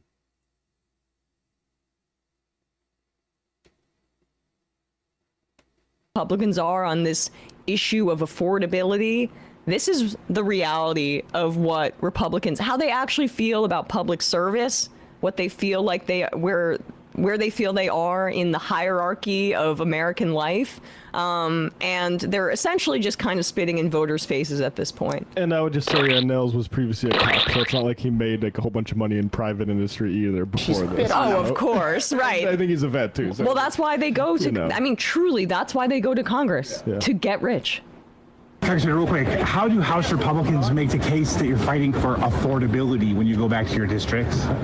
Affordability? What are you talking about? Well, affordability is the big... I'm going to go there tomorrow. I'm going to, well, over the 4th. I'm going to get me a couple big lobster tails. I'm going to get me some nice ribeyes. I'm going to sit in my backyard with my family, my neighbors. And that sounds lovely. We're going to be enjoying the 4th, celebrating 250 years, the birthday.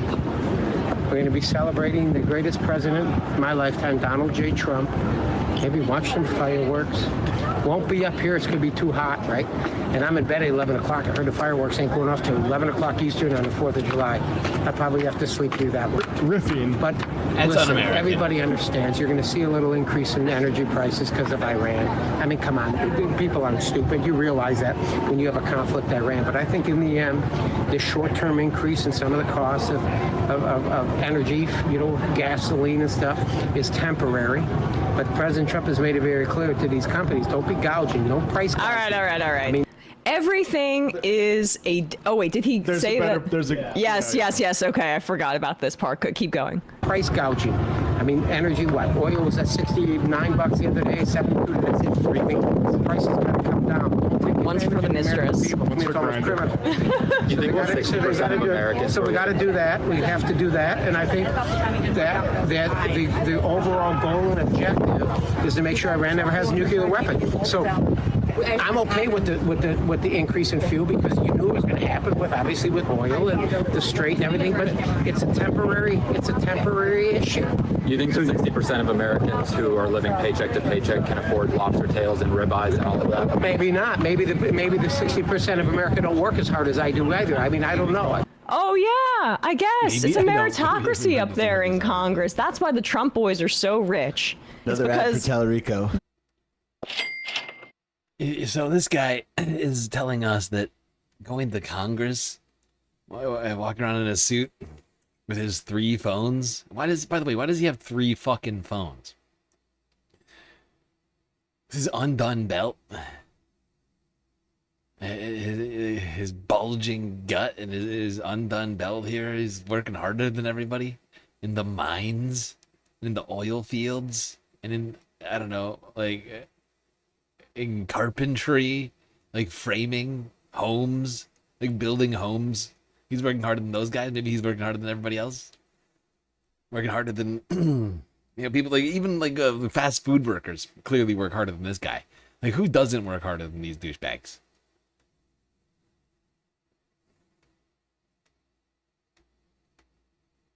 Basically, everyone works harder than they do.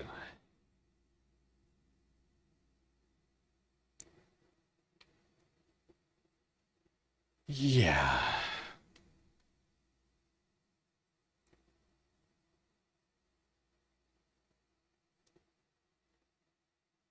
Now, the Dow has been up lately. Hit another record high. But AI tech stocks have been plummeting. Or at least having a very rough time of things. Meanwhile, we've been having different economic numbers coming in recently, including jobs numbers, non-farm payrolls. Earlier on Thursday, they were bad. We're going to talk about that. Started off this. Here's Reuters quickly. Whoops.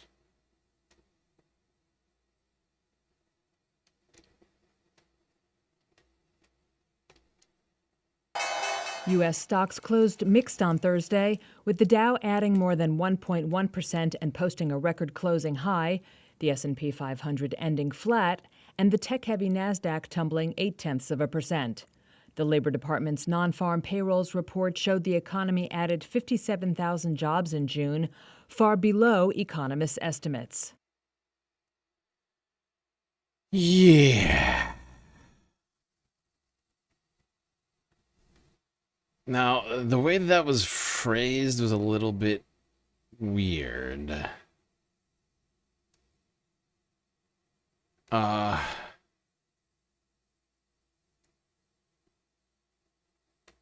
Actually, hold on. Let me just make sure I got this right.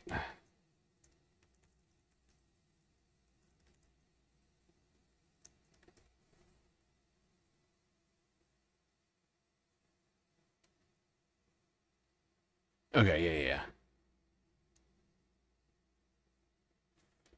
All right, so let's take a look at this. And look at these numbers here, because these are really bad. Because you just kind of like brushed it off, but that 57,000 number, it not only probably sounds bad, it is bad. We had 215,000 jobless claims. And the jobs numbers were fucking atrocious. 57,000. Last month, it was 172 back in May, right at the beginning of summer. And then it imploded. People thought it was going to be twice as much. That was going to be 115,000. It was literally less than half of that number. Unemployment rate above 4%. Staying where it was. But I just want to take a look at something here. Now, this is basically most of Trump's presidency we're looking at right now. I just want to zoom out a little bit. So this is the last 5 years. United States non-farms payrolls. Under Trump, let's see, where did he first come into office? Here. This is January, where we lost 48,000 jobs. So starting in January, the economy has been doing bad, right? We saw a couple good numbers here earlier this year in spring. And by good, I mean just keeping up with some of Biden's numbers, right? Just barely keeping up with some of the numbers under Biden's presidency. And just the latter, like the last year. Because if you go any further back, you'll see that these numbers are fucking terrible. Like, look at any other June. Going back, I mean, you can go back way far. And like if you get out of Trump's presidency, I mean, is it better than last June under Trump? Technically, yeah. I wouldn't call that some great success because that was negative 20,000 jobs created. Sort of a low bar. All you gotta do is lose 19,000 jobs, and that's still better technically. But you just go back to June under Biden even.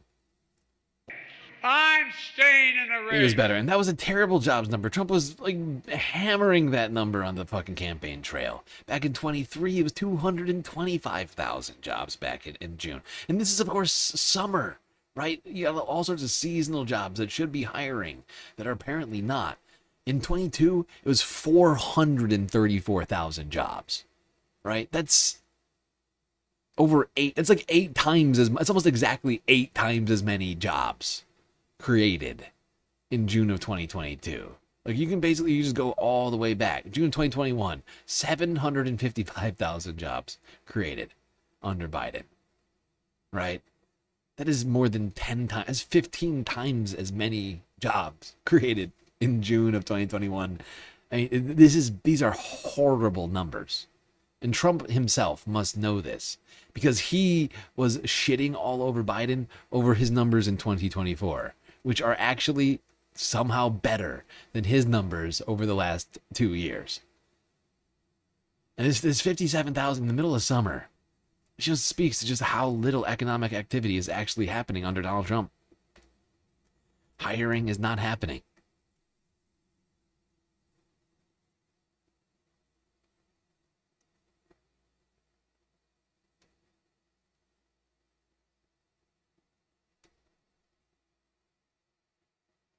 We are in a bad place with the economy.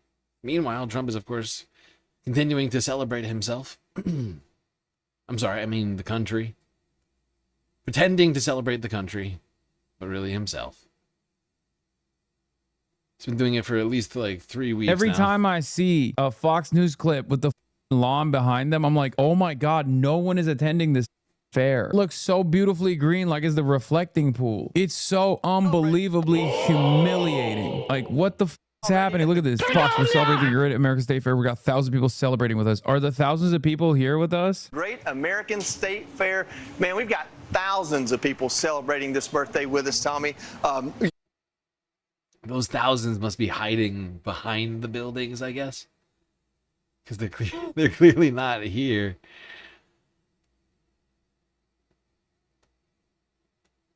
Yeah.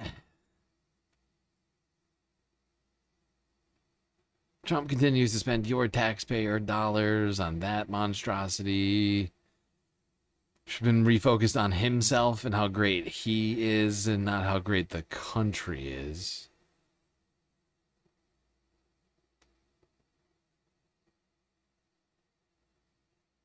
And he posted a fascinating picture to Truth Social earlier this week. That of a golden eagle with an American-themed shield emblazoned on the front of the White House.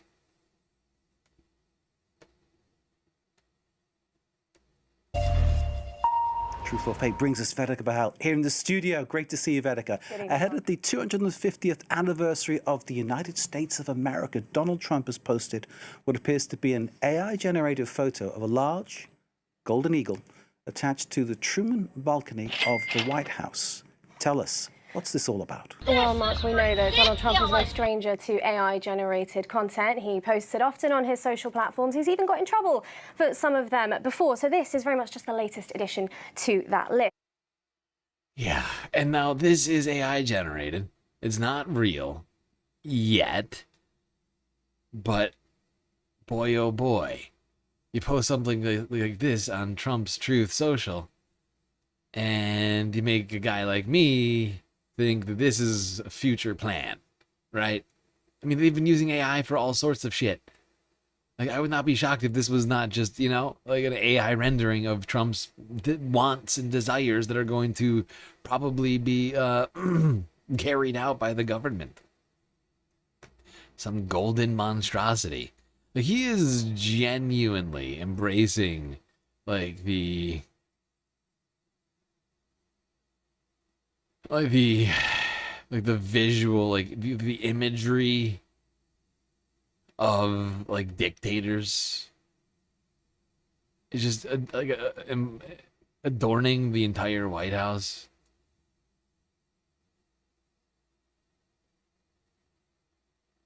With these just sort of gaudy golden displays.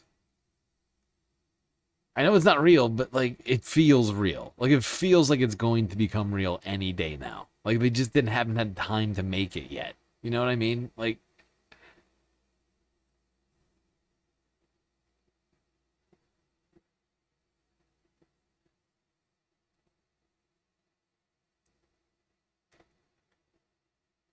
and some people are suggesting it's vaguely reminiscent of Nazi iconography, that there's like 11 stars on it, which some people suggest is a nod to the 11 Confederate States.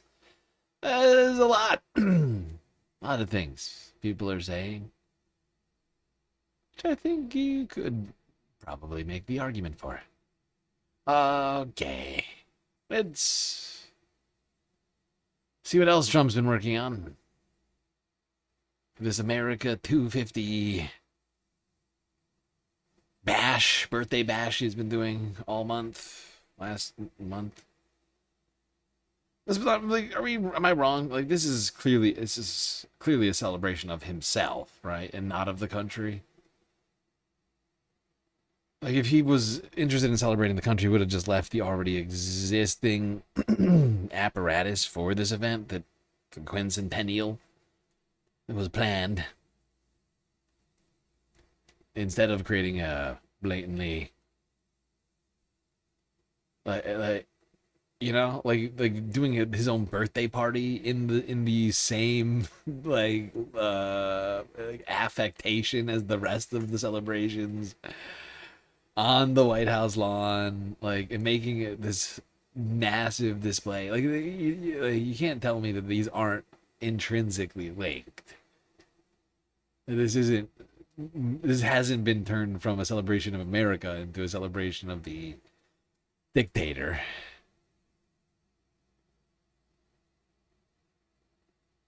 Like, I'm fairly certain a giant golden statue of Donald Trump or something like that will be unveiled on July 4th.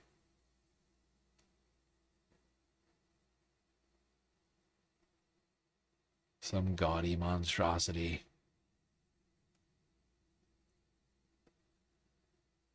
We're going to be celebrating Trump and not our diversity. That much is for sure.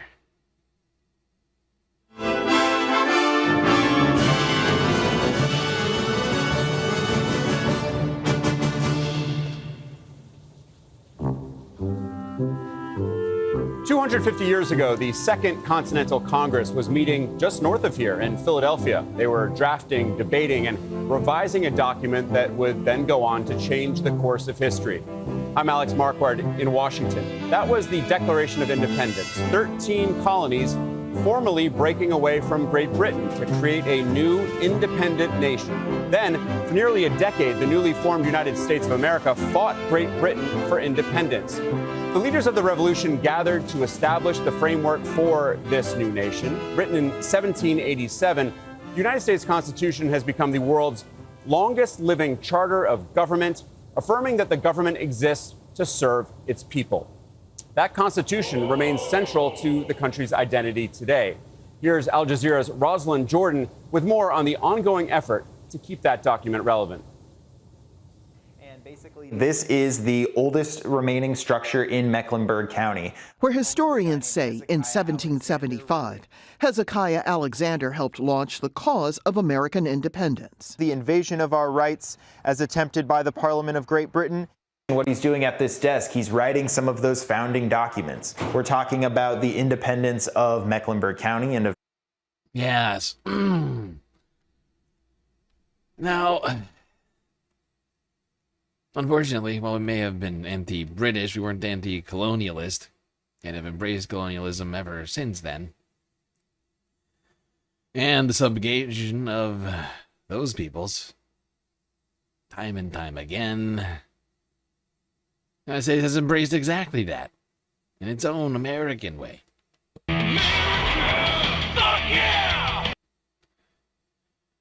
And has not even come through on the promises of those documents. The Constitution or of anything else. Honestly, we've been struggling on most of that stuff lately, just the basics of it. In fact, we've been kind of backsliding on most of those rights.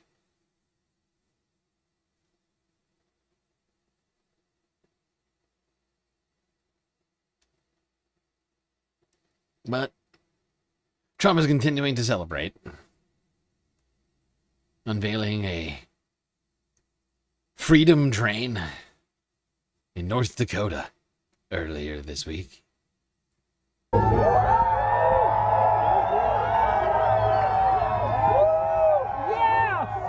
you see that? Can you see that? Can you see Donald Trump? They sound like cult members. Can you see that's the president on a train? Oh my God. I can't believe it, day. Jesus has come to North Dakota. USA! USA! USA! USA!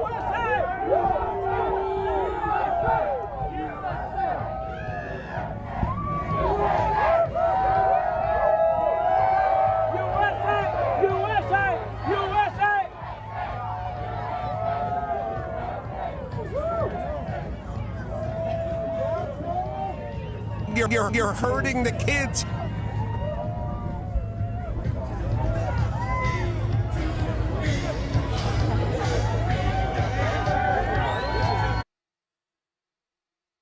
There you go, Donald Trump making it all about himself here once again. Riding the freedom train. Or not riding the train, but he's appearing on the train. On Wednesday. I don't think he actually fucking wrote it.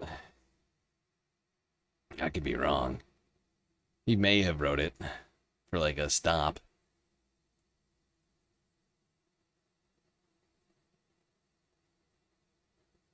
No, he just got back into the fucking, got into the limousine. Anyway. Not just freedom trains. Freedom planes. I'm sorry, did I say freedom planes? I meant Qatari planes. Gifts? Not gifts? It's unclear what it is exactly. I said to Boeing, what's the best one? They said, this is the best plane ever built, and you're going to have the privilege of flying it, and I have a privilege also of flying it. But this is the first flight. We're going to the Teddy Roosevelt Presidential Library opening, and that'll be very good. That'll be a lot of fun.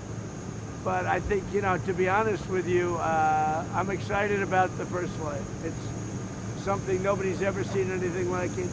Mr. President, what's your favorite upgrade to the new plane, and how much did it cost American taxpayers to upgrade the plane? $1 billion. Well, of course, very little relative to...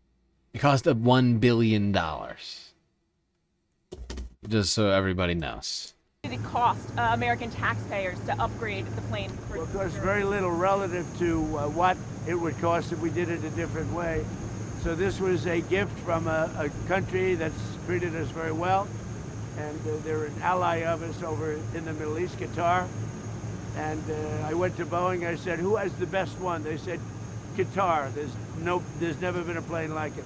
Frankly, we couldn't build a plane like this because we wouldn't be willing to spend the kind of money necessary. They spent top dollar. So the head of Boeing said, this is considered the best 747 they've ever built. So we're very proud of this. The country is very proud of it. The country. You can do two things. You can low-key it, or you can show it. The country's very proud of the plane. Do you know what we're here for? Walking Stick Library with the raid. Welcome in. Hope your stream went well today.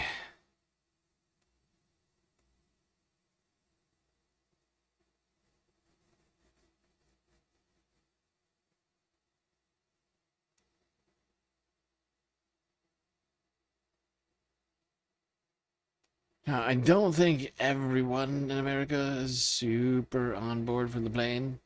I think some people have some serious problems, including the Constitution, the Emoluments Clause. It's also not supposedly going to be used for any future presidents and is instead going to be in Donald Trump's... Somehow it's going to be in his presidential library. I don't know how that works exactly. Why you put a plane in a library. Or once again, how. But, there are certainly some issues with all of that. Now, a few other things unveiled recently going into July 4th weekend. Social Security cards. Emblazoned with Freedom 250.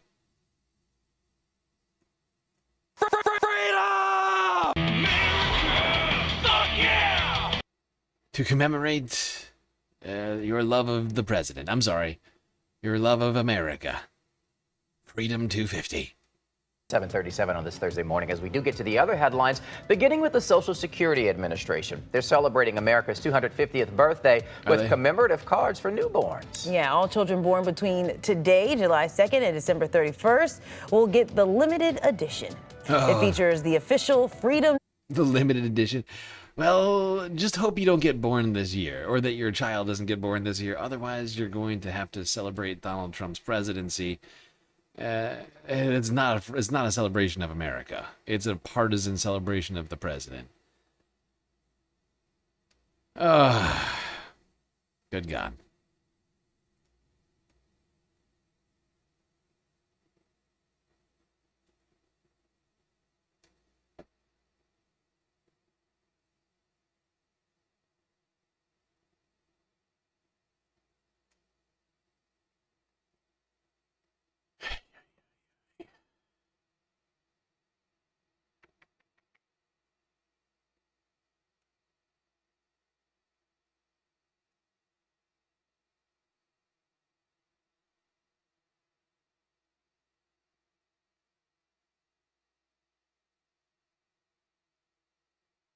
Damn. No progress made on the galactic content goal. Not seeing anything new on Cash App, PayPal, Throne, or Patreon. Nor any new donos on Twitch. It's all very disturbing, because it means that the show might come to an abrupt end very soon. Almost 5 hours in. This is ridiculous! Meanwhile, Donald Trump is raking in billions of dollars in his presidency.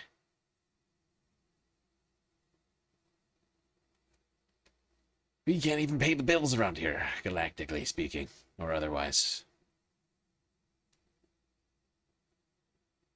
You know what they're worried about now, apparently? Is the big July 4th event happening on July this 4th. Saturday? It's going to be approximately. Wait, what day is it? Today's 3rd. So yeah, so tomorrow, wow. Saturday, July 4th. Freedom. Big event. Supposed to be really, really hot in D.C., but Trump is planning to defy the odds and give another one of his incredibly boring, long-winded speeches so that we can all celebrate America. On July 4th, it's going to be approximately 107 degrees out.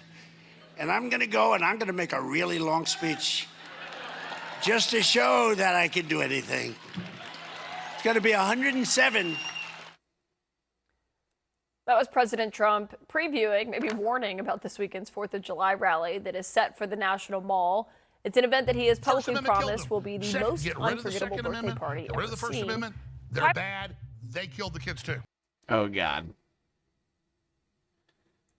Now, am I the only person, like, that thinks this? But let me just check in with you, chat. Yeah, although I gotta go emotes only on Twitch here for a second. Unless a moderator can help me. There we go. But like, first off, I don't know what kind of weirdo you gotta be exactly to be part of a group that wears this outfit. Overalls and matching hats. But even these guys who are attending this event, who Trump is honoring, I guess, even they don't seem all that thrilled about this Trump speech. Just watch the reaction to him say this again. On July 4th, it's going to be approximately 107 degrees out. And I'm going to go and I'm going to make a really long speech just to show that I can do anything. It's going to be 107. That was President Trump previewing, maybe warning about this weekend's 4th of July rally that is set for the National Mall. It's an event that he has publicly promised will be the most unforgettable birthday party ever seen. Privately, sources tell CNN that inside the White House, there is some anxiety about this event that it could end up being a dud. There's tightened security measures for the mall. There's triple-digit heat that it's expected, as the president mentioned. And also, the schedule is set to run extremely late into Saturday night. Some officials are worried about repeating that lackluster showing at President Trump's rally last week, where he kicked off what he is describing as the Great American State Fair. Oh, no. No! Panic in the White House over a crowd size at Trump's birthday bash? I mean, the country's birthday bash? Oh, God. Can you imagine anything more horrible. Oh God, I'm sick just thinking about it. A low attendance for a Trump speech in triple-digit heat. So it's gonna be 100 degrees in DC this weekend for this this event, and he's planning to give an epically long speech, and has an all-day schedule for this thing, and then expects massive, like unprecedented attendance. It's pretty tough. That's a tough sell. That's a tough sell as the most unpopular president to serve a second term in American history.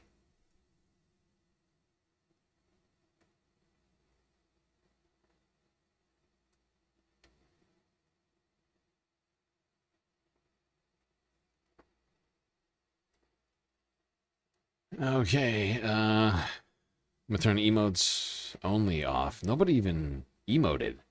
I'm somewhat shocked. Using the emotes only to not even emote seems very strange to me. Okay. First Amendment's back on Twitch.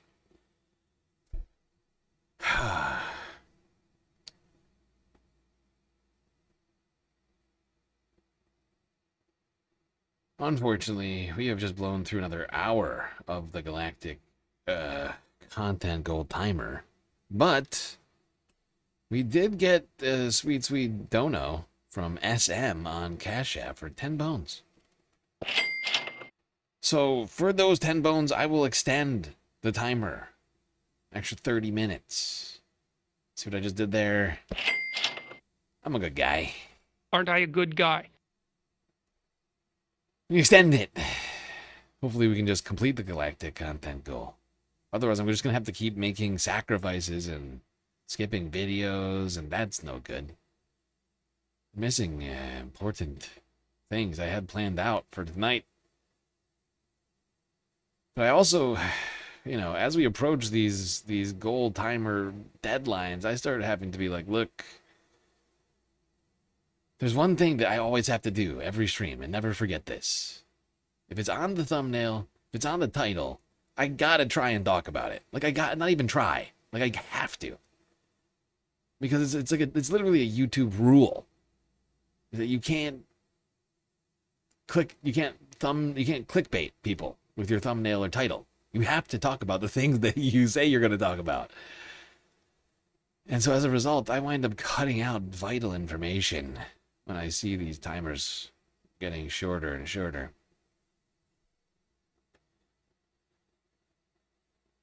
But thankfully, we've been saved by the generosity of at least one galactic individual. Alright, let's keep this puppy going. Let's talk about Donald Trump's self-enrichment. And this is not necessarily some sort of bombshell. We've been talking about how much money Trump has been making. This honestly conflicts to some degree with another claim from another group of people. Honestly, the more I think about it, whatever. Like, Trump is making billions of dollars in his presidency. We all know this. We've been watching it in broad daylight. He's not hiding any of it.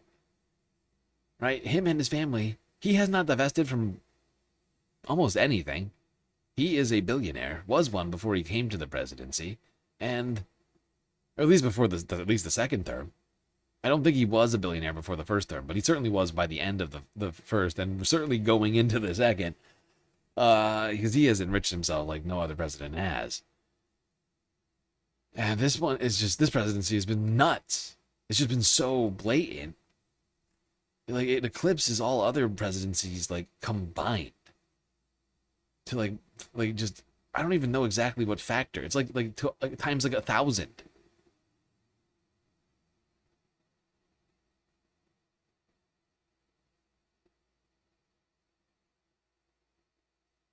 But it's not just him, it's everybody, of course, around Donald Trump. the sons of Donald Trump, the sons of Howard Lutnick, and Steve Witkoff, I think, have been getting involved in this stuff. And really just basically everybody, right? I mean, Kristi Noem, her best friend's husband, received $200 million from DHS to do commercials of her riding horses through Wyoming. And last year, I promised to make America the Bitcoin superpower of the world. And Donald Trump's annual financial filing showed an eye-popping figure.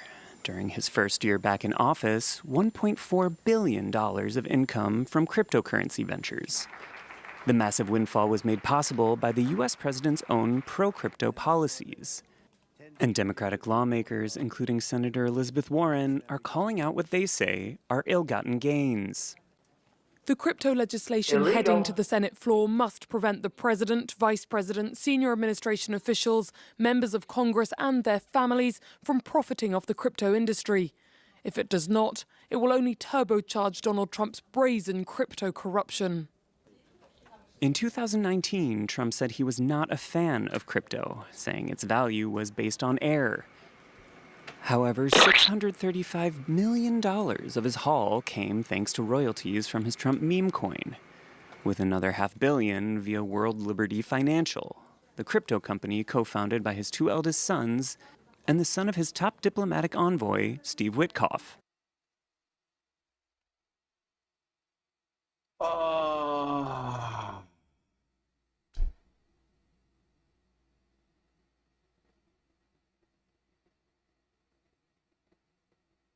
How can these guys continue to do this in broad daylight and simultaneously take all of the money from the poor, all of the help, the people who need it, actually need it, right? You know, meanwhile, they're just helping themselves to all of our money and to other monies being seemingly received in contravention of the law.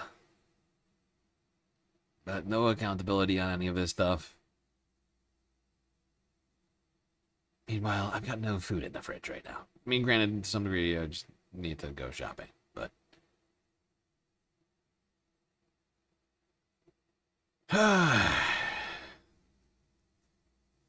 it's just disturbing. And Trump, let's not forget, Trump himself has a stake in World Liberty Financial, as well as his own meme coin.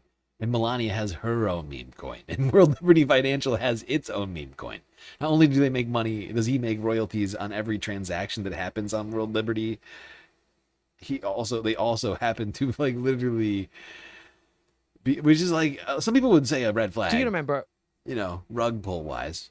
But, like, you look at the graphs, some of the graphs I've been seeing seem to show it's basically been a rug pull over at World Liberty Token. That all of the money that the Trump administration, or the Trump family has made from this token is basically the exact same number that people investing in or getting duped by World Liberty have lost, right? Like, they've made $1 billion and everybody's lost $1 billion. It's zero sum.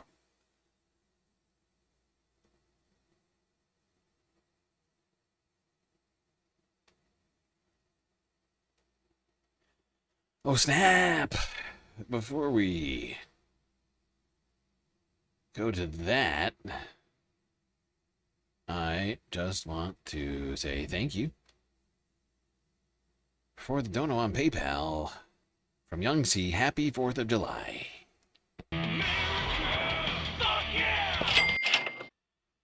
Big dono, 40 bones. My God, Young C, incredibly generous. That'll get us one of these.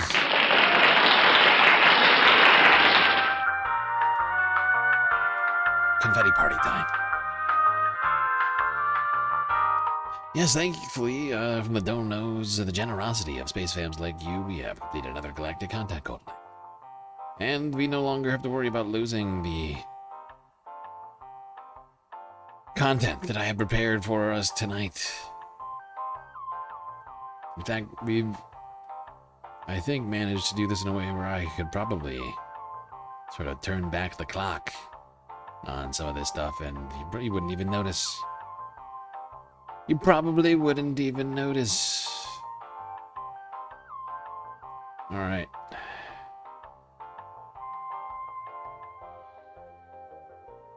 Phew, that was close. That saved the stream. Big time. All right, let's continue talking about Trump's enrichment of himself.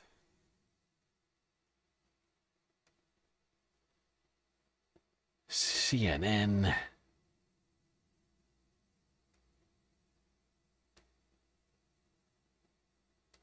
The onslaught of corruption in the Trump administration. Scandals. From Qatari jets to crypto windfalls. Confetti party over. But look how excited Laika is. Oh my god.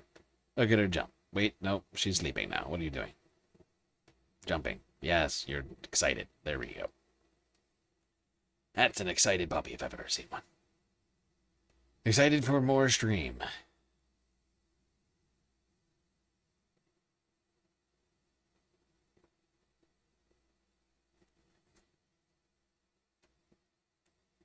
Trump just disclosing that he's earned over $1 billion from his crypto ventures.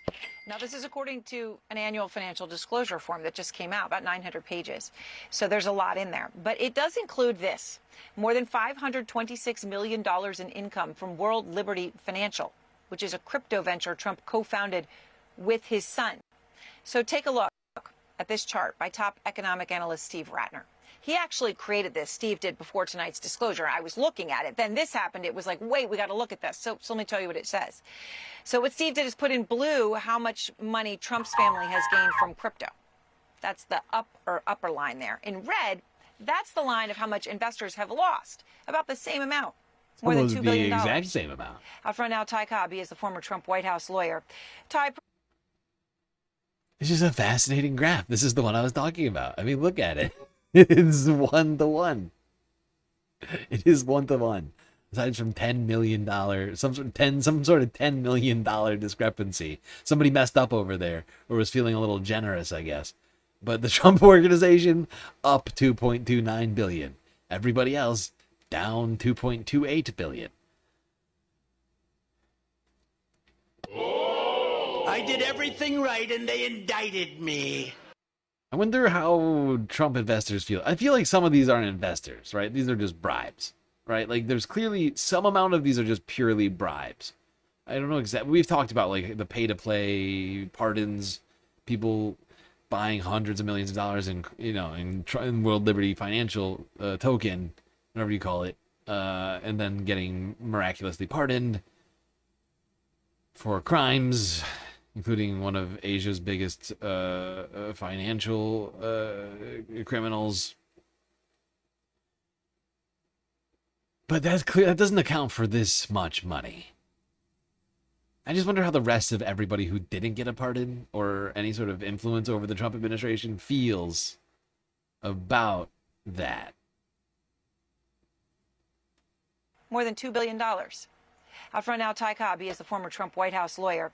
Ty, pretty interesting there when you look at that chart and how much Trump has made and how much everyone else has lost.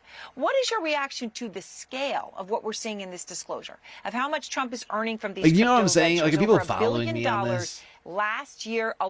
Like, fuck Ty Cobb. I don't give a shit about this guy and his stupid mustache. Like, is everybody feeling me on what I'm saying? Because there's got to be some portion of like Trump-brained idiots who put their money into this monstrosity of a financial instrument that is Trump token, or whatever you want to call it, WLT, that didn't get political influence, that didn't get a pardon, and got literally nothing but losses, just loss of money. They got a ride down this horrifying roller coaster from up 2 billion to down 2 billion. I'm just wondering how people feel about having enriched the president to the tune of $2 billion. Like, and maybe they're fine with it. I don't know how much of a cultist you had to be to have bought this sincerely without any ulterior motives. It's just interesting. Like, I just wonder, that's a lot of money. I just, the discrepancy between that, like what we've known, right? Because we've, like, what was it, ProPublica? Like, ProPublica did like a whole like unpacking of like World Liberty Token, and I think More Perfect Union kind of did one too around that time. And like, it's just 2.3 billion. It's way bigger than the numbers we were talking back then. We were talking hundreds of millions in total. I'm just wondering where that, what, like 1.8, I want to say, is coming from. And it's got to some degree just be rubes, right? I don't know how many, but just like a bunch of suckers who like believed the president and then lost something to the tune of like $1.8 billion. I mean, there could have been other corrupt acts happening that I'm not aware of, right? But it's just, it's interesting. It's just interesting. I think we need a part 2 deep dive from ProPublica, because like there's like a big gap, right? Big gap between whatever we saw last time we talked about this and now. I think we need information on where that money came from. I don't believe so. Certainly, I don't think it was contemplated by the founders when they created the emoluments clause. I do think that one of the line items, of course, is the commemorative coins. Several $100 million of income related to those coins. How can that be anything other than trading on his image and likeness in violation of the emoluments clause?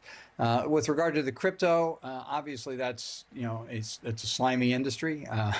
Certainly the way he's going around it, where he creates policies that can only enrich himself and his family, is something that I think the average American should be staggered by. But you mentioned the scale, and I think the scale here is just, it's intentional. There's no question. I mean, we are seeing the greatest onslaught of corruption in the history of mankind in the last 18 months. We have the $1.8 billion that he and Todd Blanche tried to take from the American taxpayers through the phony settlement of a contrived controversy. Yeah. The Jan 6 slush fund, I think is what you mean, Ty.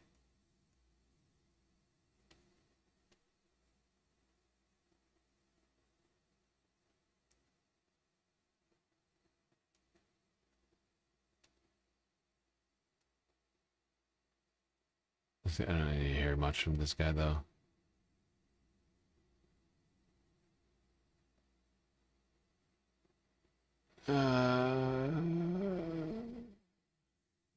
Profit. New York Times investigation found that the families of President Trump and the Commerce Secretary Howard Lutnick stand to profit from a $1.6 billion mining deal with Kazakhstan.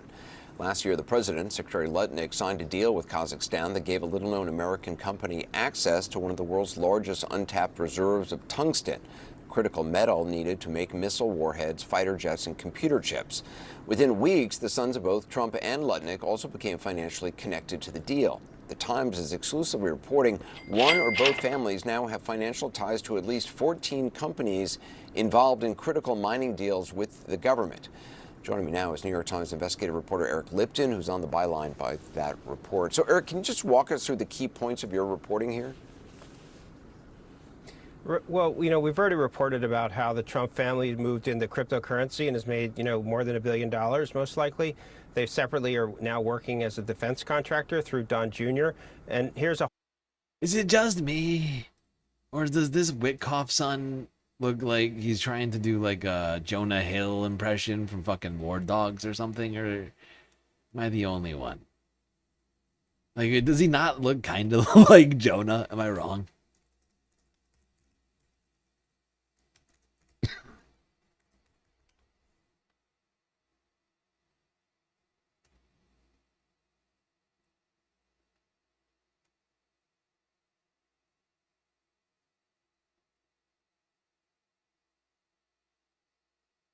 Like, am I wrong? Like, I feel like I'm right about this. Like especially when he's in a business suit, like with the slick back hair. Like, whatever.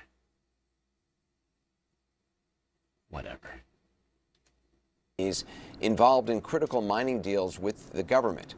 Joining me now is New York Times investigative reporter Eric Lipton, who's on the byline by that report. So, Eric, can you just walk us through the key points of your reporting here? Well, we've already reported about how the Trump family moved into cryptocurrency and has made, more than $1 billion, most likely. They separately are now working as a defense contractor through Don Jr. And here's a whole entire new landscape that the family is looking to make money, and that's in the critical metals. The United States is investing, tens of billions of dollars to try to increase the supply of these metals because China is restricting access to them. They are very vital to the U.S. economy. And so it makes sense that this is something. It makes sense that somebody does it, not that these fuckbags do it. I love how CNN is like slowly turning into Fox News. China! I mean, they have been subsumed by the Ellison media empire now. I think officially. I don't know if that's actually been approved by is it the board? I don't know who is essentially left. I think the board already approved it. I don't know who's left, and I think the government approved it. So I think it's already gone through. I don't know what, if anything, is holding it up. I think it is effectively done. I just haven't looked into it recently. I've just been like operating under the assumption that they're already like fully subsumed by that aforementioned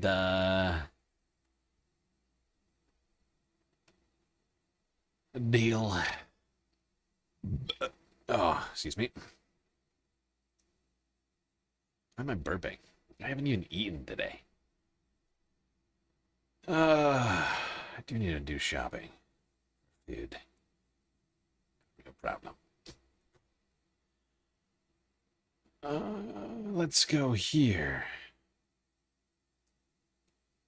Chris Hayes, Microsoft Now. Sorry, MSNBC. Good evening from New York. I'm Chris Hayes. As America's 250th birthday nears, as a heat wave bears down on much of the country, powered by climate change, and the price of gas still hovers around $4 a gallon, Donald Trump, well, he's playing with his favorite new toy, taking a maiden voyage on his new Air Force One, the 747 he accepted from the Qatari government in just flagrant open violation of the Constitution, which bars foreign gifts like this. And that's not a small trinket. That's the plane with the new paint scheme so reminiscent of the old Trump Organization aircraft. So this was a gift from a country that's treated us very well. And they're an ally of us over in the Middle East, Qatar. And I went to Boeing. I said, "Who has the best one?" They said, "Qatar. There's never been a plane like it." So I said, "I'd like to use it." And the Emir Tamim, who's a great gentleman, great guy, he said, "No, I'd like to make a contribution to the country." You'll be shocked to hear that that's not exactly how it all went down. That it's not just a free gift to the country. First of all, the Qataris tried to sell it for years, and no one would buy it. And then, of course, there's the $934 million, almost $1 billion of your what money now? it appears to have taken for the U.S. government to make the foreign-owned jet suitable for presidential travel. So it cost $1 billion. Also, except for the fact it's not for future presidents. According to Trump himself, the jet will be transferred to the yet-to-be-created Trump Presidential Library after he leaves office. Exactly. So while Trump spends $1 billion of taxpayer money on refitting this plane for himself and only himself, Americans are still struggling heading into this July 4th weekend. It is fascinating. Now, is this the one where... Where's the clip? Did I skip over this one? No, I think this is it. Okay. Let's continue talking about Trump's enrichment of himself, while America continues to suffer. We begin today's show with the stunning windfall President Trump has made during his first year back in the White House.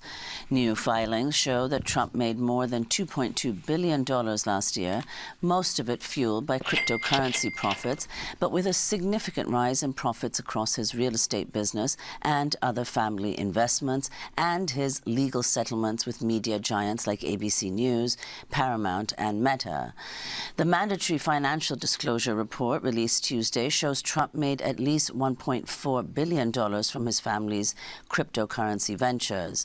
That includes $635 million for Trump-branded cryptocurrency meme coins and $590 million from the Trump family's World Liberty Financial crypto business. Meanwhile, roughly 2/3 of investors in the president's meme coin have reportedly lost money as he made a fortune. As the backlash grows, I find it astonishing. I mean, this whole image is disturbing. Trump family's World Liberty. Like, I mean, first off, you got the Witkoffs, both Uday and Kusei and Steven, both Trump boys, all three Trump boys. I almost forgot about Barron, and then these turds. But do you see what Trump's financial position is? Meanwhile, roughly 2/3 of investors. He's chief crypto advocate. He's the president of the United States. He shouldn't be an advocate of any particular industry, certainly one he's not personally benefiting from. But he is literally listed as the chief crypto advocate. The commander-in-chief is also the chief crypto advocate for his own crypto company. Something which he has literally the ability to legislate over, or have power over at the very least. He commands Congress, might as well say legislate. The president's meme coin have reportedly lost money as he made a fortune. As the backlash grows over Trump's windfall profits, including criticism from the Wall Street Journal, the New York Post, and Fox News, specifically Trump's defenders usually, Trump defended how he's profited from the presidency while speaking to reporters Wednesday. Critics say you're profiting off the presidency, Mr. Well, you know why I'm profiting? Because the stock market's going up. Everybody's profiting. If you have a 401k, how's your 401k done? This was my favorite Trump quote of the week. I'm profiting. It's not just me, okay? You got a 401k? You probably made a couple billion too. Go check. Just go check. Like,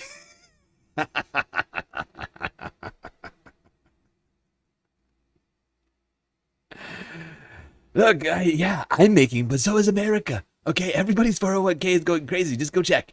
Just listen to the way he tries to sell this to the reporter. You're profiting off the presidency, Mr. Well, you know why I'm profiting? Because the stock market's going up. Everybody's profiting. If you have a 401k. Do you have a 401k?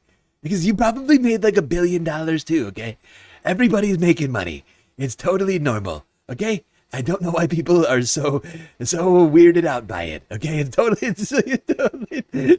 nobody is making an extra $2 billion in their 401k.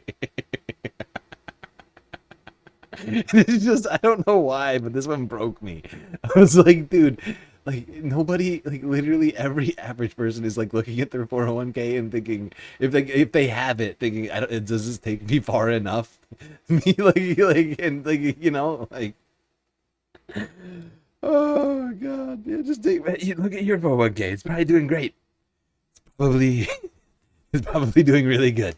Thank you, President Trump. Thank you, President Trump. President Trump was speaking to reporters before boarding the new Air Force One, a Boeing 747 jet donated to him by the Qatari royal family, reportedly at a cost of $400 million. Trump plans to keep the jet after leaving office, saying he'll donate it to his presidential library. Democrats have accused him of receiving a foreign emolument, or bribe, which is prohibited under the Constitution. While the bulk of President Trump's profits profits in 2025 were driven by cryptocurrency, he also earned another $575 million from his real estate holdings. That includes over $200 million from Trump National Doral and Mar-a-Lago, as well as earnings.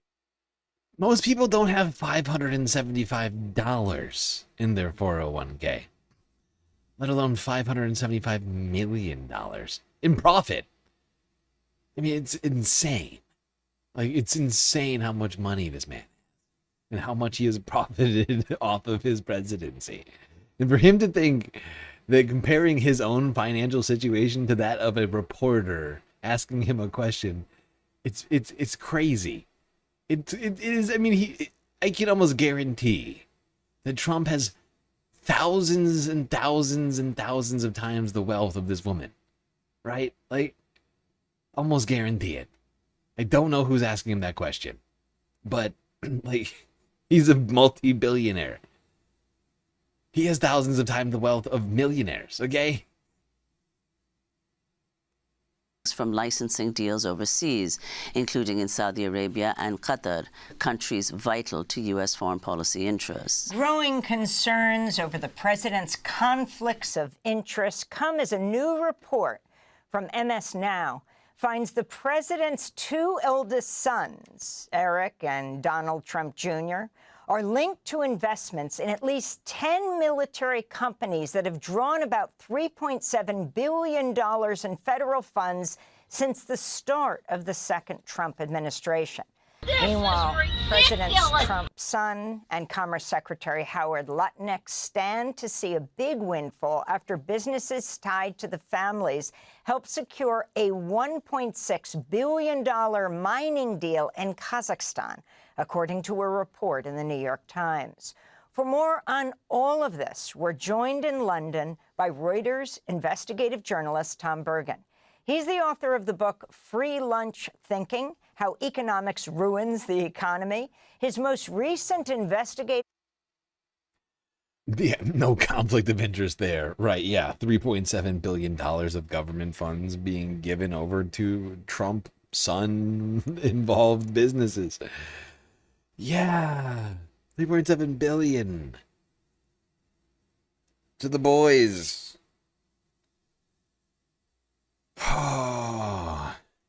He's a sleazebag. Piece is headlined, Parsing the Trump's Crypto Profits, Investors' Losses.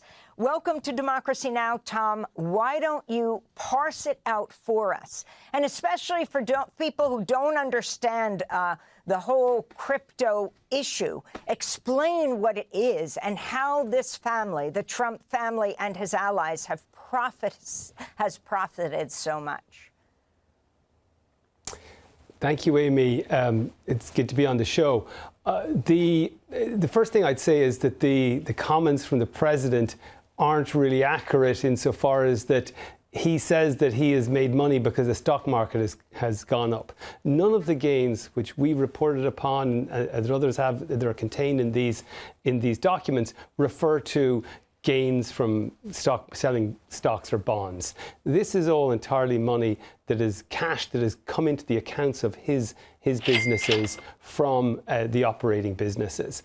And as you mentioned, what has become the most strongly performing new business is the cryptocurrency area. And of course, this is an entirely new business. And so what we've seen is that the areas in which Donald Trump has seen an enormous increase in his income. And this is not an increase in his wealth, it's an increase in cash coming in. We looked at this last year, we analysed how it had gone up, and it was, you know, even before we saw this huge surge of income, it had gone up dramatically. So it's new businesses or businesses that are connected in some way to the presidency, which is to say, when we look at the golf clubs that have performed very well, it seems to be ones like Mar-a-Lago has gone up 50% increase in revenue, West Palm Beach up 27%. Places where he spends a lot of time as president have done especially well. But the crypto is really just the blow. Yeah, honestly, I mean, that's an important detail. It's not like the bulk of the money, but it is an important detail. People are spending more money to be close to him. right? They are going out of their way to pay money at his fucking properties to get a chance to be around the president. That he personally benefits from that. And I'm sure more than just financial ways.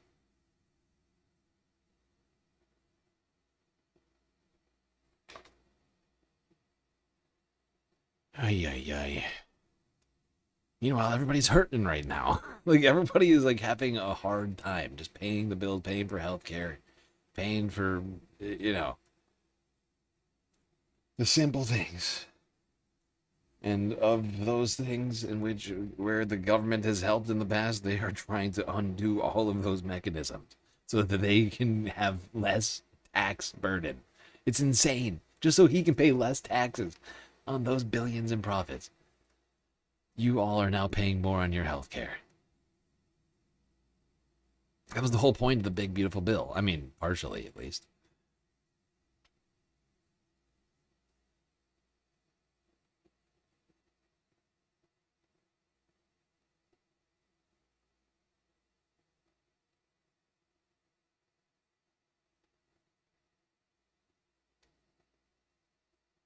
Yeah.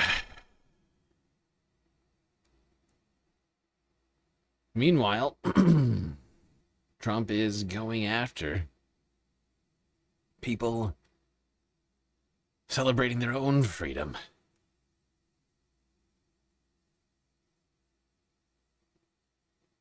Like a former Olympian who got too close to the reflecting pool, who is now being targeted by a former Fox News host, now U.S. Attorney of D.C., Jeanine Pirro, with felony destruction of federal property charges, among others. This is ridiculous!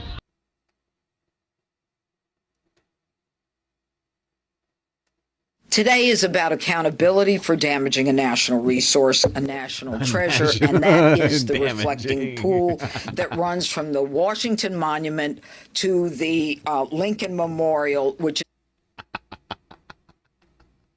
He damaged the whole thing. He damaged the whole monument. That is fascinating. of course, a symbol of D.C.'s beauty and history. Now, it was recently renovated with significant funds and investment. Yeah. Any tampering undermines that. And make no mistake, Any if anyone tampering. decides they want to damage that, whatever they think their reason is, or whether they think it's justified, or whether they think it's not important, will be held to account. Oh my god, this shit is fucking so stupid. Oh my god, thou has touched the reflecting pool. Jail. Right to jail, right away. They want to give him 10 years. They're Jeanine Pirro wants to give him 10 years for improper touching of the pool.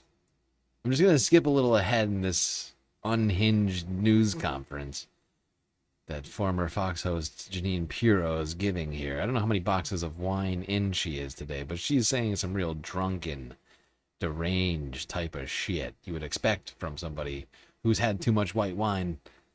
Maybe needs to take the day off or something. It has to be drained? Like, is that because it has to be You can drained? we'll hear all that at the trial. Did he have any tools, or was it just his bare hands?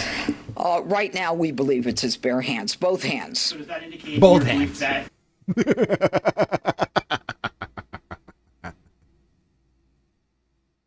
Just his bare hands.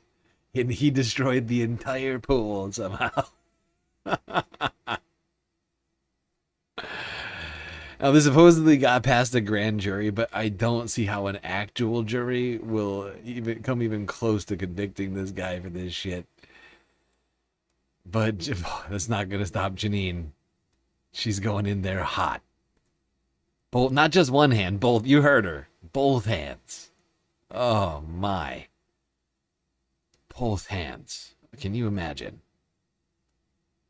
Where the evidence dictates where we land. She was asked specifically about, wasn't there damage before? Was this pulling up something that was perhaps already coming loose? She didn't answer that question, whether there was a tool or bare hands, because the president claims somebody went in with a knife, right? And damaged it. She said bare hands, but that the damage resulted in about 2 square feet, Caitlin. Yeah, what is really interesting in how they're presenting this is they're trying to make an example of David Hearn here.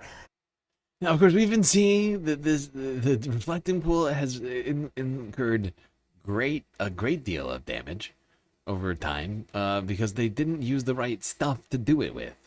They used truck bed liner instead of pool paint. Now, I'm not an expert in this, but this sounds like a bad plan. And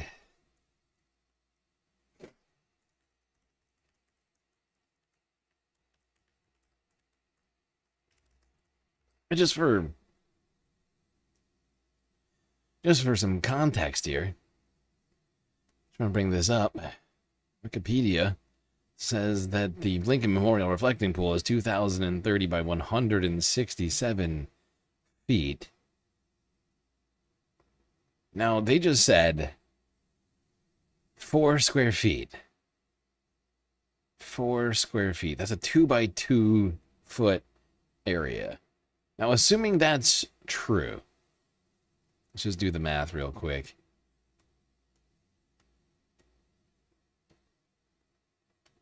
Now, this would just be for the floor, mind you, not the walls. I don't know how deep the pool is. 339,000 square feet. Once again, that's just the bottom of the pool, not the sides. Can't account for that right now. We could, but I'm not going to do it. Not necessary. So 4 in almost 400,000, or 4 in 300,000, however you want to do that. Less than 1/100,000th of the pool. Even if we are to believe that he damaged a 4 square foot section, it's utterly tiny and inconsequential when we know that many thousands of square feet have already been damaged due to incompetence. We've seen the footage. The shit is fucked. And it's not because some guy with his bare hands went rummaging in the pool. Like, let me look. I'm just gonna skip ahead to this. I think they got some footage of exactly that. Big and 2 square feet of sealant is a very, very, very small piece of that. They're saying that the amount of damage there that David Hearn is accused of providing or of damaging is worth more than $1,000 of. That's only because they overvalued the pool job. They paid $15 million. You know, to a Trump buddy. Right? It shouldn't have cost $15 million, but they had to enrich one of Trump's friends in the process. You know, like a crime. Illegal. So they're upset. Their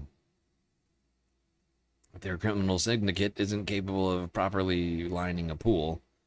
Something which, of course, we all know Trump claims to be the best at. That just being construction. Right? Like he knows construction better than anybody else. Except for when it comes to pools, apparently.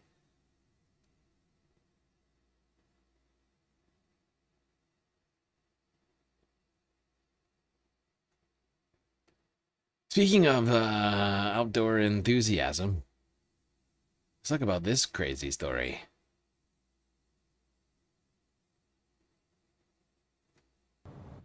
All right, breaking news right now out of New York City. Take a look at your screen here. 2 people have climbed on top of the Empire State Building and it appears to be a peace protest. These are live pictures right now of 2 people on the very top of the spire of the Empire State Building. To give you an idea, the Empire State Building observation deck is at 1,250 feet. This spire is another 200 feet up. They were flying a flag. You see it in that guy's hand right there. It's a flag that says, when the power of love beats the love of power, the world knows peace. It looks like they're starting to climb back down right now.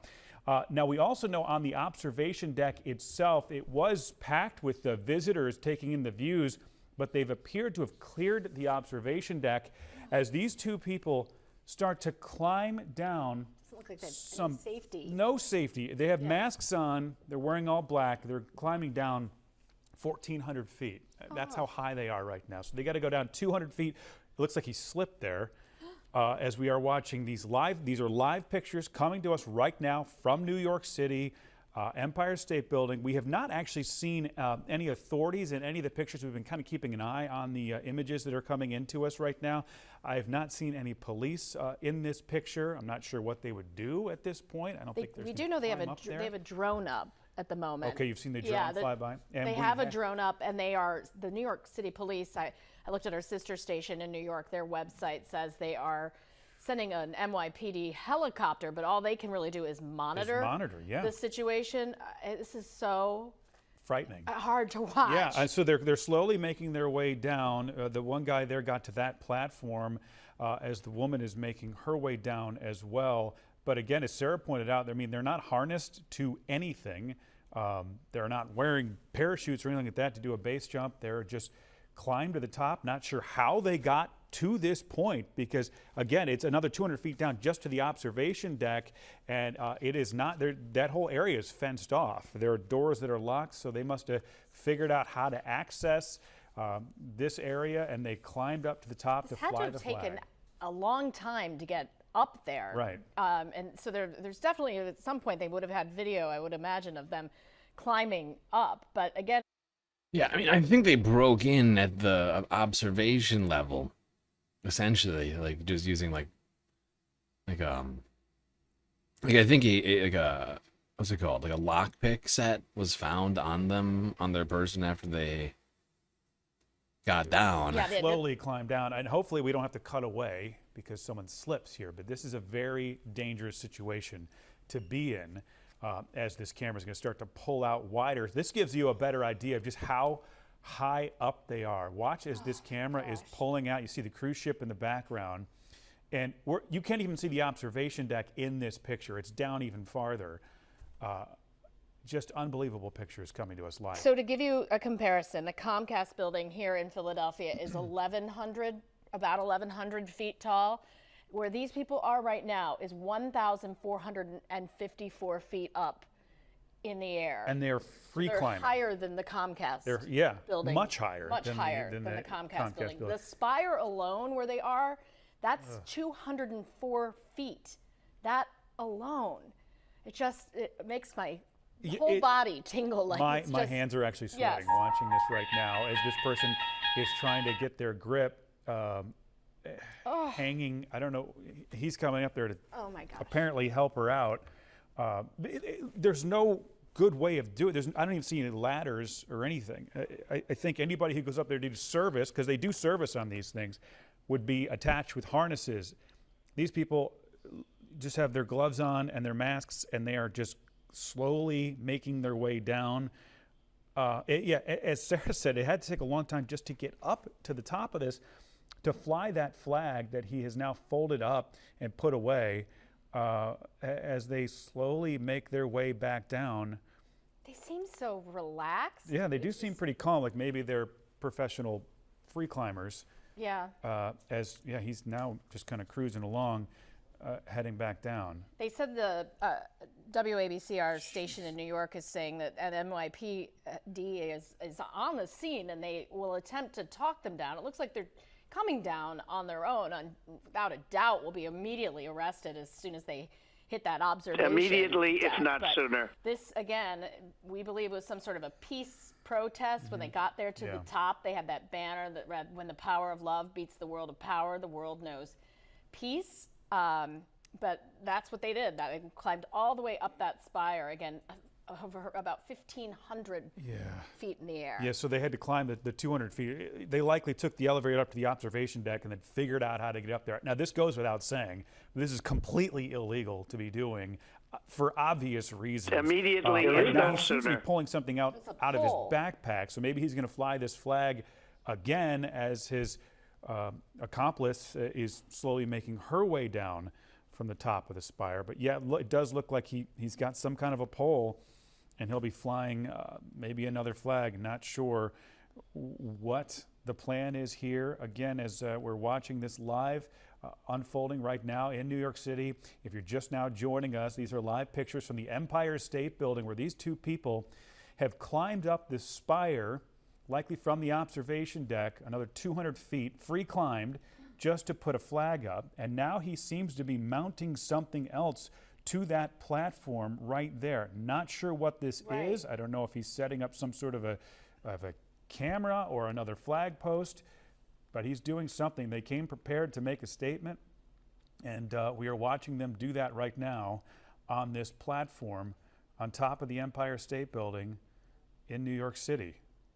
I haven't said much because I'm so speechless. I completely understand. Watching this never seen anything unfold, like I would imagine too in New York City they have to be worried that these two have something more nefarious in mind. But so far, it's just been waving this flag.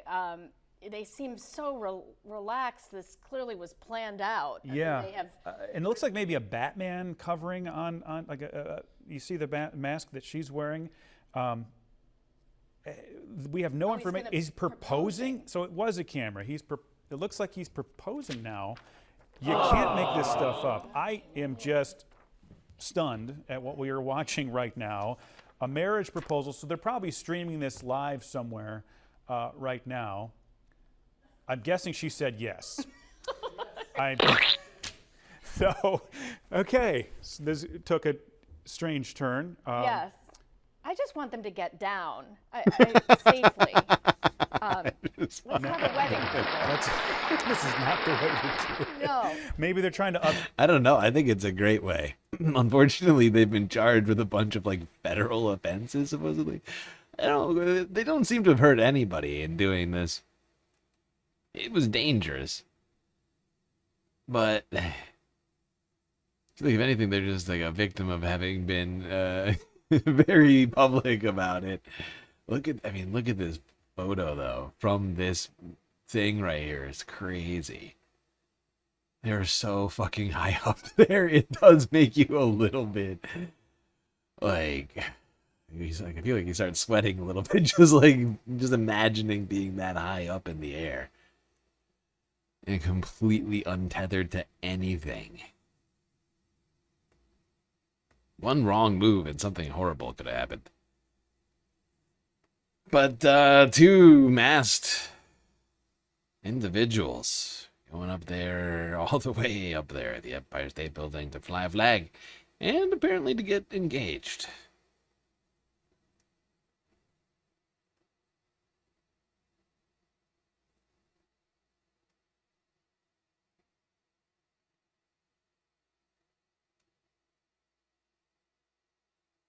Was it dangerous? Sure.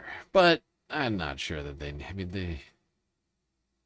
don't think they need to be jailed for some extended period of time over this. Apparently, I don't know exactly how many charges. It's a lot. It's sort of like an outsized reaction similar to that of the pool situation, in my opinion. Did a crime maybe occur? Maybe. Honestly, probably more so in this case than with the pool, actually. Probably quite a bit more. But, it still is who was actually hurt type of situation.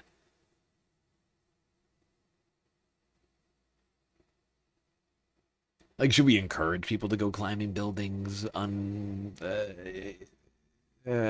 harnessed? Probably not, but we have, right? Are you familiar with the guy by the name of Alex Honnold?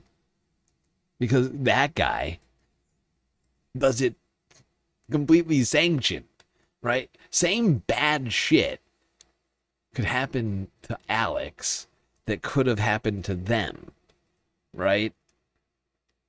Like, and that's, I guess, for me, like a hypocrisy, or like it just doesn't check out, right? Like, are people familiar with this guy, Alex Honnold? Like, here, he's climbed a fuckload of buildings in almost every single case, completely with the sanctioning of the local law enforcement and of the building owners, and yet we're criminalizing this particular instance. They didn't even climb the whole building. They just climbed the very top of it. Like, is it dangerous? Yeah, but the same fucking thing could have happened that could have happened to Alex, but didn't, right? I'm not, once again, it's a fucking crazy dangerous activity. Like, that honestly, I don't think probably most people shouldn't undertake. But I don't know. Like, we encourage it in some circumstances, and I just don't know why in this circumstances we're talking about, like, massive jail time for these two people. It doesn't make any sense.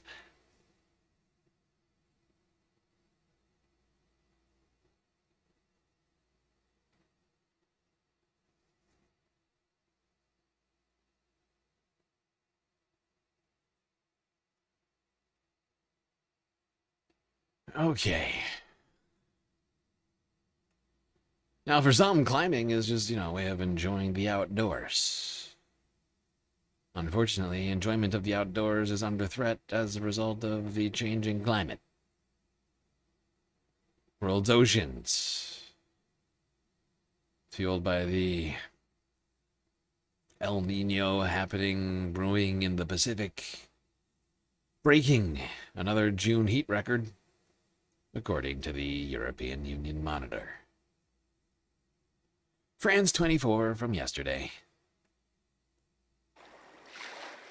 The difference is invisible to the naked eye above the waves, but below the surface, it's an ecological disaster. In French Polynesia, coral fades, turns bright as a response to stress, then bleaches white. The cause, water temperatures that are far too high. Unfortunately, all the disruptions we're seeing, local and global, mean there's now less coral, or coral in poor health, and a lot more algae. Globally, sea temperatures hit a record 21 degrees Celsius in June, affecting every sea and ocean down to the English Channel. These French researchers take readings every week. Today, the water temperature is 19 degrees Celsius.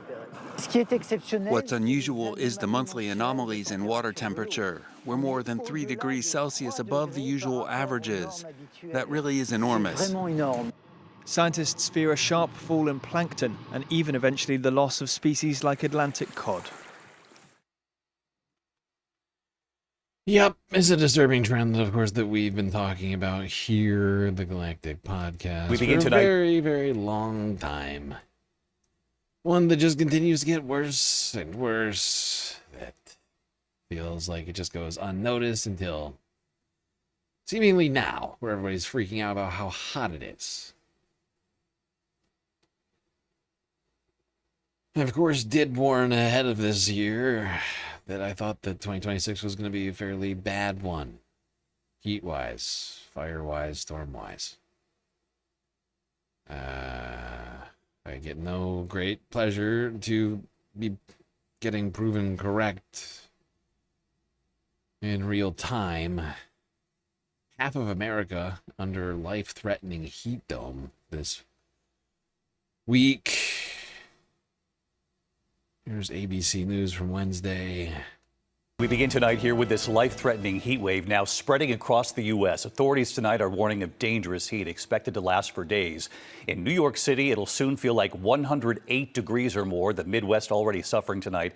It feels like 106 degrees in Chicago. Tonight, more than 175 million Americans, roughly half the country, under extreme heat alerts from the Gulf Coast to the Midwest to the Northeast. That's The hot. heat index well into the triple digits. Philadelphia to New York to Boston, it'll feel like 110 degrees in parts of the Northeast for the start of the July 4th holiday weekend. And tonight, we're also watching massive wildfires burning in multiple states, red flag warnings in 6 states tonight. The Snyder Fire burning tens of thousands of acres along the Utah-Colorado border. Also this evening, heat advisories across the deep south. And in the Northeast, these extreme heat warnings start tomorrow and right through Friday. Lee Goldberg has the forecast, and Alex Perez with the warning tonight from authorities to take this heat seriously. He leads us off from Chicago. Tonight, record-breaking heat bringing life-threatening conditions to millions. We're bracing sort of for impact. Chicago's first major heat wave in full effect, feeling like 106, even hotter than yesterday. Dr. Jane Wilcox from Northwestern Memorial says in these temperatures, heat stroke could begin in minutes. Right now, the right thing is to stay inside and let this heat wave pass. Ice cold water. Heat patrols handing out water in real field temperatures up to 109 degrees and looking for warning signs. If somebody's not sweating, they're in heat stroke, which is a life and death emergency. A life. Yes, indeed, this heat threatening. Half of the country sending cities and towns into triple-digit temperatures across the East Coast as well. As mentioned, fires still raging across the West, which we're going to talk about too in a second. But we're going to stay focused on heat. He was found dead in a car outside a nursery school. Authorities say his father forgot he was in the back seat. And as the heat spreads east, it's only expected to get worse. Stifling feels-like temperatures from Philly to New York to Boston could break 110 in some spots. At MetLife New York, New Jersey Stadium, they're beefing up medical teams in case fans at the World Cup fall ill from the heat. These are extremely dangerous conditions, and they will affect every part of our city. Meanwhile, in the West, 54 large fires are burning across 8 states. New Ring camera video shows the Aspen Acres fire incinerating a family's home and camper in Pueblo County, Colorado. Yep. Sweltering heat, extreme droughts, and of course fires. We are honestly we are going into a real troubling time right now. Just looking at the statistics, right? We are heading in towards like the middle of fire season, where the risk it naturally seasonally increases, but we are in a very specific moment right now, right, where temperatures were already at all-time highs in the ocean heading into 2026. Then you had add in an El Nino, which is raising those temperatures by, in some places, as much as 2 degrees Celsius. We got a real problem, right? Like that, because that's going to fuel the rest of the heat on the planet, right? The oceans are the thing that, like, one of the main things that transfers heat around the globe. As a result, we are going to see just some shit I don't think we're ready for. People are trying to get people ready, though, in places like Hawaii. Here's Hawaii news now from yesterday. Officials urging prevention efforts. At first at 4, prepare now to prevent a dangerous wildfire season. That's the message from emergency leaders and their partners ahead of the dry summer months. Dylan Ancheta has more. Smokey the Bear and Kaleo the Pueo are adorable fire mascots, but they come with a serious message of safety ahead of wildfire season. The more prepared our communities are before a wildfire starts, the safer our residents, our neighborhoods, and our firefighters will be during an emergency. Emergency crews want everyone to do their part to prevent the start of disastrous wildfires. They know that preparation can avoid a repeat of the Lahaina catastrophe or even the tragedy in Ma'ili last summer, where a wildfire killed an elderly flower farmer and destroyed a family's property. Honolulu Fire Department is upstaffing, so we're going to be preparing with our brush trucks. We're going to actually upstaff. Also, our response we increased our response with more trucks going to dispatched instances of wildfire. HFD said they're also compiling a list of known fire risk areas and are preparing for quick responses when they're needed. Yep, everybody on high alert right now as we head into fire season, expecting the worst.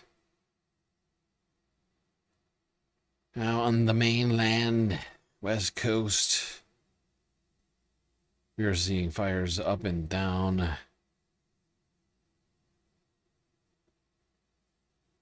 from Washington down to California.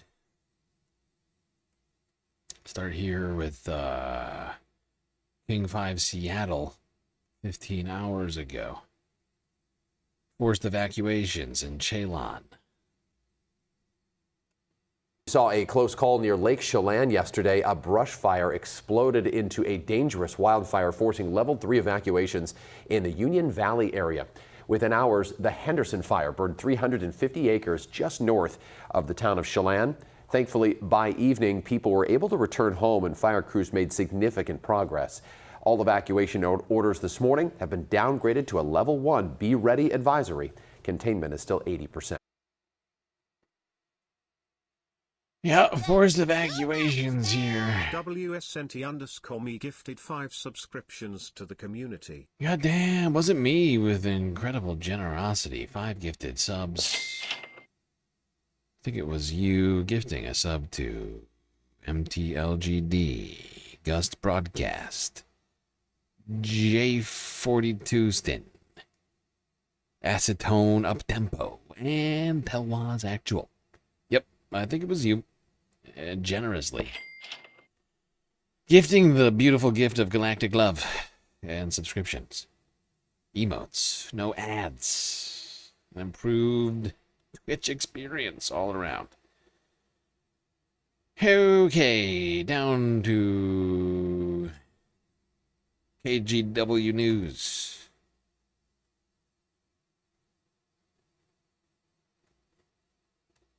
And Oregon. To another positive update from the gorge tonight, where the Lyle Hill fire is holding steady. A reminder, this is burning about 10 miles northwest of the Dalles across the Columbia in Klickitat County, Washington. And the latest update, crews say they've been tested by winds, but the fire lines continue to hold. So far, it's burned 233 acres with no new growth overnight. I guess this is Washington. For some reason, I thought this one was in Oregon. I think KGW does a lot of stuff that's like on the border. I think they're like a southern Washington news station. So sometimes I get confused about where things are. But there's another fire in Washington. Now down to California. Whereas we've seen all year fires popping up ever since we got even close to spring.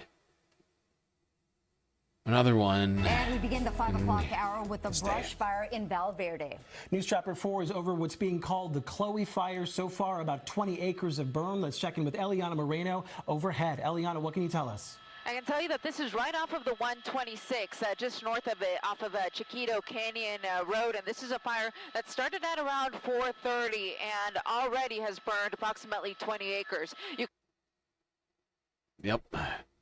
Firefighters, as you can see, doing what they can to try and put this out, but there are, like, I don't know exactly how many fires are burning in California right now, but I think it's a lot. I think it's over a dozen.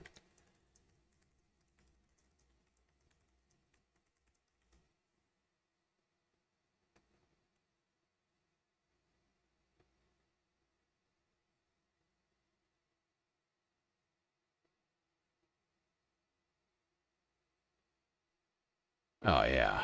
Well over it. Just take a look. Here's the California fire map. I mean, look at it. We don't even have time to cover all these fires. Like, you see what I'm saying? Do you see what I'm saying here about this here? So far, that's what we're looking at.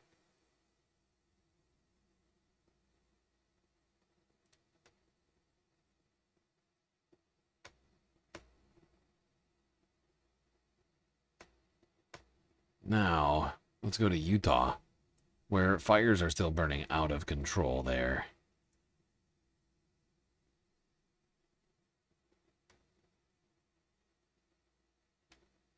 There are at least 2 large fires still burning in Utah, which firefighters are attempting to get under control. Have been all week. Good evening. Wildfires in the American West turned deadly over the weekend, killing 3 elite federal firefighters. That as thousands of others deployed in response to nearly 100 fires burning at this hour. The largest one is in Utah, where the governor says the Cottonwood fire alone could be the most destructive in that state's history. In Colorado, meanwhile, fellow firefighters received the remains of those 3 colleagues killed in the western part of the state. CBS News correspondent Jonah Kaplan has made his way into the fire zone for us tonight with more. Jonah, good evening.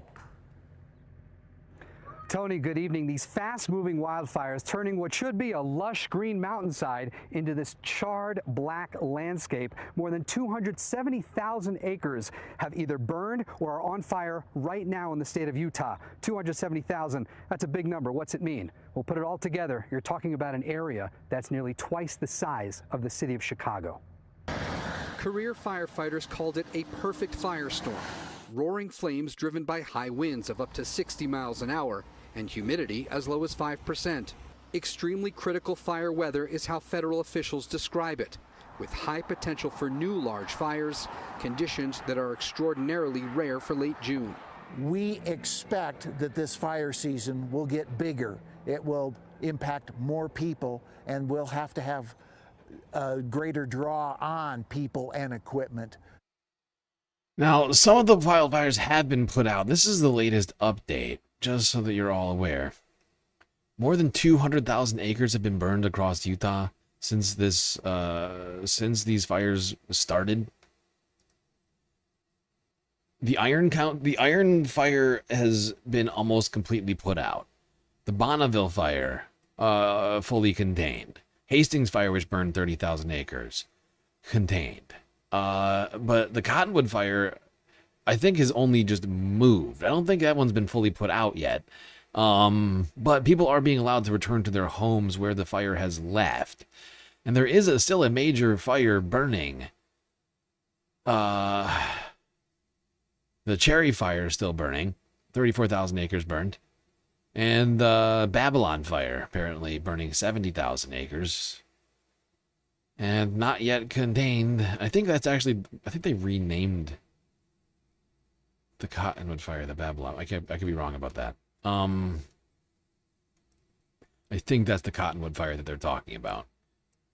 But let's just take a look at some of the fucking damage from that Cottonwood fire, because it is, well, you'll see, quite disturbing. The Cottonwood fire now 15% contained. That is an increase from yesterday's 4%. 94,000 acres have burned, and the mountain is still burning. News specialist Alex Cabrero joins us live in Beaver tonight. And Alex, you went into the burn. I think that's a completely different fire. They just weren't talking about that on this KU TV piece. I think they just completely left that out. How many fucking... It's insane. It is insane. But you look at these pictures. I'll let them go. Today, what was your reaction? You know, Mike and Deanie, it really hits you when you see it in person. The devastation up there is almost unbelievable, and the fire is still burning up there on Beaver Mountain. But you know, there are a lot of places that made it through. And after a week of talking about what was lost, fire managers brought us up there today so people could see it wasn't everything. At first, it's hard to see anything else but black and devastation. It's nothing short of a miracle that we didn't lose. For miles. Oh, it's all gone. It feels like the mountain has lost its color, but every now and... Yeah, a couple of spots that weren't completely devastated and irreparably destroyed.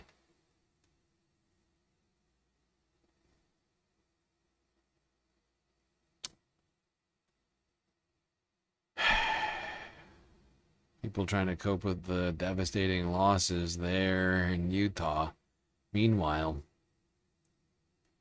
south of Utah, that fire we talked about on Tuesday, the Beehive fire, has continued to grow in New Mexico by 50% since we last talked about it.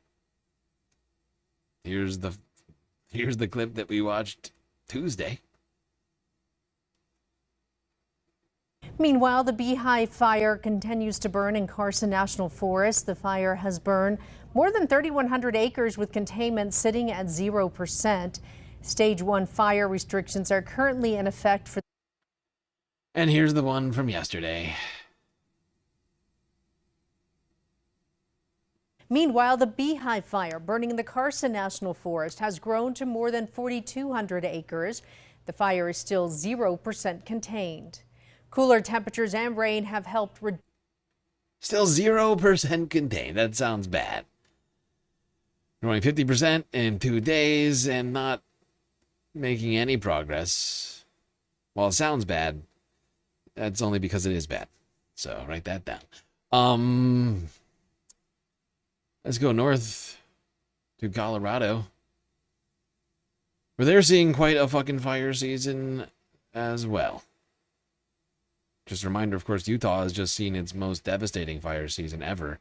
It's only June, so it could only get worse. But that's literally what people on the ground are predicting.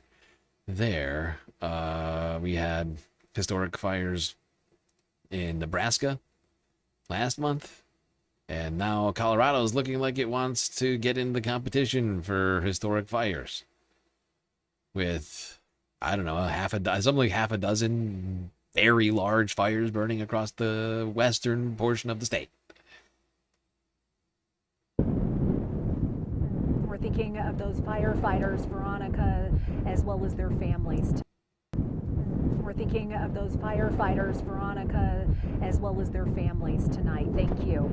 Meanwhile, here at the Willow Fire, evacuation orders remain in place. Crews now estimate that it's burned around 1,200 acres with no containment so far. Denver 7's Adria Iruhita is also here in Leadville tonight. Now, Adria, a warning from Governor Polis today in a press conference that every resident of Leadville should be aware of tonight. Yeah, Jessica, we've been hearing those concerns about the wind all day. And if this is any indication, that smoke plume that you were talking about, well, it is dispersing with those winds right now. And according to the governor, that's really what could. Yeah, that's the big problem. Here's the wind. It's been very windy in these places, which is driving the fires. Not just fueling them, but also causing them to grow, because the wind, of course, disperses embers all over the place, which doesn't help at all. Now more fires have popped up since we last talked about them on Tuesday, including two fires, the Snyder Fire and the Aspen Fire. The Snyder Fire going to 30,000 acres. Start there. Here's Fox 31 Denver from 2 days ago.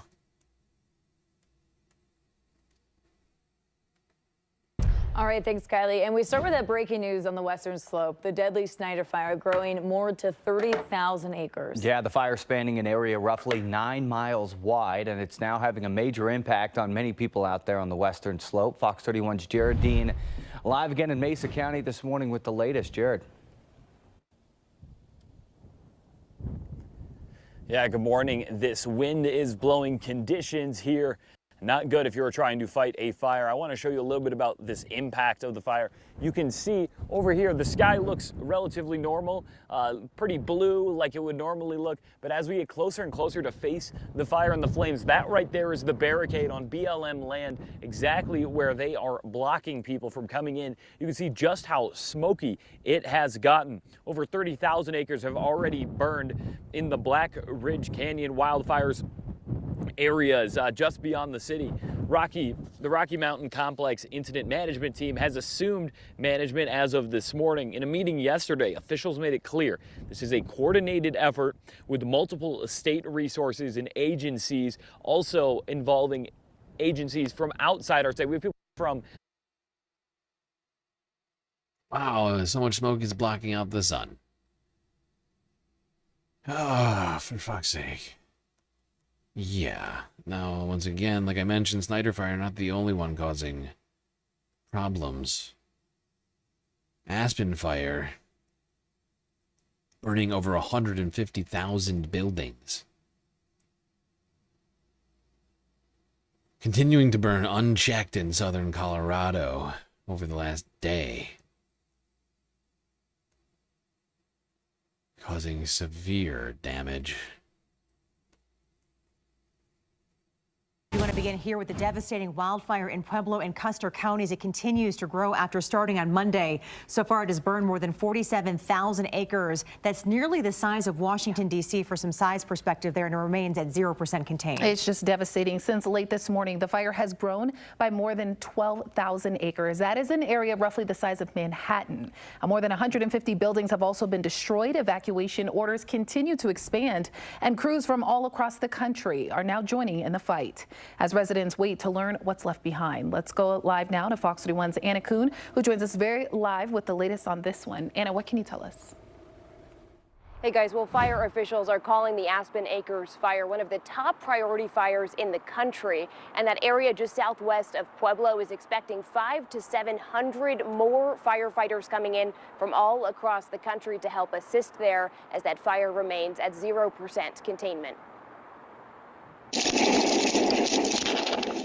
Dramatic video from a Beulah home shows high winds and flying embers as flames from the Aspen Acres fire continue to grow. Officials today saying it's over 47,000 acres. That's about half the size of the city of Denver. We wet the house down, we wet the grass down, and then firefighters showed up and told us, you got to go.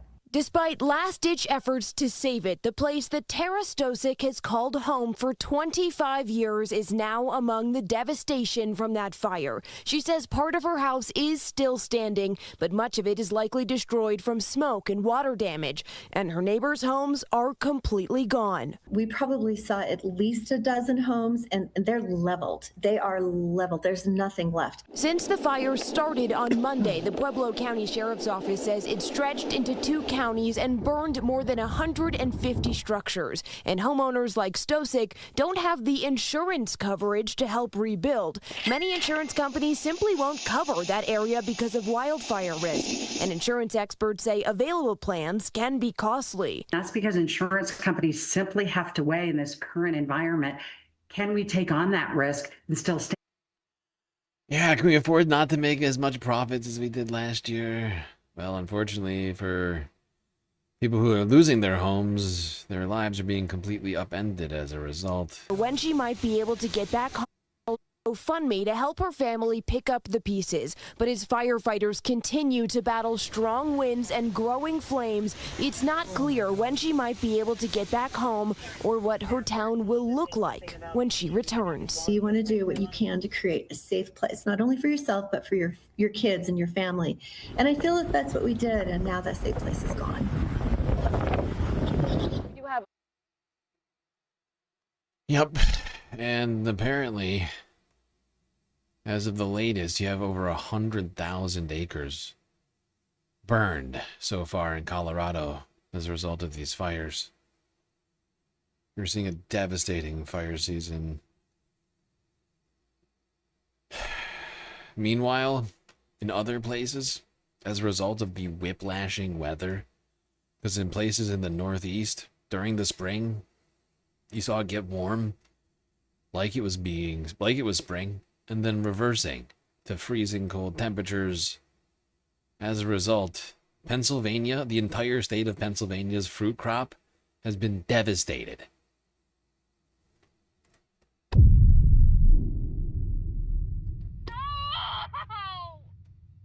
Mandatory evacuations today in the Aspen Acres fire. And people who live in Wetmore and Colorado. Sorry. That's the wrong clip. There it is.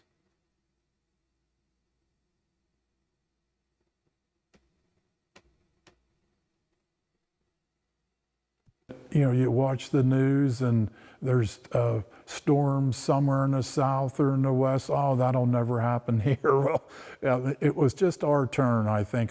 Closed for the season. Signs at orchards that usually come down in early to midsummer once fruit is ready to be picked. But for at least 60 orchards in Pennsylvania, these are signs that will not come down this year. They're not going to open their market at all. They're closed for a whole year. It is demeaning and to go through the rows and there's no fruit on them. You know, nothing. We're not used to that. Fruit farmers are well aware that they chose a profession that comes with a tremendous amount of risk. American farmers are getting utterly fucking devastated right now. Looks like we're gonna need some more socialism. We are actually gambling. We don't need to go to Las Vegas because we're doing it right here at home. The Boyer family has been growing fruit in Bedford County since the 1950s. But this spring, Mother Nature had the deck stacked against Pennsylvania fruit farmers like they have never seen before. The magnitude of the cold air that came at us was just unbelievable. Something I've never experienced. Fruit trees become very vulnerable to cold weather once buds crack open and green tissue becomes visible. Our rule of thumb is normally we don't see green tissue till the end of March. Well, this year it was the middle of March because we had too many 80-degree days in March and 60-degree nights. And that just, the trees, they can't stop. They just kept coming. And so we were... That's global warming for you. That's climate change for you, right? This is our rapidly accelerating, changing climate. Extreme weather events. It's not just warm, right? It's warm and then it's cold, and then it's warm and then it's cold. And that is devastating to our way of life. Simple expectations like the budding of fruit all of a sudden happening at the wrong time and then getting fucking wrecked by freezing cold temperatures. 2 weeks early to begin with. Fast forward to the night of April 7th, as a burly area of Canadian high pressure nestled into the northern mid-Atlantic. Temperatures plummeted into the upper teens and low 20s, where delicate fruit buds were just waiting to get walloped. It seemed to wipe out any of the stone fruits, peach, cherry, nectarine, apricots. While southern PA farmers started to assess potential stone fruit losses, they remained... Dude, this fall is gonna suck. This fall is going to suck. We already knew that farmers were dealing with a lack of fertilizer. The food prices were going to rise as a result of that on most crops. Now you add in, this is not the first one of these that we've seen either. We are now seeing crop losses all over the place from climate change related stuff. India's entire mango crop was devastated by the El Nino.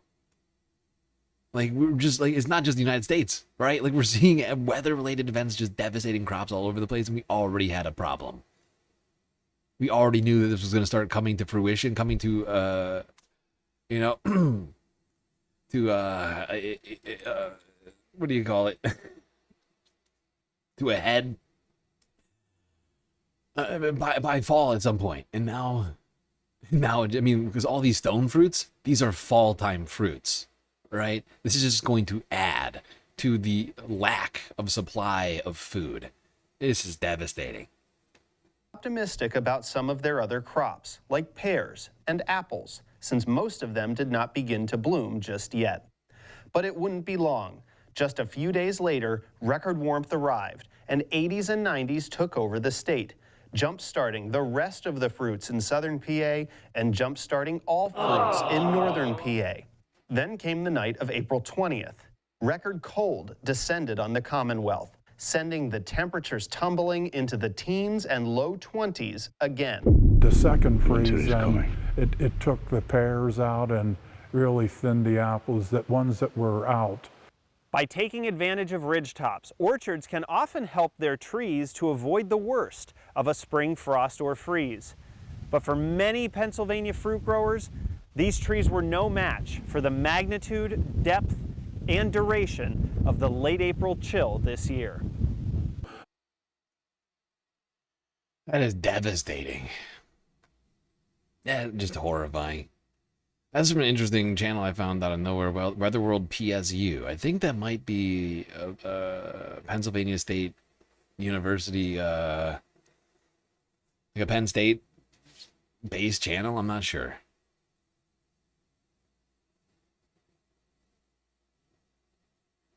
That is disturbing.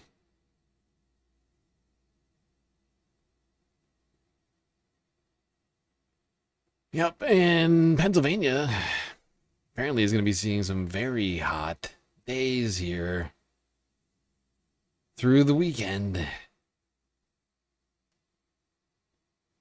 and coming weeks. Most of our orchards are on top of Chestnut Ridge, which it was. Here's CBS Philadelphia from yesterday.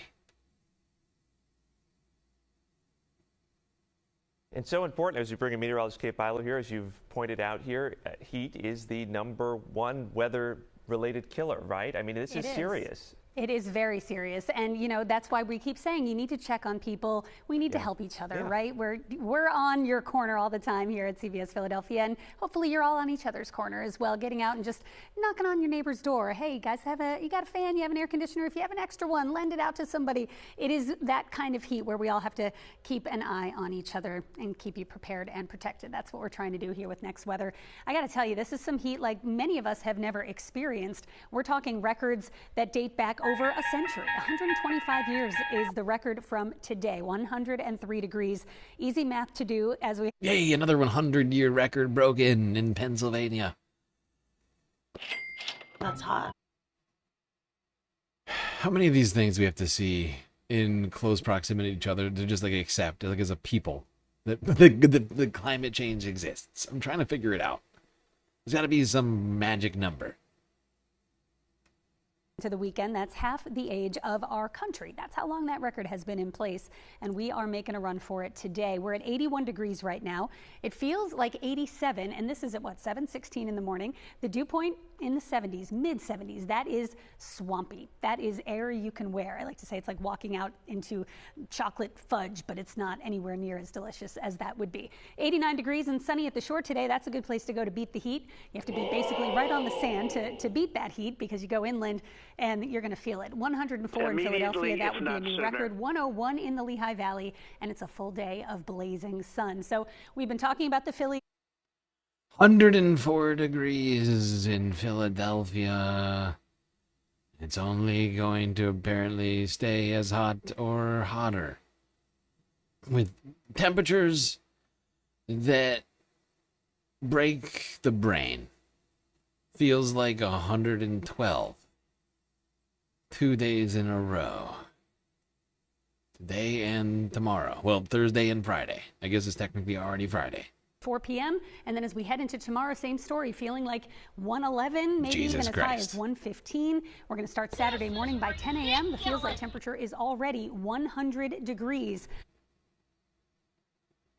Oh, I feel bad for you, Philadelphia. Honestly, not much better on the space station right now, but good God. Horrible.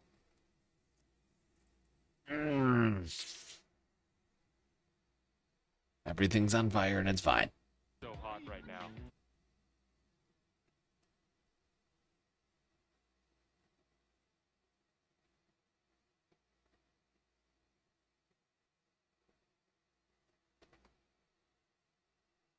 Okay.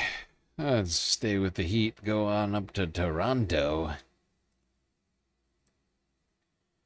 where heat there in Canada is testing World Cup fan experiences.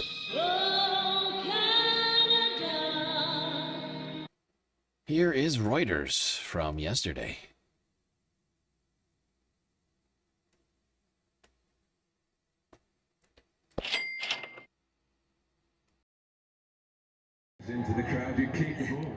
I'm here to watch the game. It's like so hot outside, and I can't even imagine how the players are feeling right now. But yeah, I think I'm gonna have to leave early because it's a little too hot out here. Well, certainly, I think plan ahead. You know, look at the temperatures, look at the weather. Bring a water bottle that you're allowed to bring into that area to stay hydrated, that you can refill through the day. That don't wait till you're thirsty. Keep drinking through the day. Try to moderate your alcohol intake. You know, certainly alcohol can be more dehydrating, and so making sure that people are staying hydrated that way. Wear some looser, light-colored clothing. There you go. People doing everything they can to beat the heat.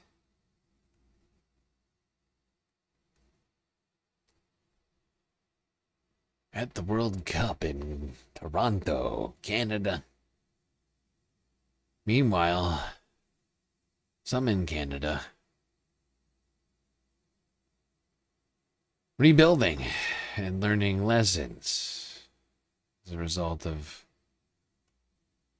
devastating events of last year in Newfoundland. Wildfires, which we covered, had a devastating effect on communities.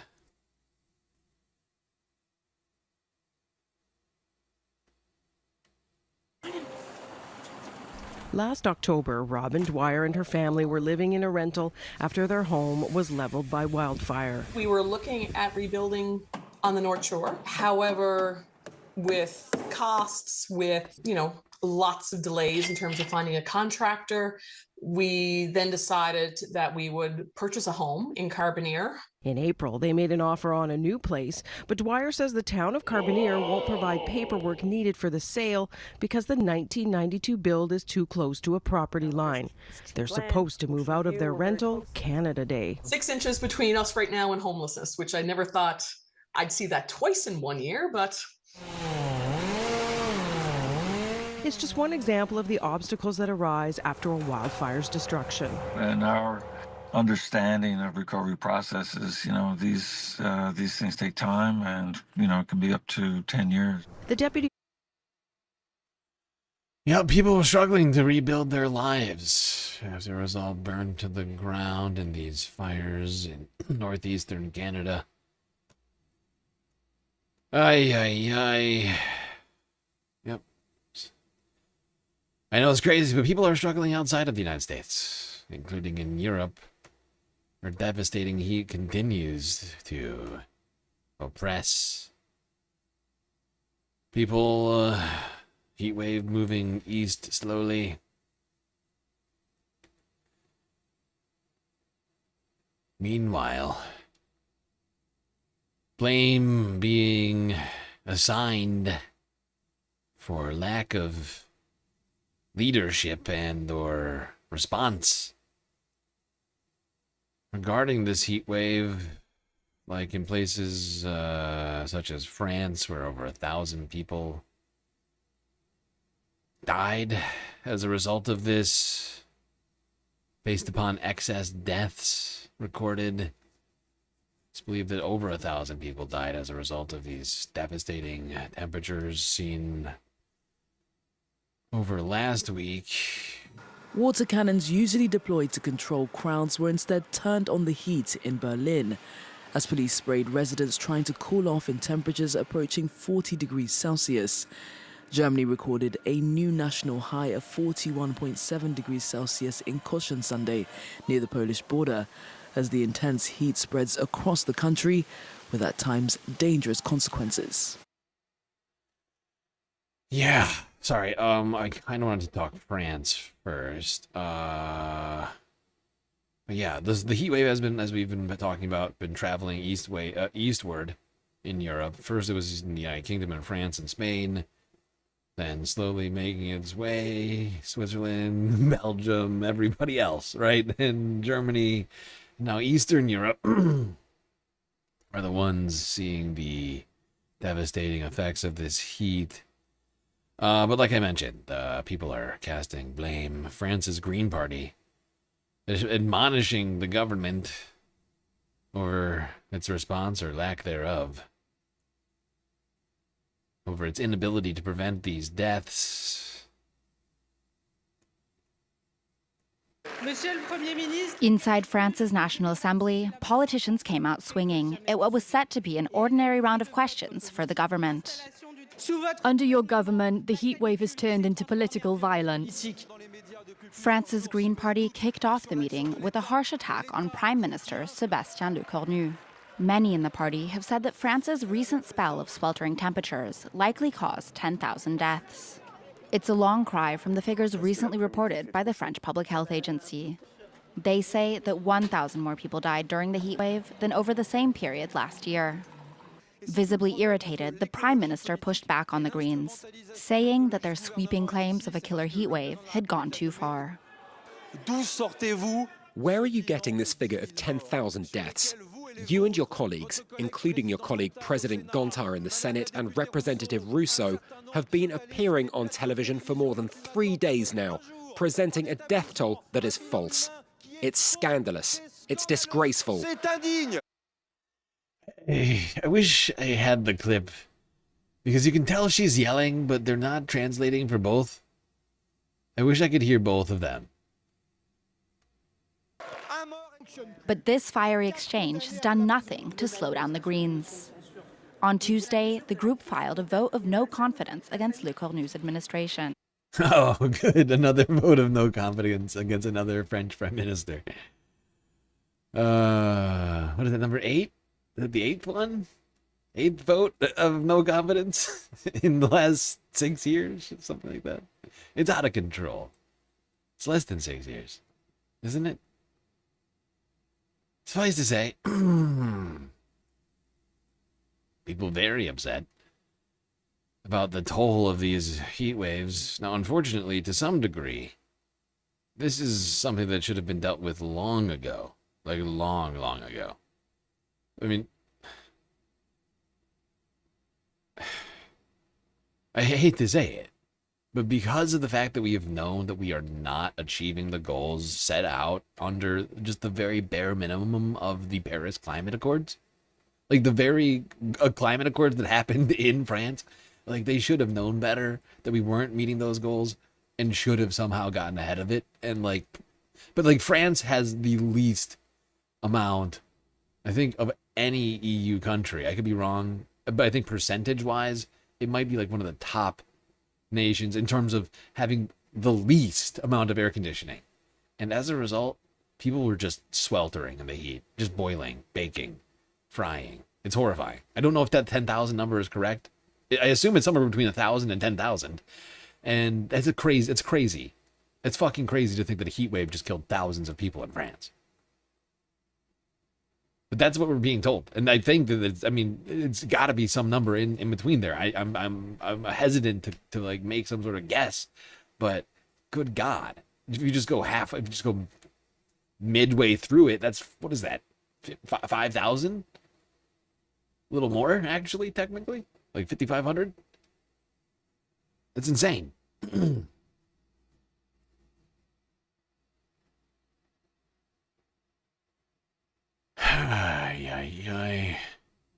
Meanwhile, weird ass shit seen in Germany as the heat wave left there.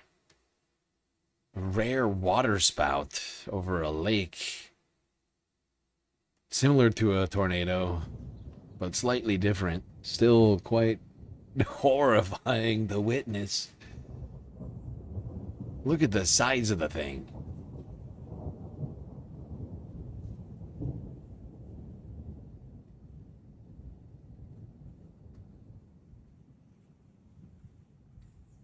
Maybe we should do something about the climate. I don't know. Maybe I'm the crazy one for thinking we should do something about it. For thinking that this is right. We should maybe stop whatever we're doing. You know? Just ideas. I'm just floating them. Meanwhile, people in Hungary and Ukraine and the rest of the parts of Eastern Europe are not floating. They are sinking in what I assume are pools of their own sweat, as this scorching heat wave continues east through the region.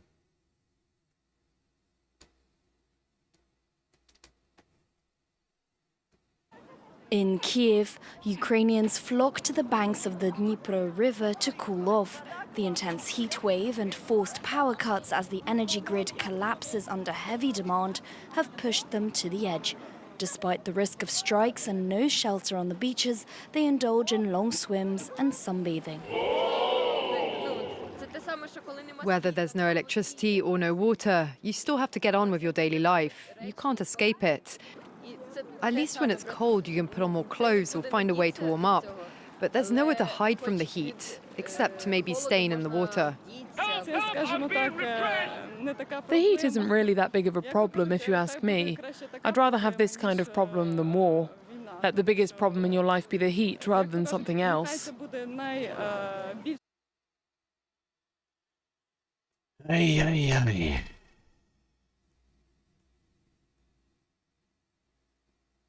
Let's not forget, it's June right now. Yeah? It's not July. I mean, all right, it's not quite. It actually is July now. But it's not August. The fact is, we've been seeing these heat waves continue into early September lately. Like, when does summer even end anymore? Ay, ay, ay. People struggling to stay cool all over Eastern Europe. Monitoring points were set up in several cities for residents. In the past, it was cooler. Temperatures could reach 33 or 34 degrees when it was hot, but now they go up to 40 degrees. You feel the heat much more intensely, and it's harder to endure. Taps ran dry in some Hungarian villages in the Budapest metropolitan area, forcing residents to fill their water bottles from mobile water tanks. Hungary, like the Czech Republic, Slovakia and Serbia, all experienced temperatures of 40+ degrees, making daily life unbearable. Ah, for fuck's sake. We had that on Earth. New York yesterday, I was walking around, people were just like, kids especially, but I think I saw some adults too, just like opening water in places and just sort of standing in the water. And of course, like the regular fountain places like this guy were just like packed with people trying to stay cool. It's getting real hot all over the goddamn place right now. Oh, we gotta do something about it before we usher in our own destruction.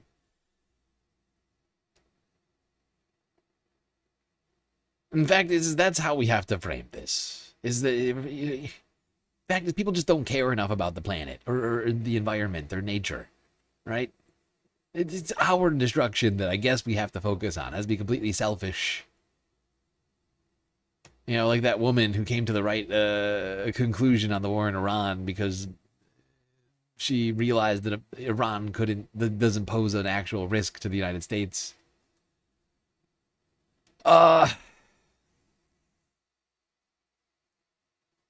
Since we completed the galactic content goal after the clock was like ending, and I skipped a few stories, I was going to just end it after the environmental news today, but I'm not now. So I do have plenty more stories I can talk about here. A lot of shit's been happening, but I thought, like, honestly, it would have, if I had done the other shit that I had planned for earlier, it would have just taken 8 hours. We're already 6.5 hours in, almost 7. So we're just gonna cover some of the other shit that was holding off on for tomorrow.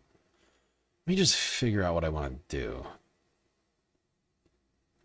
What are these things that I want to cover right now? Let's start in the United Kingdom.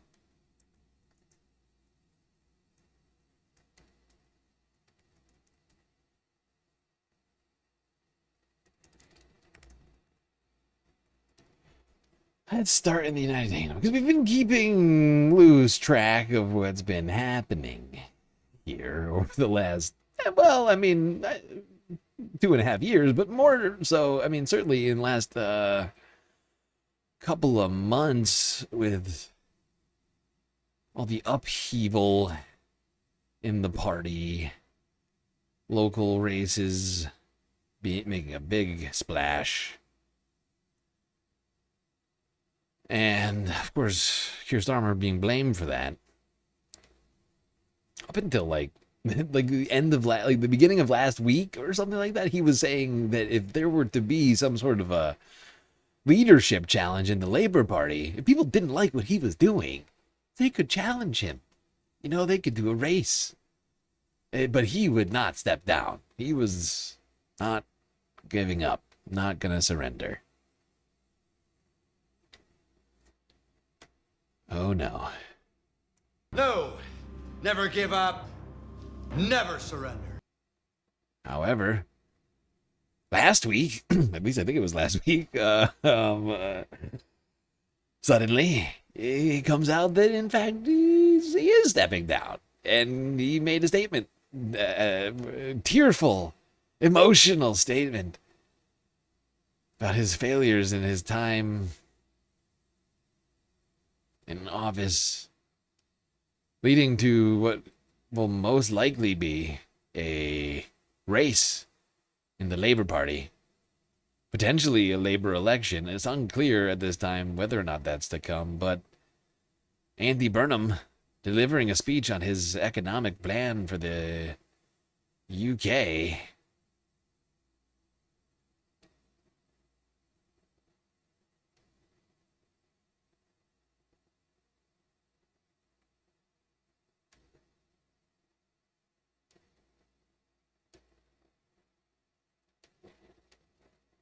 Here's the AP from 2 days ago. If you've been reading Whoopsies. or watching the news from... Yeah, let's watch this one first, and then we'll do his little speechy thing that he did. Seems like a good order to do this in. If you've been reading or watching the news from the UK recently, you'll have heard that this man, Andy Burnham, is likely Britain's next Prime Minister, after current Prime Minister Keir Starmer announced his resignation. But that might leave you wondering, how can Britain get a new Prime Minister without holding a general election first? Yes, tell us.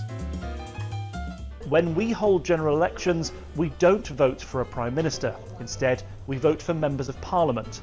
The party with a clear majority of members of Parliament can form a government, and the leader of that party then becomes Prime Minister.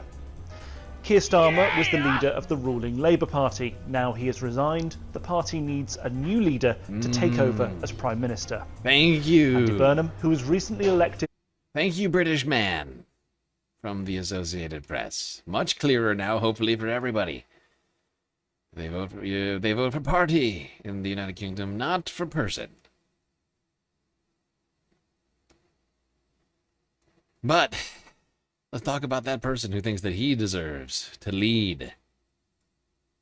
Andy Burnham. Here he is.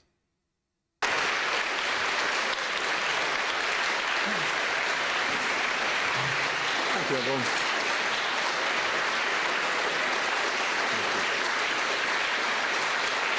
Welcome. Thanks so much, everybody.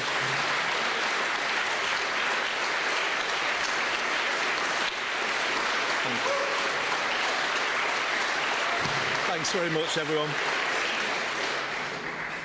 Wow, what a welcome. Good morning, everybody.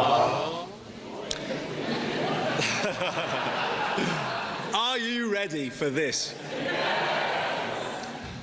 I'm sounding like I used to sound when I used to DJ across this great city, and I'm probably doing that because I'm missing it so much. I'm missing all of you. I am missing all of you, missing this place, the people.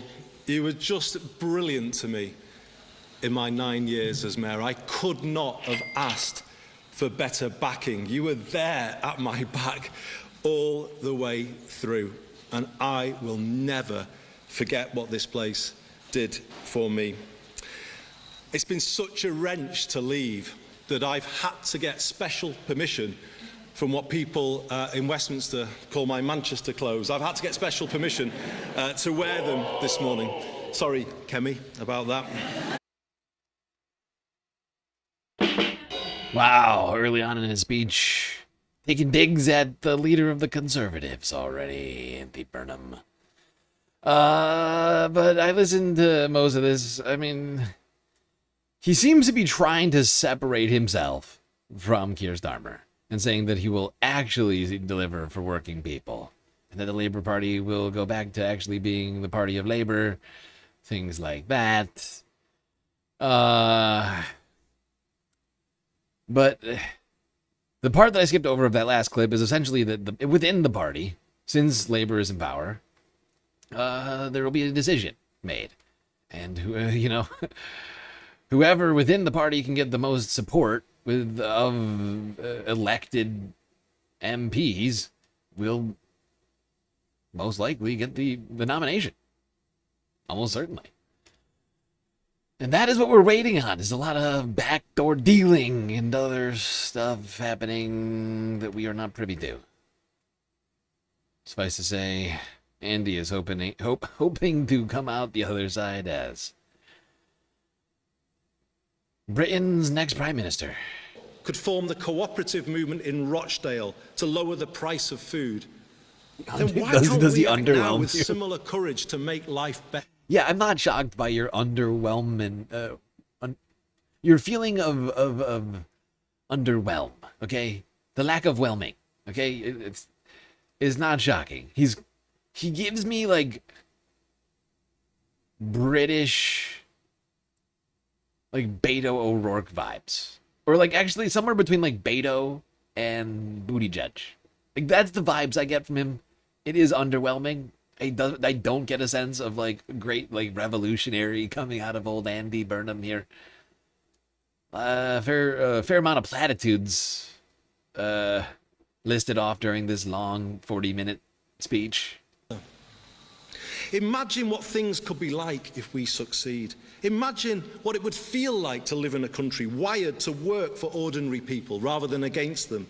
Imagine if all local areas could build homes people can afford to the point where they could guarantee one for everyone. Imagine if we could bring down the cost of energy for people and businesses and the good things that would come from that. Imagine good growth in every postcode and hope in every heart.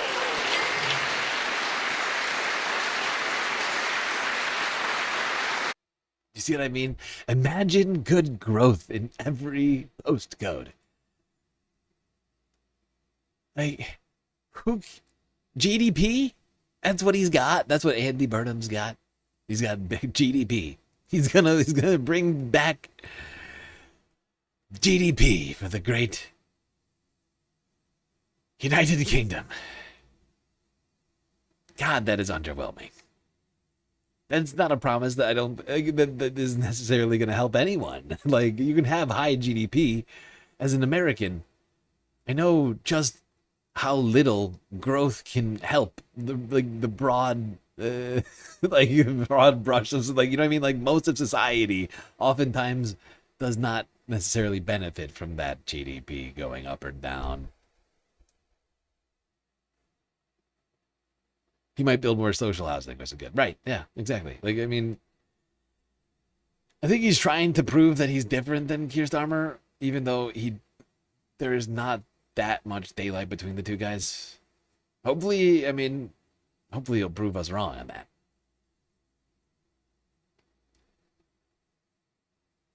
For the UK, hopefully proven wrong. But yeah, he's not rushing to make any bold claims. Nothing too bold.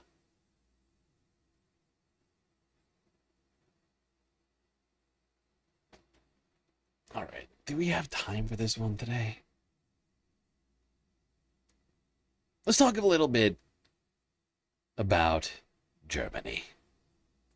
Oh, it never occurred to me. Interesting. It's just crazy enough to work. Yeah. Yes, let's go here to Al Jazeera. This is I've been holding on to for a little while. Might as well just do this one a little bit today. Watch this, I think like over the week. I think this was done over last weekend. It's from 6 days ago. Mehdi Hassan on Al Jazeera head-to-head with one of the leaders of the AfD, the Alternative for Deutschland, what is effectively the neo-Nazi party of Germany. I mean, they're so far right-wing, they've been, like, banned, technically, even though stuff like this continues to exist. Die deutschen Grenzen sind dicht, liebe Freunde. Sie sind dicht. Germany has a new political powerhouse. The Alternative for Deutschland, or AfD, is now the second largest party in parliament and is currently polling first nationally. Formed in 2013, the AfD began as a Eurosceptic movement. But on the back of Europe's refugee crisis, it morphed into a hardline anti-immigration party. Its critics say it is a far-right extremist party with ties to neo-Nazi groups and policies that threaten the German constitution.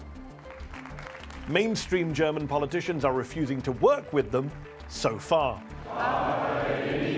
But the AfD say that they are the only party that can save Germany and restore its cultural identity through strict immigration controls and mass deportations.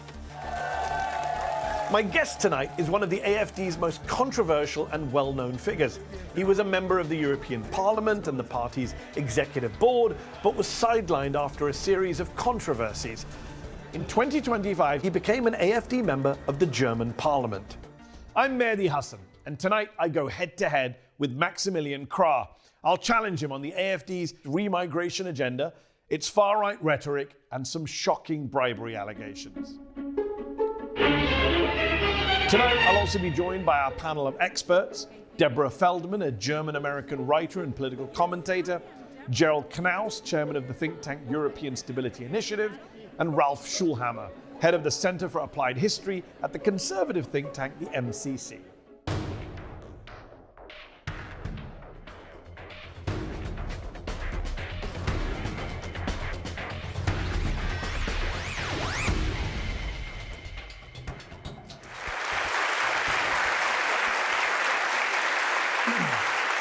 Welcome to Head to Head. Maximilian Krah, thank you for joining me on the show tonight. Thank you for inviting me. For many years, we've wondered whether we should have the AfD on this show. You're top of the polls, yes. But you're also considered to be an extremist party. That is the view, for example, of Germany's domestic intelligence agency, the BFV, which last year classified your party as a right-wing extremist organization, a designation that admittedly is on hold, it's on pause, while your party contests it in court. But 3 of your state party chapters were also classified as extremist. Your youth wing has since been disbanded. So when your critics say the AfD is an extremist organization, a racist far-right threat to German democracy, they're not wrong, are they, based on the evidence?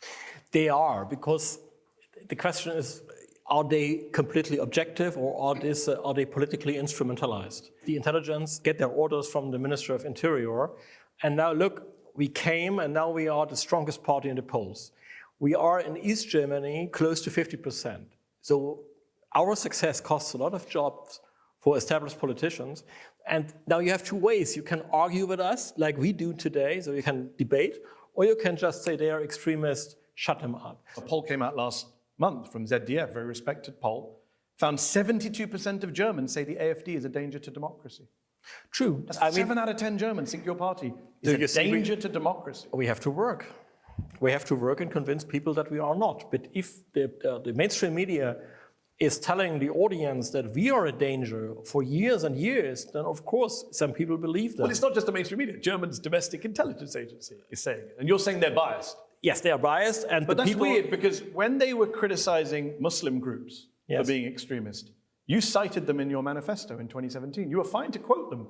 Yeah, but sometimes we read what they write and then we say, okay, this is maybe biased and that is not biased.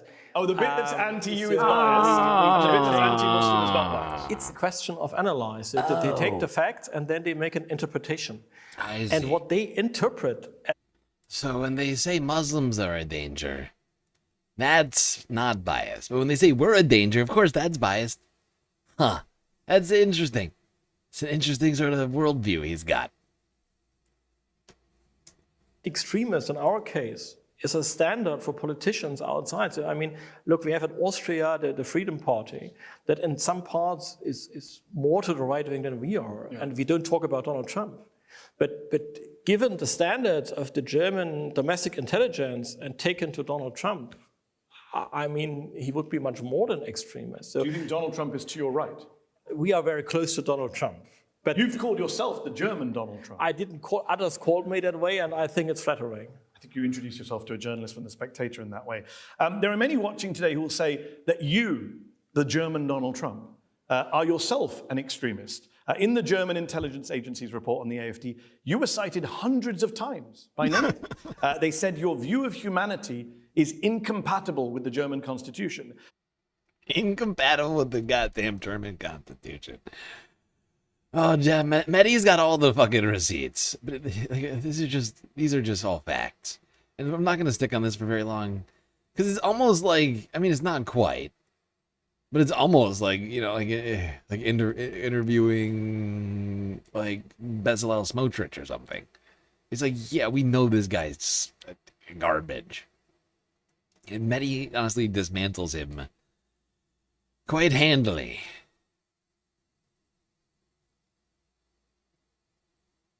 But I think what disturbs me most about the AfD's rise in East Germany is you know, it just gives me like flashes of like the Holocaust.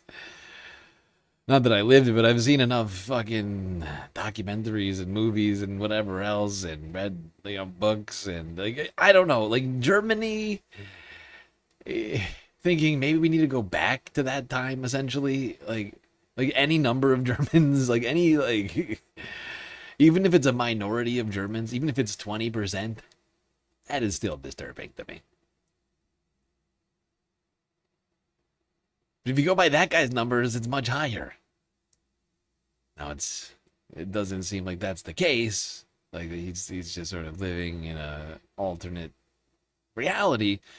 You know, he's being compared to Donald Trump, and back here in the United States, Donald Trump has managed to use an alternate reality and a minoritarian base, right? Like less than the majority of the country to go to get the power. So it is worrisome, like that they have there is a possibility, I think, to some degree, that the AfD could, depending on where things go in Germany, take power. I think it would be horrifying, and I think it would take a whole lot of stuff to happen, because they are not supported by the majority of Germans. But it's worrisome, because we've seen other far-right rises across the planet in places where we are also remaining optimistic. Peru, Colombia. And sure, we've seen some leaders go down.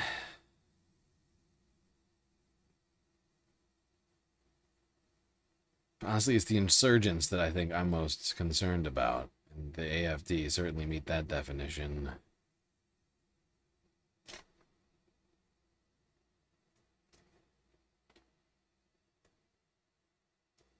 Alright, not going to leave Eastern Europe. Let's talk about what's been happening in Ukraine. Things, the dial has been turned up to an 11 there, both in Ukraine and in Russia in the last few days.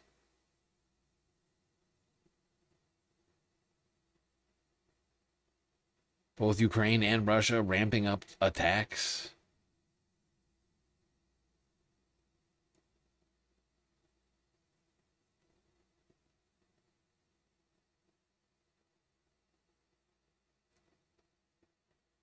Ukraine hitting a Russian oil refinery on, I think it was Sunday or Monday. Here's France 24 from 3 days ago. Ukraine is keeping up its heavy drone assault on Russia. The Ukrainian President Volodymyr Zelensky posted this footage on Telegram on Sunday, saying that Kyiv's long-range sanctions reached 2 oil refineries. He said, "The Slavyansk oil refinery in the Krasnodar region was hit about 300 kilometers from the front line. We also reached a refinery in the Yaroslavl region, approximately 700 kilometers from our border." 700 kilometers is quite astonishing. But Ukraine continues to be able to strike deeper and deeper into Russia. In the last 6 months or so, we've seen a real uptick in their ability to get through Russian defenses by one way or another and hit at targets deep within the territory. Meanwhile, Russia is continuing to pummel Ukraine. The same day, AP posting this in Zaporizhia, A Russian strike killed at least 2.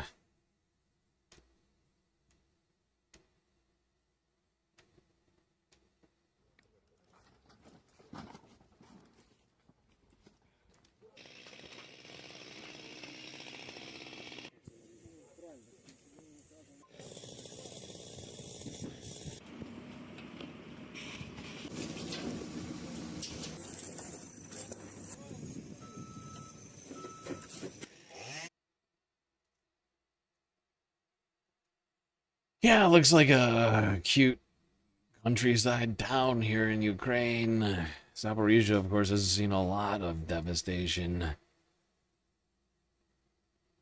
Since it's in the eastern region, it's been devastating, and civilians still live there. A lot of them just sort of refuse to leave. At least the ones who are left.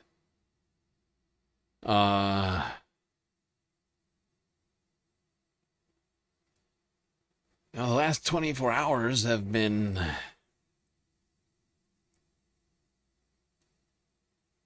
seen just continuation of these attacks. If anything, an increase in these attacks. Let's go here to France 24 first from yesterday.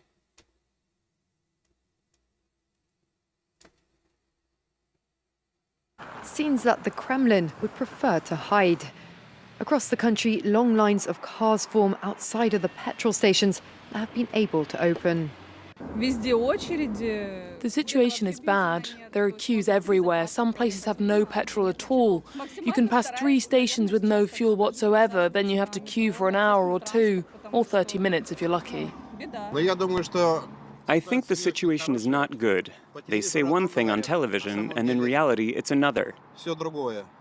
For months, Ukrainian drones have been attacking Russian oil infrastructure, and the consequences are now being felt even in the capital, usually the last to feel them.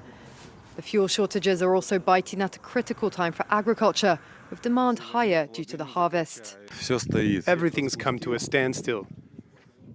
I've sent everyone home. We can't work or do anything. I'm the only one left here, watering and feeding the animals by hand. The problems are such that it's prompted some rare candor from President Putin. These attacks on our facilities certainly create problems. That is obvious. We are currently seeing a certain shortage, though I would say it's not critical. Oh, it's not a critical shortage. Okay. Well, seems like Russians are finally feeling the effects of the war, something that Putin has, to some degree, managed to avoid for some time.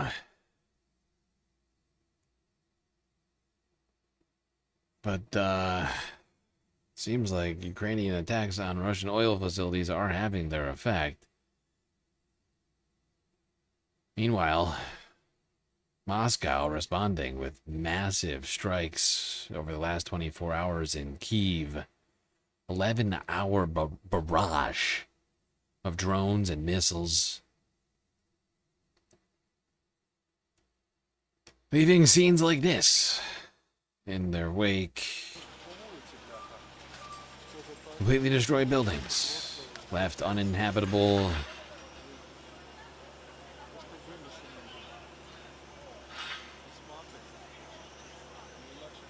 Untold number of dead. People still trying to unpack that. Now, there was I believe the government of Ukraine warned ahead of time, so hopefully most people got out. But, suffice to say, this barrage was quite dramatic. A grim task for emergency crews in Kyiv, just hours after a new salvo of Russian strikes hit the city. Officials are saying that at least 13 people were killed and that more than 85 others were injured. And the damage, it has been reported at more than 30 By the way, and the reason I say that we don't know, because every number that I hear is just higher and higher, right? Like it says 13 here, and I got another story from like an hour later that says 20, right? They're still working on it. across Ukraine's capital city. Right now it's mid-morning there and rescue crews are out in full force. Officials say that a number of residential buildings took direct hits. Right now, emergency crews there, they're going through the rubble, trying to recover the remains of the victims. President Volodymyr Zelensky, he had warned that there were indications that Russia was preparing for a massive strike. And it comes after a series of Ukrainian drone attacks deep inside Russia in recent weeks. Ivan Watson is following developments from Hong Kong and joins me live. Ivan, so what do we know about what led up to this? Our understanding was that Ukraine's president had intelligence that this was likely coming? That's right. And Volodymyr Zelensky had, in fact, warned residents of Kyiv to heed the air raid siren. Yeah. Now, unfortunately, to some degree, from what it seems, is that not everybody did heed that because they're so frequent, right? Because these air raid sirens are heard practically every day in different parts of Ukraine. And most of the attacks are not like the one that was witnessed over the last 24 hours. And it's, you know, in the spread and in the sustained nature of it, the fact that it went for a half a day, hitting multiple areas. On the ground right now. Let's go live to Kyiv. We're joined by Peter Zalmayev. He's the director of Eurasia Democracy Initiative. Just bring us up to speed on the situation on the ground, what you perhaps remember hearing, and if any people are still sheltering in place after those overnight strikes. Well, the number of the fatalities is, of course, growing. Now we're talking about 13 people. And I think what's once again, I think needs to be pointed out is that most of the, if not all of the targets are civilian. Over 30 buildings targeted, some of them partly, some of them fully destroyed. And that is the main difference. When we're talking about Ukrainian strikes deep into Russian territory, Ukraine is targeting fuel supply road. Yeah. Now, of course, as I have pointed out many occasions, both sides at this point have committed war crimes. And just because one war crime was committed doesn't justify another one. And, you know, like, that is the problem with this situation.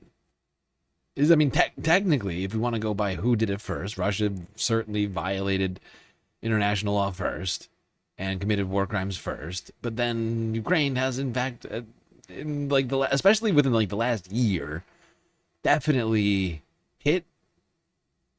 hit targets in Russia that were not of a military nature. It was kept to military targets only for some time, actually. Certainly under the Biden administration. But like under the Trump, we're not keeping track of war crimes around here anymore. So I think that they've taken a hint from that. And so now we're just seeing war crime back and forth, back and forth, back and forth. Right? Like, we've seen apartment buildings hit in Russia. We've seen oil and energy infrastructure there. I'm not justifying either. I think they're both unjustifiable.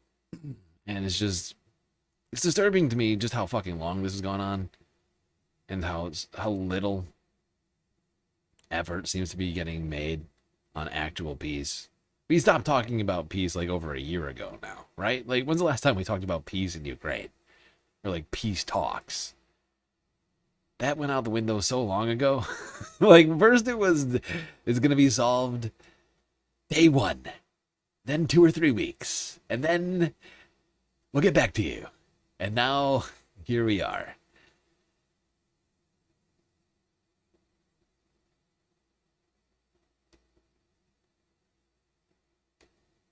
And suffice to say that, like I said, that 13 number increased to 20. And it's probably higher now.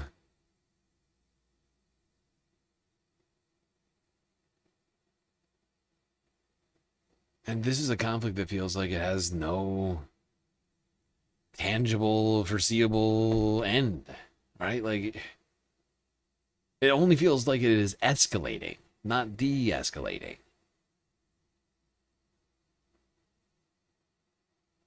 Like we're, you know, like Ukraine has found the way to continue the fight, even with a lack of support from the United States.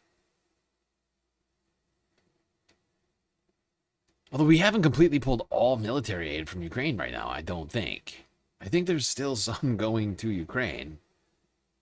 I could be wrong on that. There's been a lot of confusion with Trump orders, and I should honestly know this.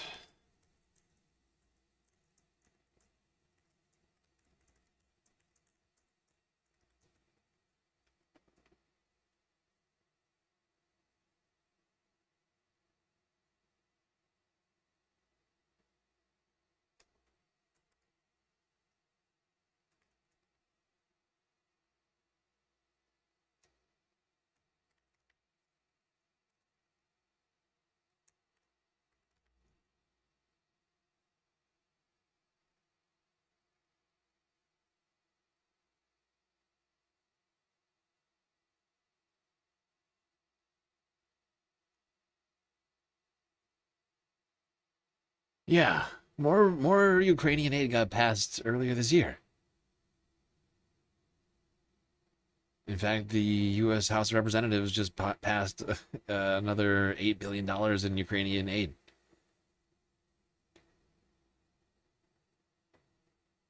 Yeah. It's in 2026. Which lasts through apparently now. Yeah, so I mean, we're continuing to fund this thing. Russia's still making enough money. It's its oil trade to fund its war.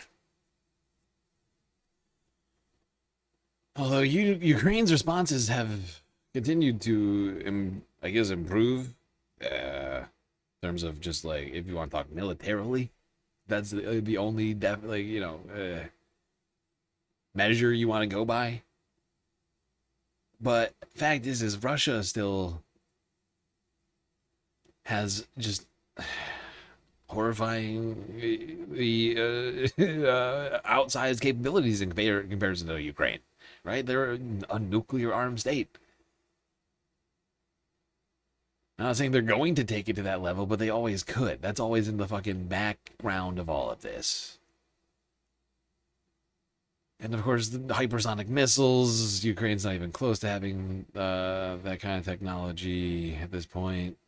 Certainly nothing that comes close to what Russia has.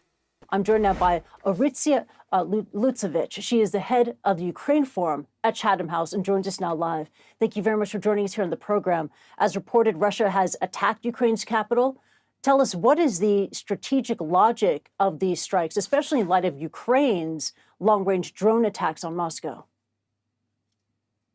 So you're seeing basically the fact that Putin is failing to achieve any of his objectives in territorial terms, to retake all of these lands that he claims in the Russian constitution belong, even less the leftovers of Donbass region. And he is basically on the revenge mission against Ukrainian civilians to break the will to resist, to make life hell in Ukrainian cities. And we're seeing these attacks, continuous attacks, with more than 500 drones overnight to basically bombard cities. On the other hand, Ukraine is practicing quite a sophisticated mid and long-range precision strikes to take out the blood of Russian war economy, which is, of course, energy and fuel. And it has attacked 8 out of 10 largest refineries to incapacitate, damage them consistently from actually October of 2025. Now it is intensified.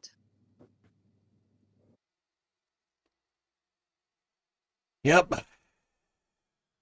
Both sides inflicting damage in different ways. War just sort of continues to drag on here. And the numbers, like I said, continue to rise. This is the AP from an hour after that clip came out from CNN, with a number of at least 20 dead in Kyiv as a result of these attacks. Какие эмоции могут быть? Ужасные. Сейчас хочется, не сдохнуть, что ничего никого не видно. Там в комнатах окна, тут окна, тюль, все посрывала, и шторы, ну все на свете, и в кухне. Ну, Yeah. Of course, people still live in Kyiv, in the center of Ukraine, which is not on the Eastern Front. And so you got old ladies just having their apartments explode around them with their dogs. That number is still expected to climb from 20, I think.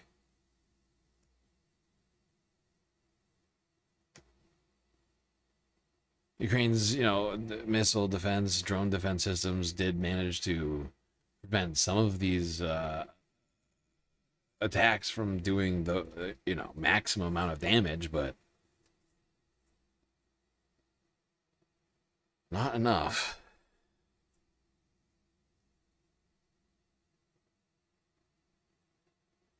All right, let's go to another horrifying situation, this time in fucking Africa, which we were talking about last stream, and it's continuing to escalate, and that is the anti-immigrant protests in the country, which have been aimed at other African immigrants, South Asian immigrants who've come to South Africa for work and other things. They're now being vilified, broadly speaking. And in what I continue to compare very similarly to, like, the parallels between this situation and that of the United States I see them. They're very apparent. All immigrants, essentially. Anybody who can be identified as being an immigrant and not South African born is being demonized.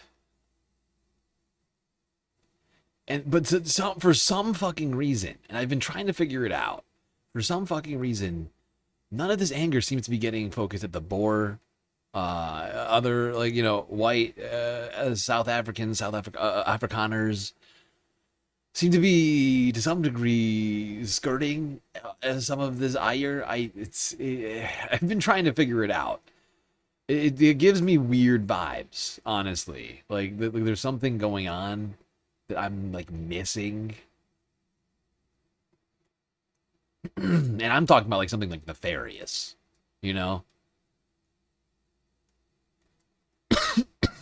it's not beyond that of, the tech oligarchs and other sorts of people out there to do things, try and stir something up. And the fact is, there's just one man that seems to be behind all of this, a social media influencer. Anyway, let's get into this Channel 4 news clip from 2 days ago.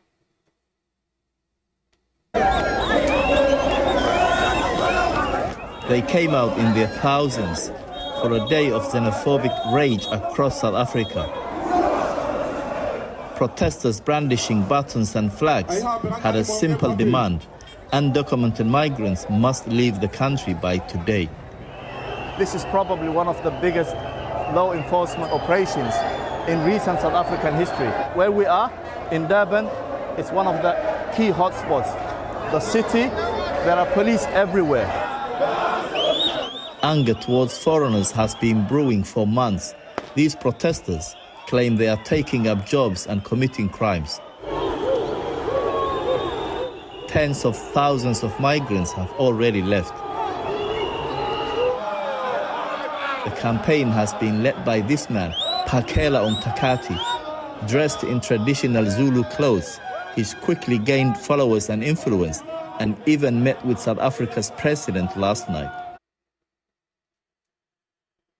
Yeah, and so they're making claims. Oh, this is only against illegal and undocumented criminal migrants. The fact is that is not how it's playing out. This ire and this anger is being directed at all immigrants. Anybody who fits this description, whether or not they actually are undocumented or even an immigrant, they are being vilified. And this guy seems to be at the center of it all. Ngithengeki angisoze ngathengwa ngiyoze ngihambe la emhlabeni ngoba kwandabandaba yimina engithethe idlozi ngeke ngithethe idlozi kwandabandaba ngazi kahle ukuthi sengidayise ngomzabalazo. The anger is not confined to Durban. In Johannesburg, protesters threw stones and set fire to cars. The fear now, with the protesters' deadline reached, is that people from countries like Nigeria, Malawi, and Congo could become targets for even greater violence. Yeah. And those protests on the 30th of June went forward. 900 people arrested during those protests, according to South Africa's police. This is Reuters from yesterday.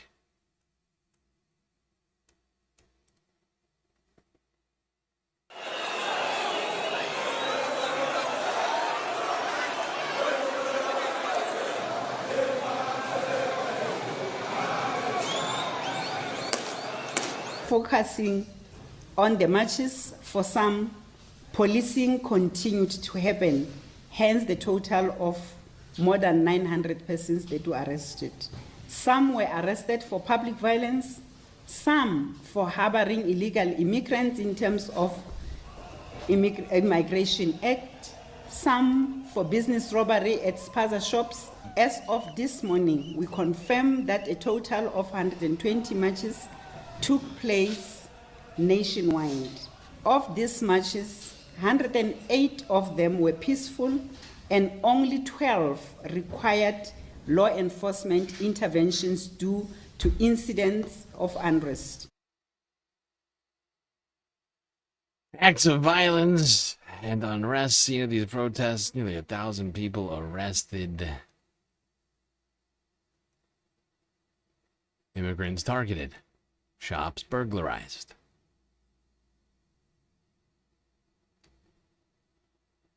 We have seen some seriously right-leaning movements in some places. Give me great concern.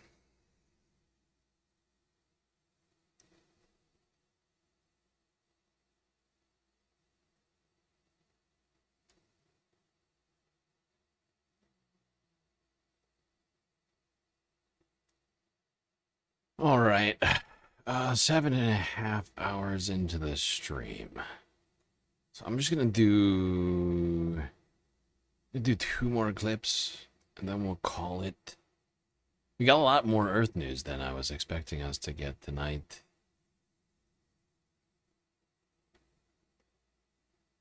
But you all, of course, deserve it. We completed the galactic content goal. I can't hold off on you when I have perfectly good content here to talk about news, events, and such. And unfortunately, in the Middle East, we have more things to talk about in Lebanon as Israel continues its enough horrifying attention. But these bombs that Israel... horrifying campaign.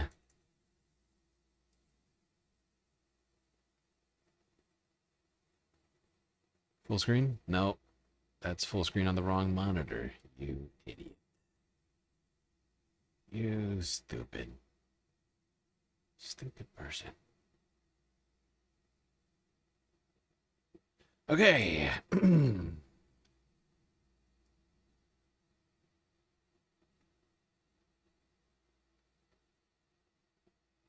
All right, so we got to talk about this, man. This is so crazy, and it's not getting nearly enough attention. But these bombs that Israel is dropping in southern Lebanon, still to this day, remember, there's an MOU, Memorandum of Understanding, that's supposed to make it so there is no bombing that happens in Lebanon, and Israel's supposed to get the fuck out of Lebanon. They're not doing that. In fact, they're escalating, and they're dropping these, like, mega bombs on Lebanon. And nobody cares. Nobody's talking about it. They're acting like it's not a thing. So look at this. Israel warns northern settlements of massive explosion in South Lebanon. Quote, will be felt by many, especially northwest Israel. May trigger earthquake alarms. They told people beforehand, we're going to drop a bomb that is so big and so powerful that the ground is going to shake and it may trigger earthquake alarms. That's what they're saying. Which, by the way, I don't know about you guys, I think this is kind of creepy to do shit like this, period. But especially to do it as, like, we've had, 7 major earthquakes within the past week. There's, like, volcanic activity as well happening. Like, you would think things are very unsettled right now. Maybe don't drop mega bombs that almost register as nuclear fucking weapons. So look at this. Nuclear-like blast in southern Lebanon after the IDF strike on underground Hezbollah route. This is their cover story, right? Oh, it's to get the tunnels. Yeah, where have we heard this one before? The fucking tunnels. Hundreds of weapons and 4... Seriously, though, like, I've been thinking about this a lot lately. But we've been told that there's this massive underground network of tunnels that stretches the entire Gaza Strip. Israel now controls 80%, 90% by some estimations, of the Gaza Strip. Why don't we have, like, the Hamas tunnel documentary at this point? They control the whole strip. Where are all the tunnels? They have the whole thing in their control. Why don't we have the Hamas tunnel documentary at this point, showing us all of the tunnels? I've seen, like, 2 clips. I've seen, like, 2 short-as-fuck clips of tunnels. Why don't we have more footage of this shit? It defies all reason. They've been talking about these goddamn tunnels for so long, it's almost like they don't exist.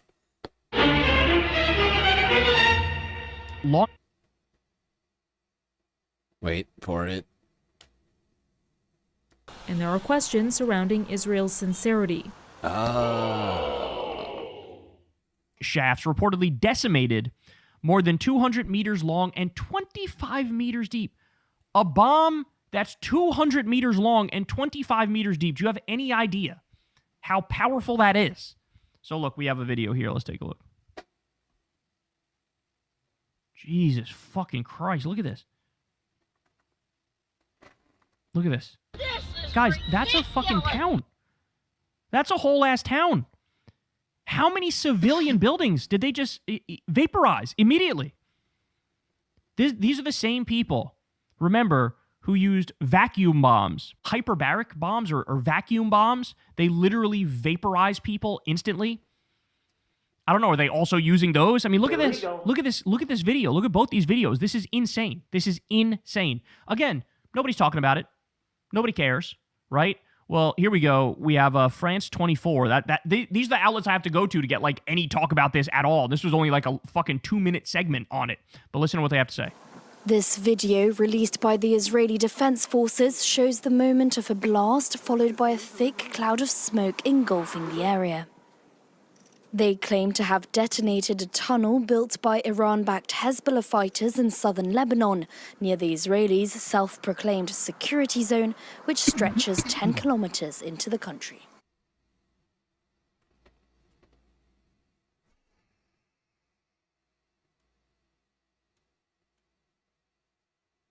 We're to be told that Israel is in the ceasefire right now with the state of Lebanon. They're doing shit like this? You gotta be kidding me. How can anybody even, like, kind of accept that premise? How can anybody in this year, 2026, how it is that anybody can fucking believe any of the fucking narrative coming out of Israel at this point is beyond me, or out of the United States. You know, oh, the ceasefire, it's just getting violated by Hezbollah. Right, even though Israel's the one occupying the country and doing this shit.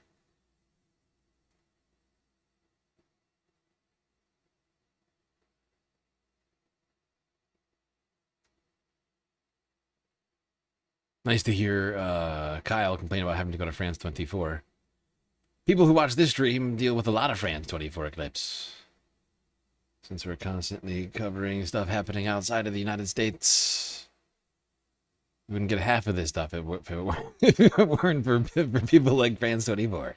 I've got at least 8, like 7 or 8 France 24 clips in this stream alone. They're a vital resource. Or maybe less, 6, whatever it is. It's a lot. All right, let's quickly talk about actually, wait, hold on. Final clip of the night.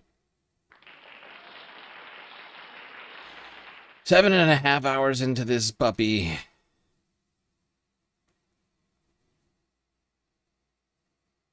How deep is the U.S.-Israel rupture? After Iran. Let's ask Fareed. Yes, Fareed, tell us. Fareed's got some of the fucking weirdest takes on the Middle East that I could imagine. American public perceptions of Israel seem to be shifting sharply. In 2022, before the October 7th attacks and the war that ensued, 42% of American adults held an unfavorable view of Israel. Today, just 4 years later, that number is up to 60%, according to recent Pew Research polls. And for Americans under the age of 50, that number is even higher. 70% of that population held an unfavorable view of Israel in 2026, up from around 50%, same group in 2022. Joining me now is the Israeli-American historian.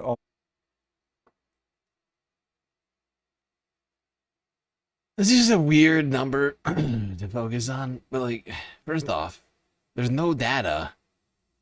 Like, do you notice something? Do 2022, a year before October 7th, and then 2026. No data in between, which I find strange. And then only ages 18 to 49. Like, why not just the whole country? Same group in 2020. Like, I just found it to be a strange graph. But this number is interesting to me. The fact that 70% of people between 18 and 49 do find themselves with an unfavorable view of Israel. Am I the only one who felt like they were trying to do something weird with the numbers here? Like, I don't know. Because I think they're actually trying to make it seem less bad than it is, if I had to guess. I feel like if you look at other demographics, like if you go outside of 18 to 49, like the number's probably more stark. Because you probably have a lot more people with a more positive view of Israel pre-October 7th who have changed on that since then. Could be wrong. Joining me now is the Israeli-American historian Omar Bartov. He is the Dean's Professor of Holocaust and Genocide Studies at Brown University. He has a new book out, Israel, What Went Wrong. Welcome. Thank you for having me. So what I want to first focus on is the answer to your question, because for you, both personally and professionally in the book, you think that Israel took a wrong turn on two dimensions, or one of them is a historical one. Explain what it is, what did go wrong? Right, so what interests me most is how Zionism, which was an ideology of liberation and emancipation for a Jewish minority, 80% of world Jewry, who lived in East Central Europe and came under increasing pressure from nationalism, ethno-nationalism. Okay, he's just described this in a way that I understand to be false. Or at least it could be interpreted in a way that I think is false. Because 80%, I don't think 80% of Jews at the time of the creation of Zionism, or at the time of the creation of the State of Israel, were Zionists. I could be wrong, but certainly at the creation of Zionism in the 19th century, right? 80% of Jews in the world were not Zionists. Like, that's just ahistorical. And eventually anti-Semitism and violence, a movement that said, well, let's define the Jewish people as well as a nation and find a place for them where there would be a majority and have a state of their own. How that movement, especially after 1948, becomes something else, becomes a state ideology that increasingly becomes militaristic, expansionist, violent, and in the last few years, racist, Jewish. All right, we're not going to listen to Omar Bartov go on and on about his. It's just like, it's weird where he wants to like start to draw lines about stuff. I feel like I don't know. And maybe this is just the way that he talks about it for me, but it just feels weird.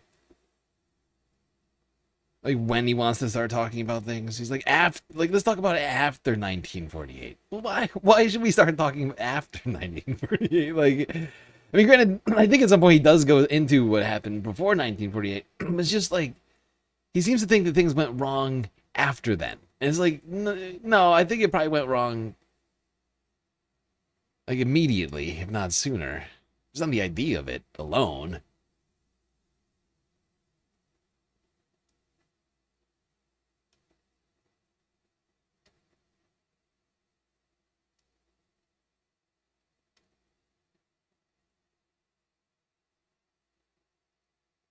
But you know who somehow even like Faria has found a much somehow like a much worse guest to talk to, and that is former one of the things that has been former Biden administration ghoul Jake Sullivan. Ask him about it. This guy's the former national security advisor of the United States. He used to come out and tell us about, you know, stuff like how the United States was doing a great job with being friends to Israel and stuff. Really striking in the last 10 days is the extraordinary break between Israel and the United States. Not only are Bibi Netanyahu and Trump obviously not on the same page, J.D. Vance is criticizing the Israelis, but in Israel, there is an eruption on the right, basically anti-Trump, talking about how Trump has betrayed Israel. What do you think is going on? Well, look, let's start with the fact that Bibi Netanyahu, the Prime Minister of Israel, has tried to get multiple American presidents to go to war with Iran, to directly attack Iran. He couldn't get President Obama to do it. He couldn't get President Biden to do it. He couldn't even get President Trump in his first term to do it. Then he did. And once that happened, it became very clear that Israel's interests and America's interests in this region and in this war diverged. Because from Israel's perspective, they didn't mind this continuing. They didn't mind the Strait of Hormuz being closed. They didn't mind the instability and the shocks to global markets. Well, the United States of America did. And Trump ultimately had to recognize that and make a decision that on behalf of the United States, he was not going to let this war continue. And I think that has created a deep and real break between the U.S. and Israel because of the priority that Israel places on not only being able to continue to fight Iran, but also fight its proxies, especially Hezbollah and Lebanon. Oh, God. Donald Trump is creating a rift between the United States and Israel. By potentially ending the war in Iran. It's not even over. Now, the fact is like, Omer Bartov, like, there's been times where, like, I've appreciated what he has to say. I just want to go back to that, because there's been times where I've appreciated what he has to say.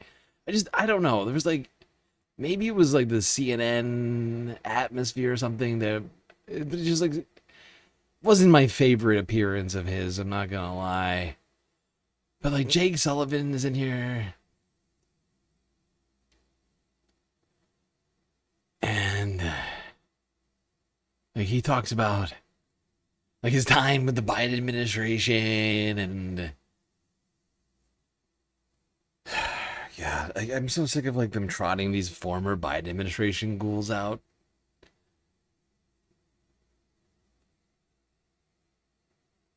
To give us their like supposedly like valuable insights into all this shit. Like, I couldn't be less interested, honestly, in what the fuck Jake Sullivan has to say. I just had to watch this quick clip. Because it's just, it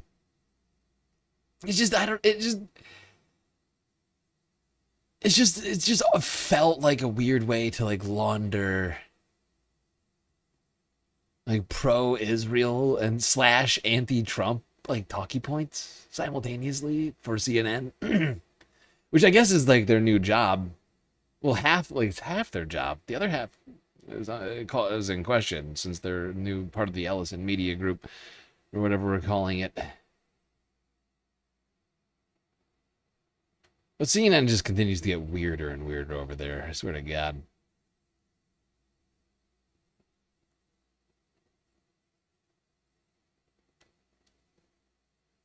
There you go, Space Sam. 7 hours, almost 8 hours of galactic stream. Hopefully it was at least mildly validating. And or informative. It's already been a crazy week and it's not done yet.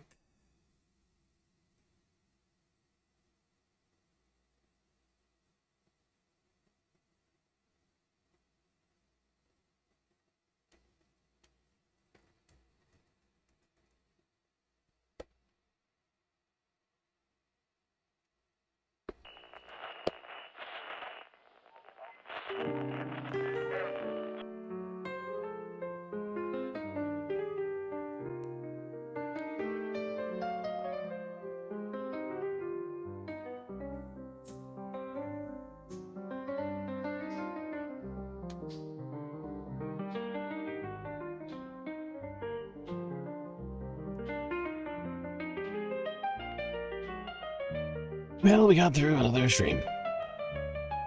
It's quite long and also difficult, but thankfully we had each other to get through it. And that's gonna be it for me tonight. Till I see you next, you stay classy, Galactic Stream Nation. Can't forget this. These are your galactic patrons. Gabby, Goth Dogs, Aaron W, Schmegley, PB, Midi, Afroponics, Narwhal by Nature, Interplanet Janet, Godcat, Robot Cat, Disco Wolf, Callie Braiding, Sammy, Geodragon, The Anti-Corporatist, Obsessive Audio, Moanoa, Nadia, Choki, Scouts, Selena, Omega Star, Sasha G, Pitchforks Dragon, Vincent Morales, Donald James X, Evan from Portland, Lovely Pariah, Mish, Becky, Decipher, Icebreaker, Columbia Regan, New York, Billy Detroit, Sisyphean Task, BC, Free Palestine, Hermetorologist, HBX, Manda, Lori Lunchmeat, Carl Gaslightocracy, Paige Larson, Frizzla, Benihana 99, Dark Sparkle, CJ from the Six, The Reference Frame, Glitchmaster, Social Butterfly, The Anarchist, Perfect L, Winnie and Robin, Young Chris, Echios, Emily S, Agate, Trevor, and Sweet Chewy Forever. That's right, all these people here have helped produce a show which your eyes and ears just got done enjoying. You can too for just a few US dollars a month on Patreon.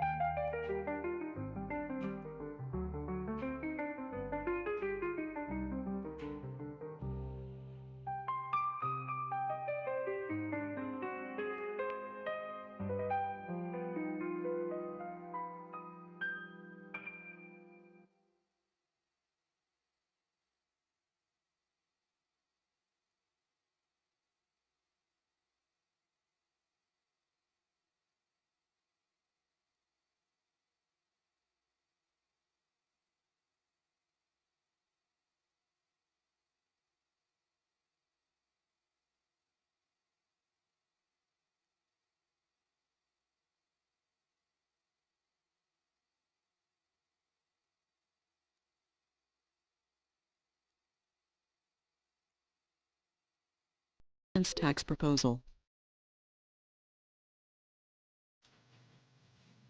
Mr. President, as I think everyone knows, the President of the United States, President Obama, and the Republican leadership have reached an agreement on a very significant tax bill. In my view, the agreement that they reached is a bad deal for the American people. I think we can do better. And I am here today to take a strong stand against this bill. And I intend to tell my colleagues and the nation exactly why.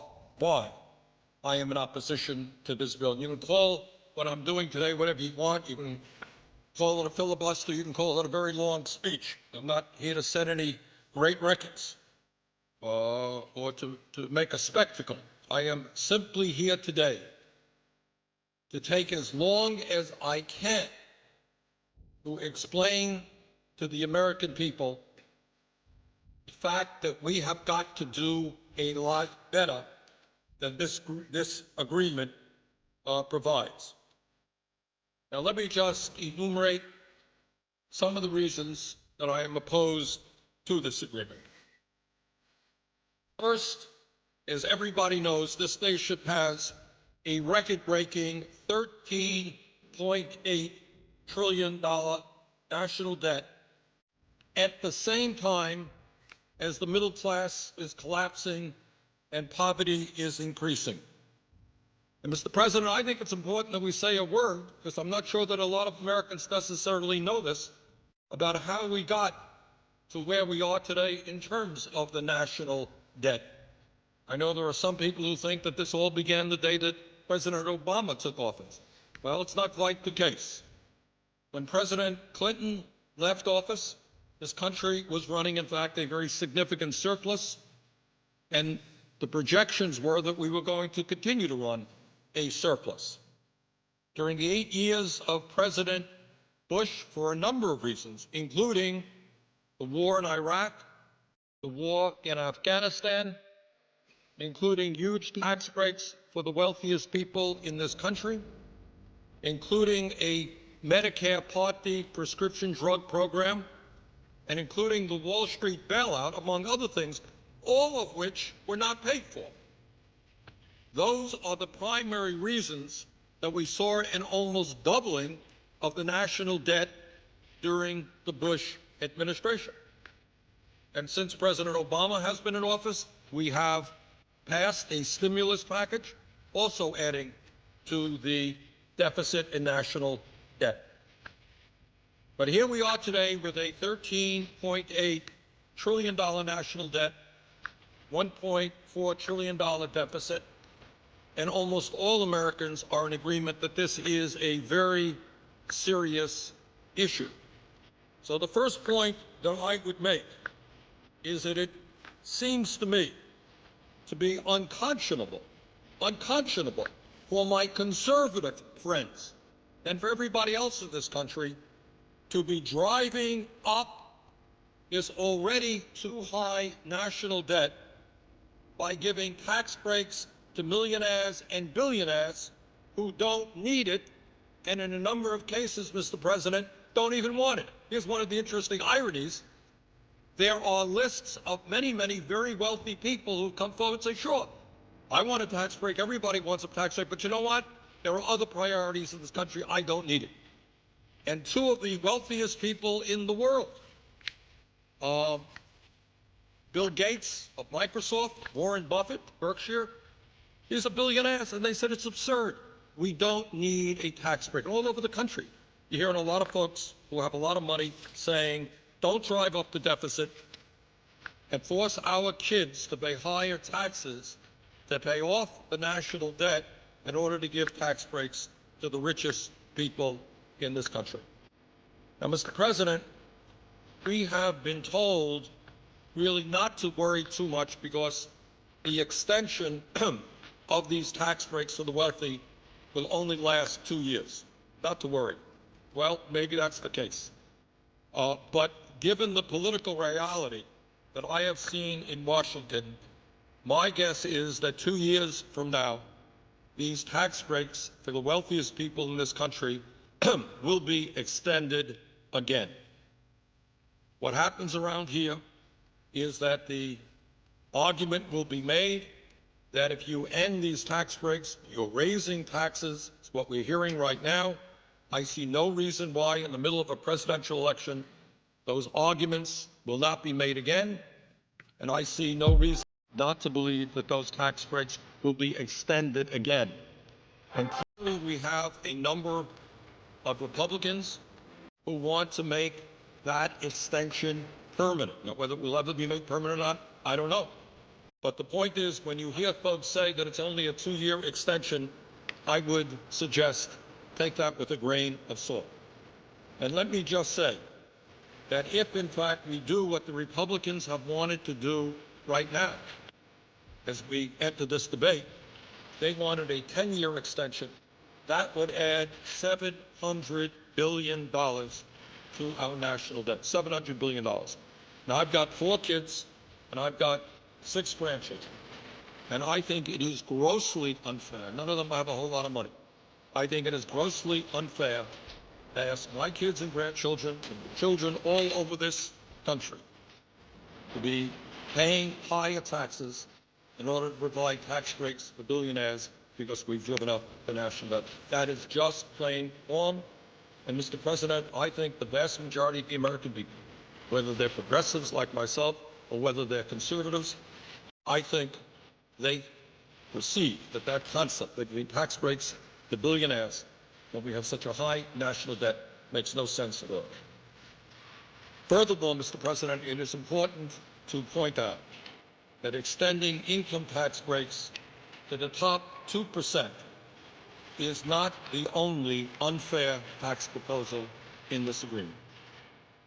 This agreement between the President and the Republican leadership also calls for a continuation of the Bush-era 15% tax rate on capital gains and dividends, meaning that those people who make their living off their investments will continue to pay a substantially lower tax rate than firemen, teachers, nurses, carpenters, and virtually all the other working people of this country. And I just don't think that that's fair. That's wrong.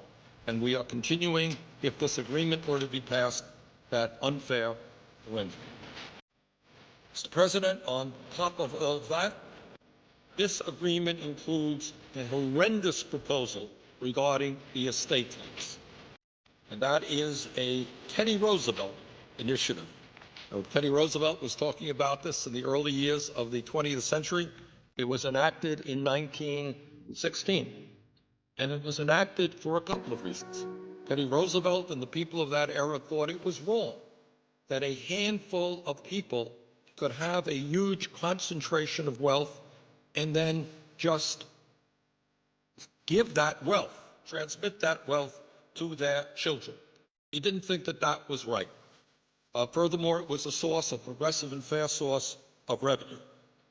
Under the agreement struck between the Republican leadership and the President, the estate tax rate, which was 55% under President Clinton, and let's all remember, we had problems with the economy under President Clinton, but very few will deny that during those years we were creating a heck of a lot more jobs than we did under President Bush. That's a fact. Over 20 million jobs under President Clinton. We lost 600,000 private sector jobs under President Bush. During the Clinton era, the tax rate on the estate tax was 55%. What this arrangement would do is lower that tax rate to 35% with an exemption on the first $5 million of an individual's estate, $10 million for couples. Now, here's the important point, Mr. President, that I think many people don't know, because I have to confess, my Republican friends and their pollsters and their language people have done a very good job. This is the so-called death tax. And I think all over America, people say, oh, this is terrible. I got $50,000 in the bank and I want to leave that to my kids. And the government is going to take 55% of that, 35% of that. What an outrage. So let us be very, very clear. This tax applies only to the top 0.3% of American families. 99.7% of American families will not pay one nickel in an estate tax. This is not a tax on the rich. This is a tax on the very, very, very rich. And if my Republican friends had been successful in doing what they want to do, which is eliminating this estate tax completely, it would have cost Mr. President our Treasury raised the national debt by $1 trillion over a 10-year period, families like the Walton family of Walmart fame would have received as one family about a $30 billion tax break. So I find it hard to believe that when we are talking about massive cuts in programs for working families, when we have this huge national debt, that anybody would be agreeing to lower the estate tax rate to 35%. That is what this agreement does. I think that that is a very, very bad idea. And once again, while the agreement on the estate tax is for 2 years, once again, there is very little doubt in my mind that the Republicans will continue to push for lower and lower estate tax rates because what they want, and I think Senator Kyle has been pretty clear about this, they want to permanently repeal that tax. That is $1 trillion in tax breaks to the top 0.3%. So I think we're down a bad path there, and that's another reason why this agreement does not make a whole lot of sense. Mr. President, I would say thirdly, here's a very important point that I think has not yet got the attention that it deserves. And that is, this agreement contains a payroll tax holiday, which would cut $120 billion from Social Security payroll taxes for workers. And I think there are a lot of folks out there who say, well, this is pretty good. You know, I'm a worker. My contribution will go from 6.2% today down to 4.2%. I'll have more money in my paycheck. It's a good idea. Let's take a deep breath and let's think about it for a second. Let's understand what this whole thing is about. This payroll tax holiday concept, as I understand it, originally started with conservative Republicans. I know the Vice President recently made the point this was originally a Republican idea. Now, why did the Republicans come up with this idea? Well, these are exactly the same people who don't believe in Social Security. These are the same people who either want to make significant cuts in Social Security or else they want to privatize Social Security entirely. And here's the point. They understand that if we divert funding that is supposed to go into the Social Security Trust Fund, which is what this payroll tax holiday does. This is money that goes into the Social Security Trust Fund is now being diverted, cut back, in order to provide financial support for workers. But that is a lot of money not going into the trust fund. Now, what the President and others are saying, well, not to worry, because that money will be covered by the general fund. That is a very, very bad and dangerous precedent, because up until now, what Social Security has been about is 100% funding from payroll contributions, not from the general tax base. Now, once again, this is a one-year program. The loss of revenue going into Social Security can be covered by the general fund. But we have a $13 trillion national debt. How much longer will the general fund put money into Social Security? Is it a good idea for the general fund to be doing that? So I would argue, Mr. President, that this is not a good idea. This is a very dangerous step forward for those of us who believe in Social Security. But this is not just Bernie Sanders saying this. Mr. President, one of the more effective and I think important senior groups in America is called the National Committee to Preserve Social Security and Medicare. They have, I don't know exactly how many, but they have many, many members all over this country. I know they're active in the state of Vermont. And I want to read to you from a press release that they just sent out the other day.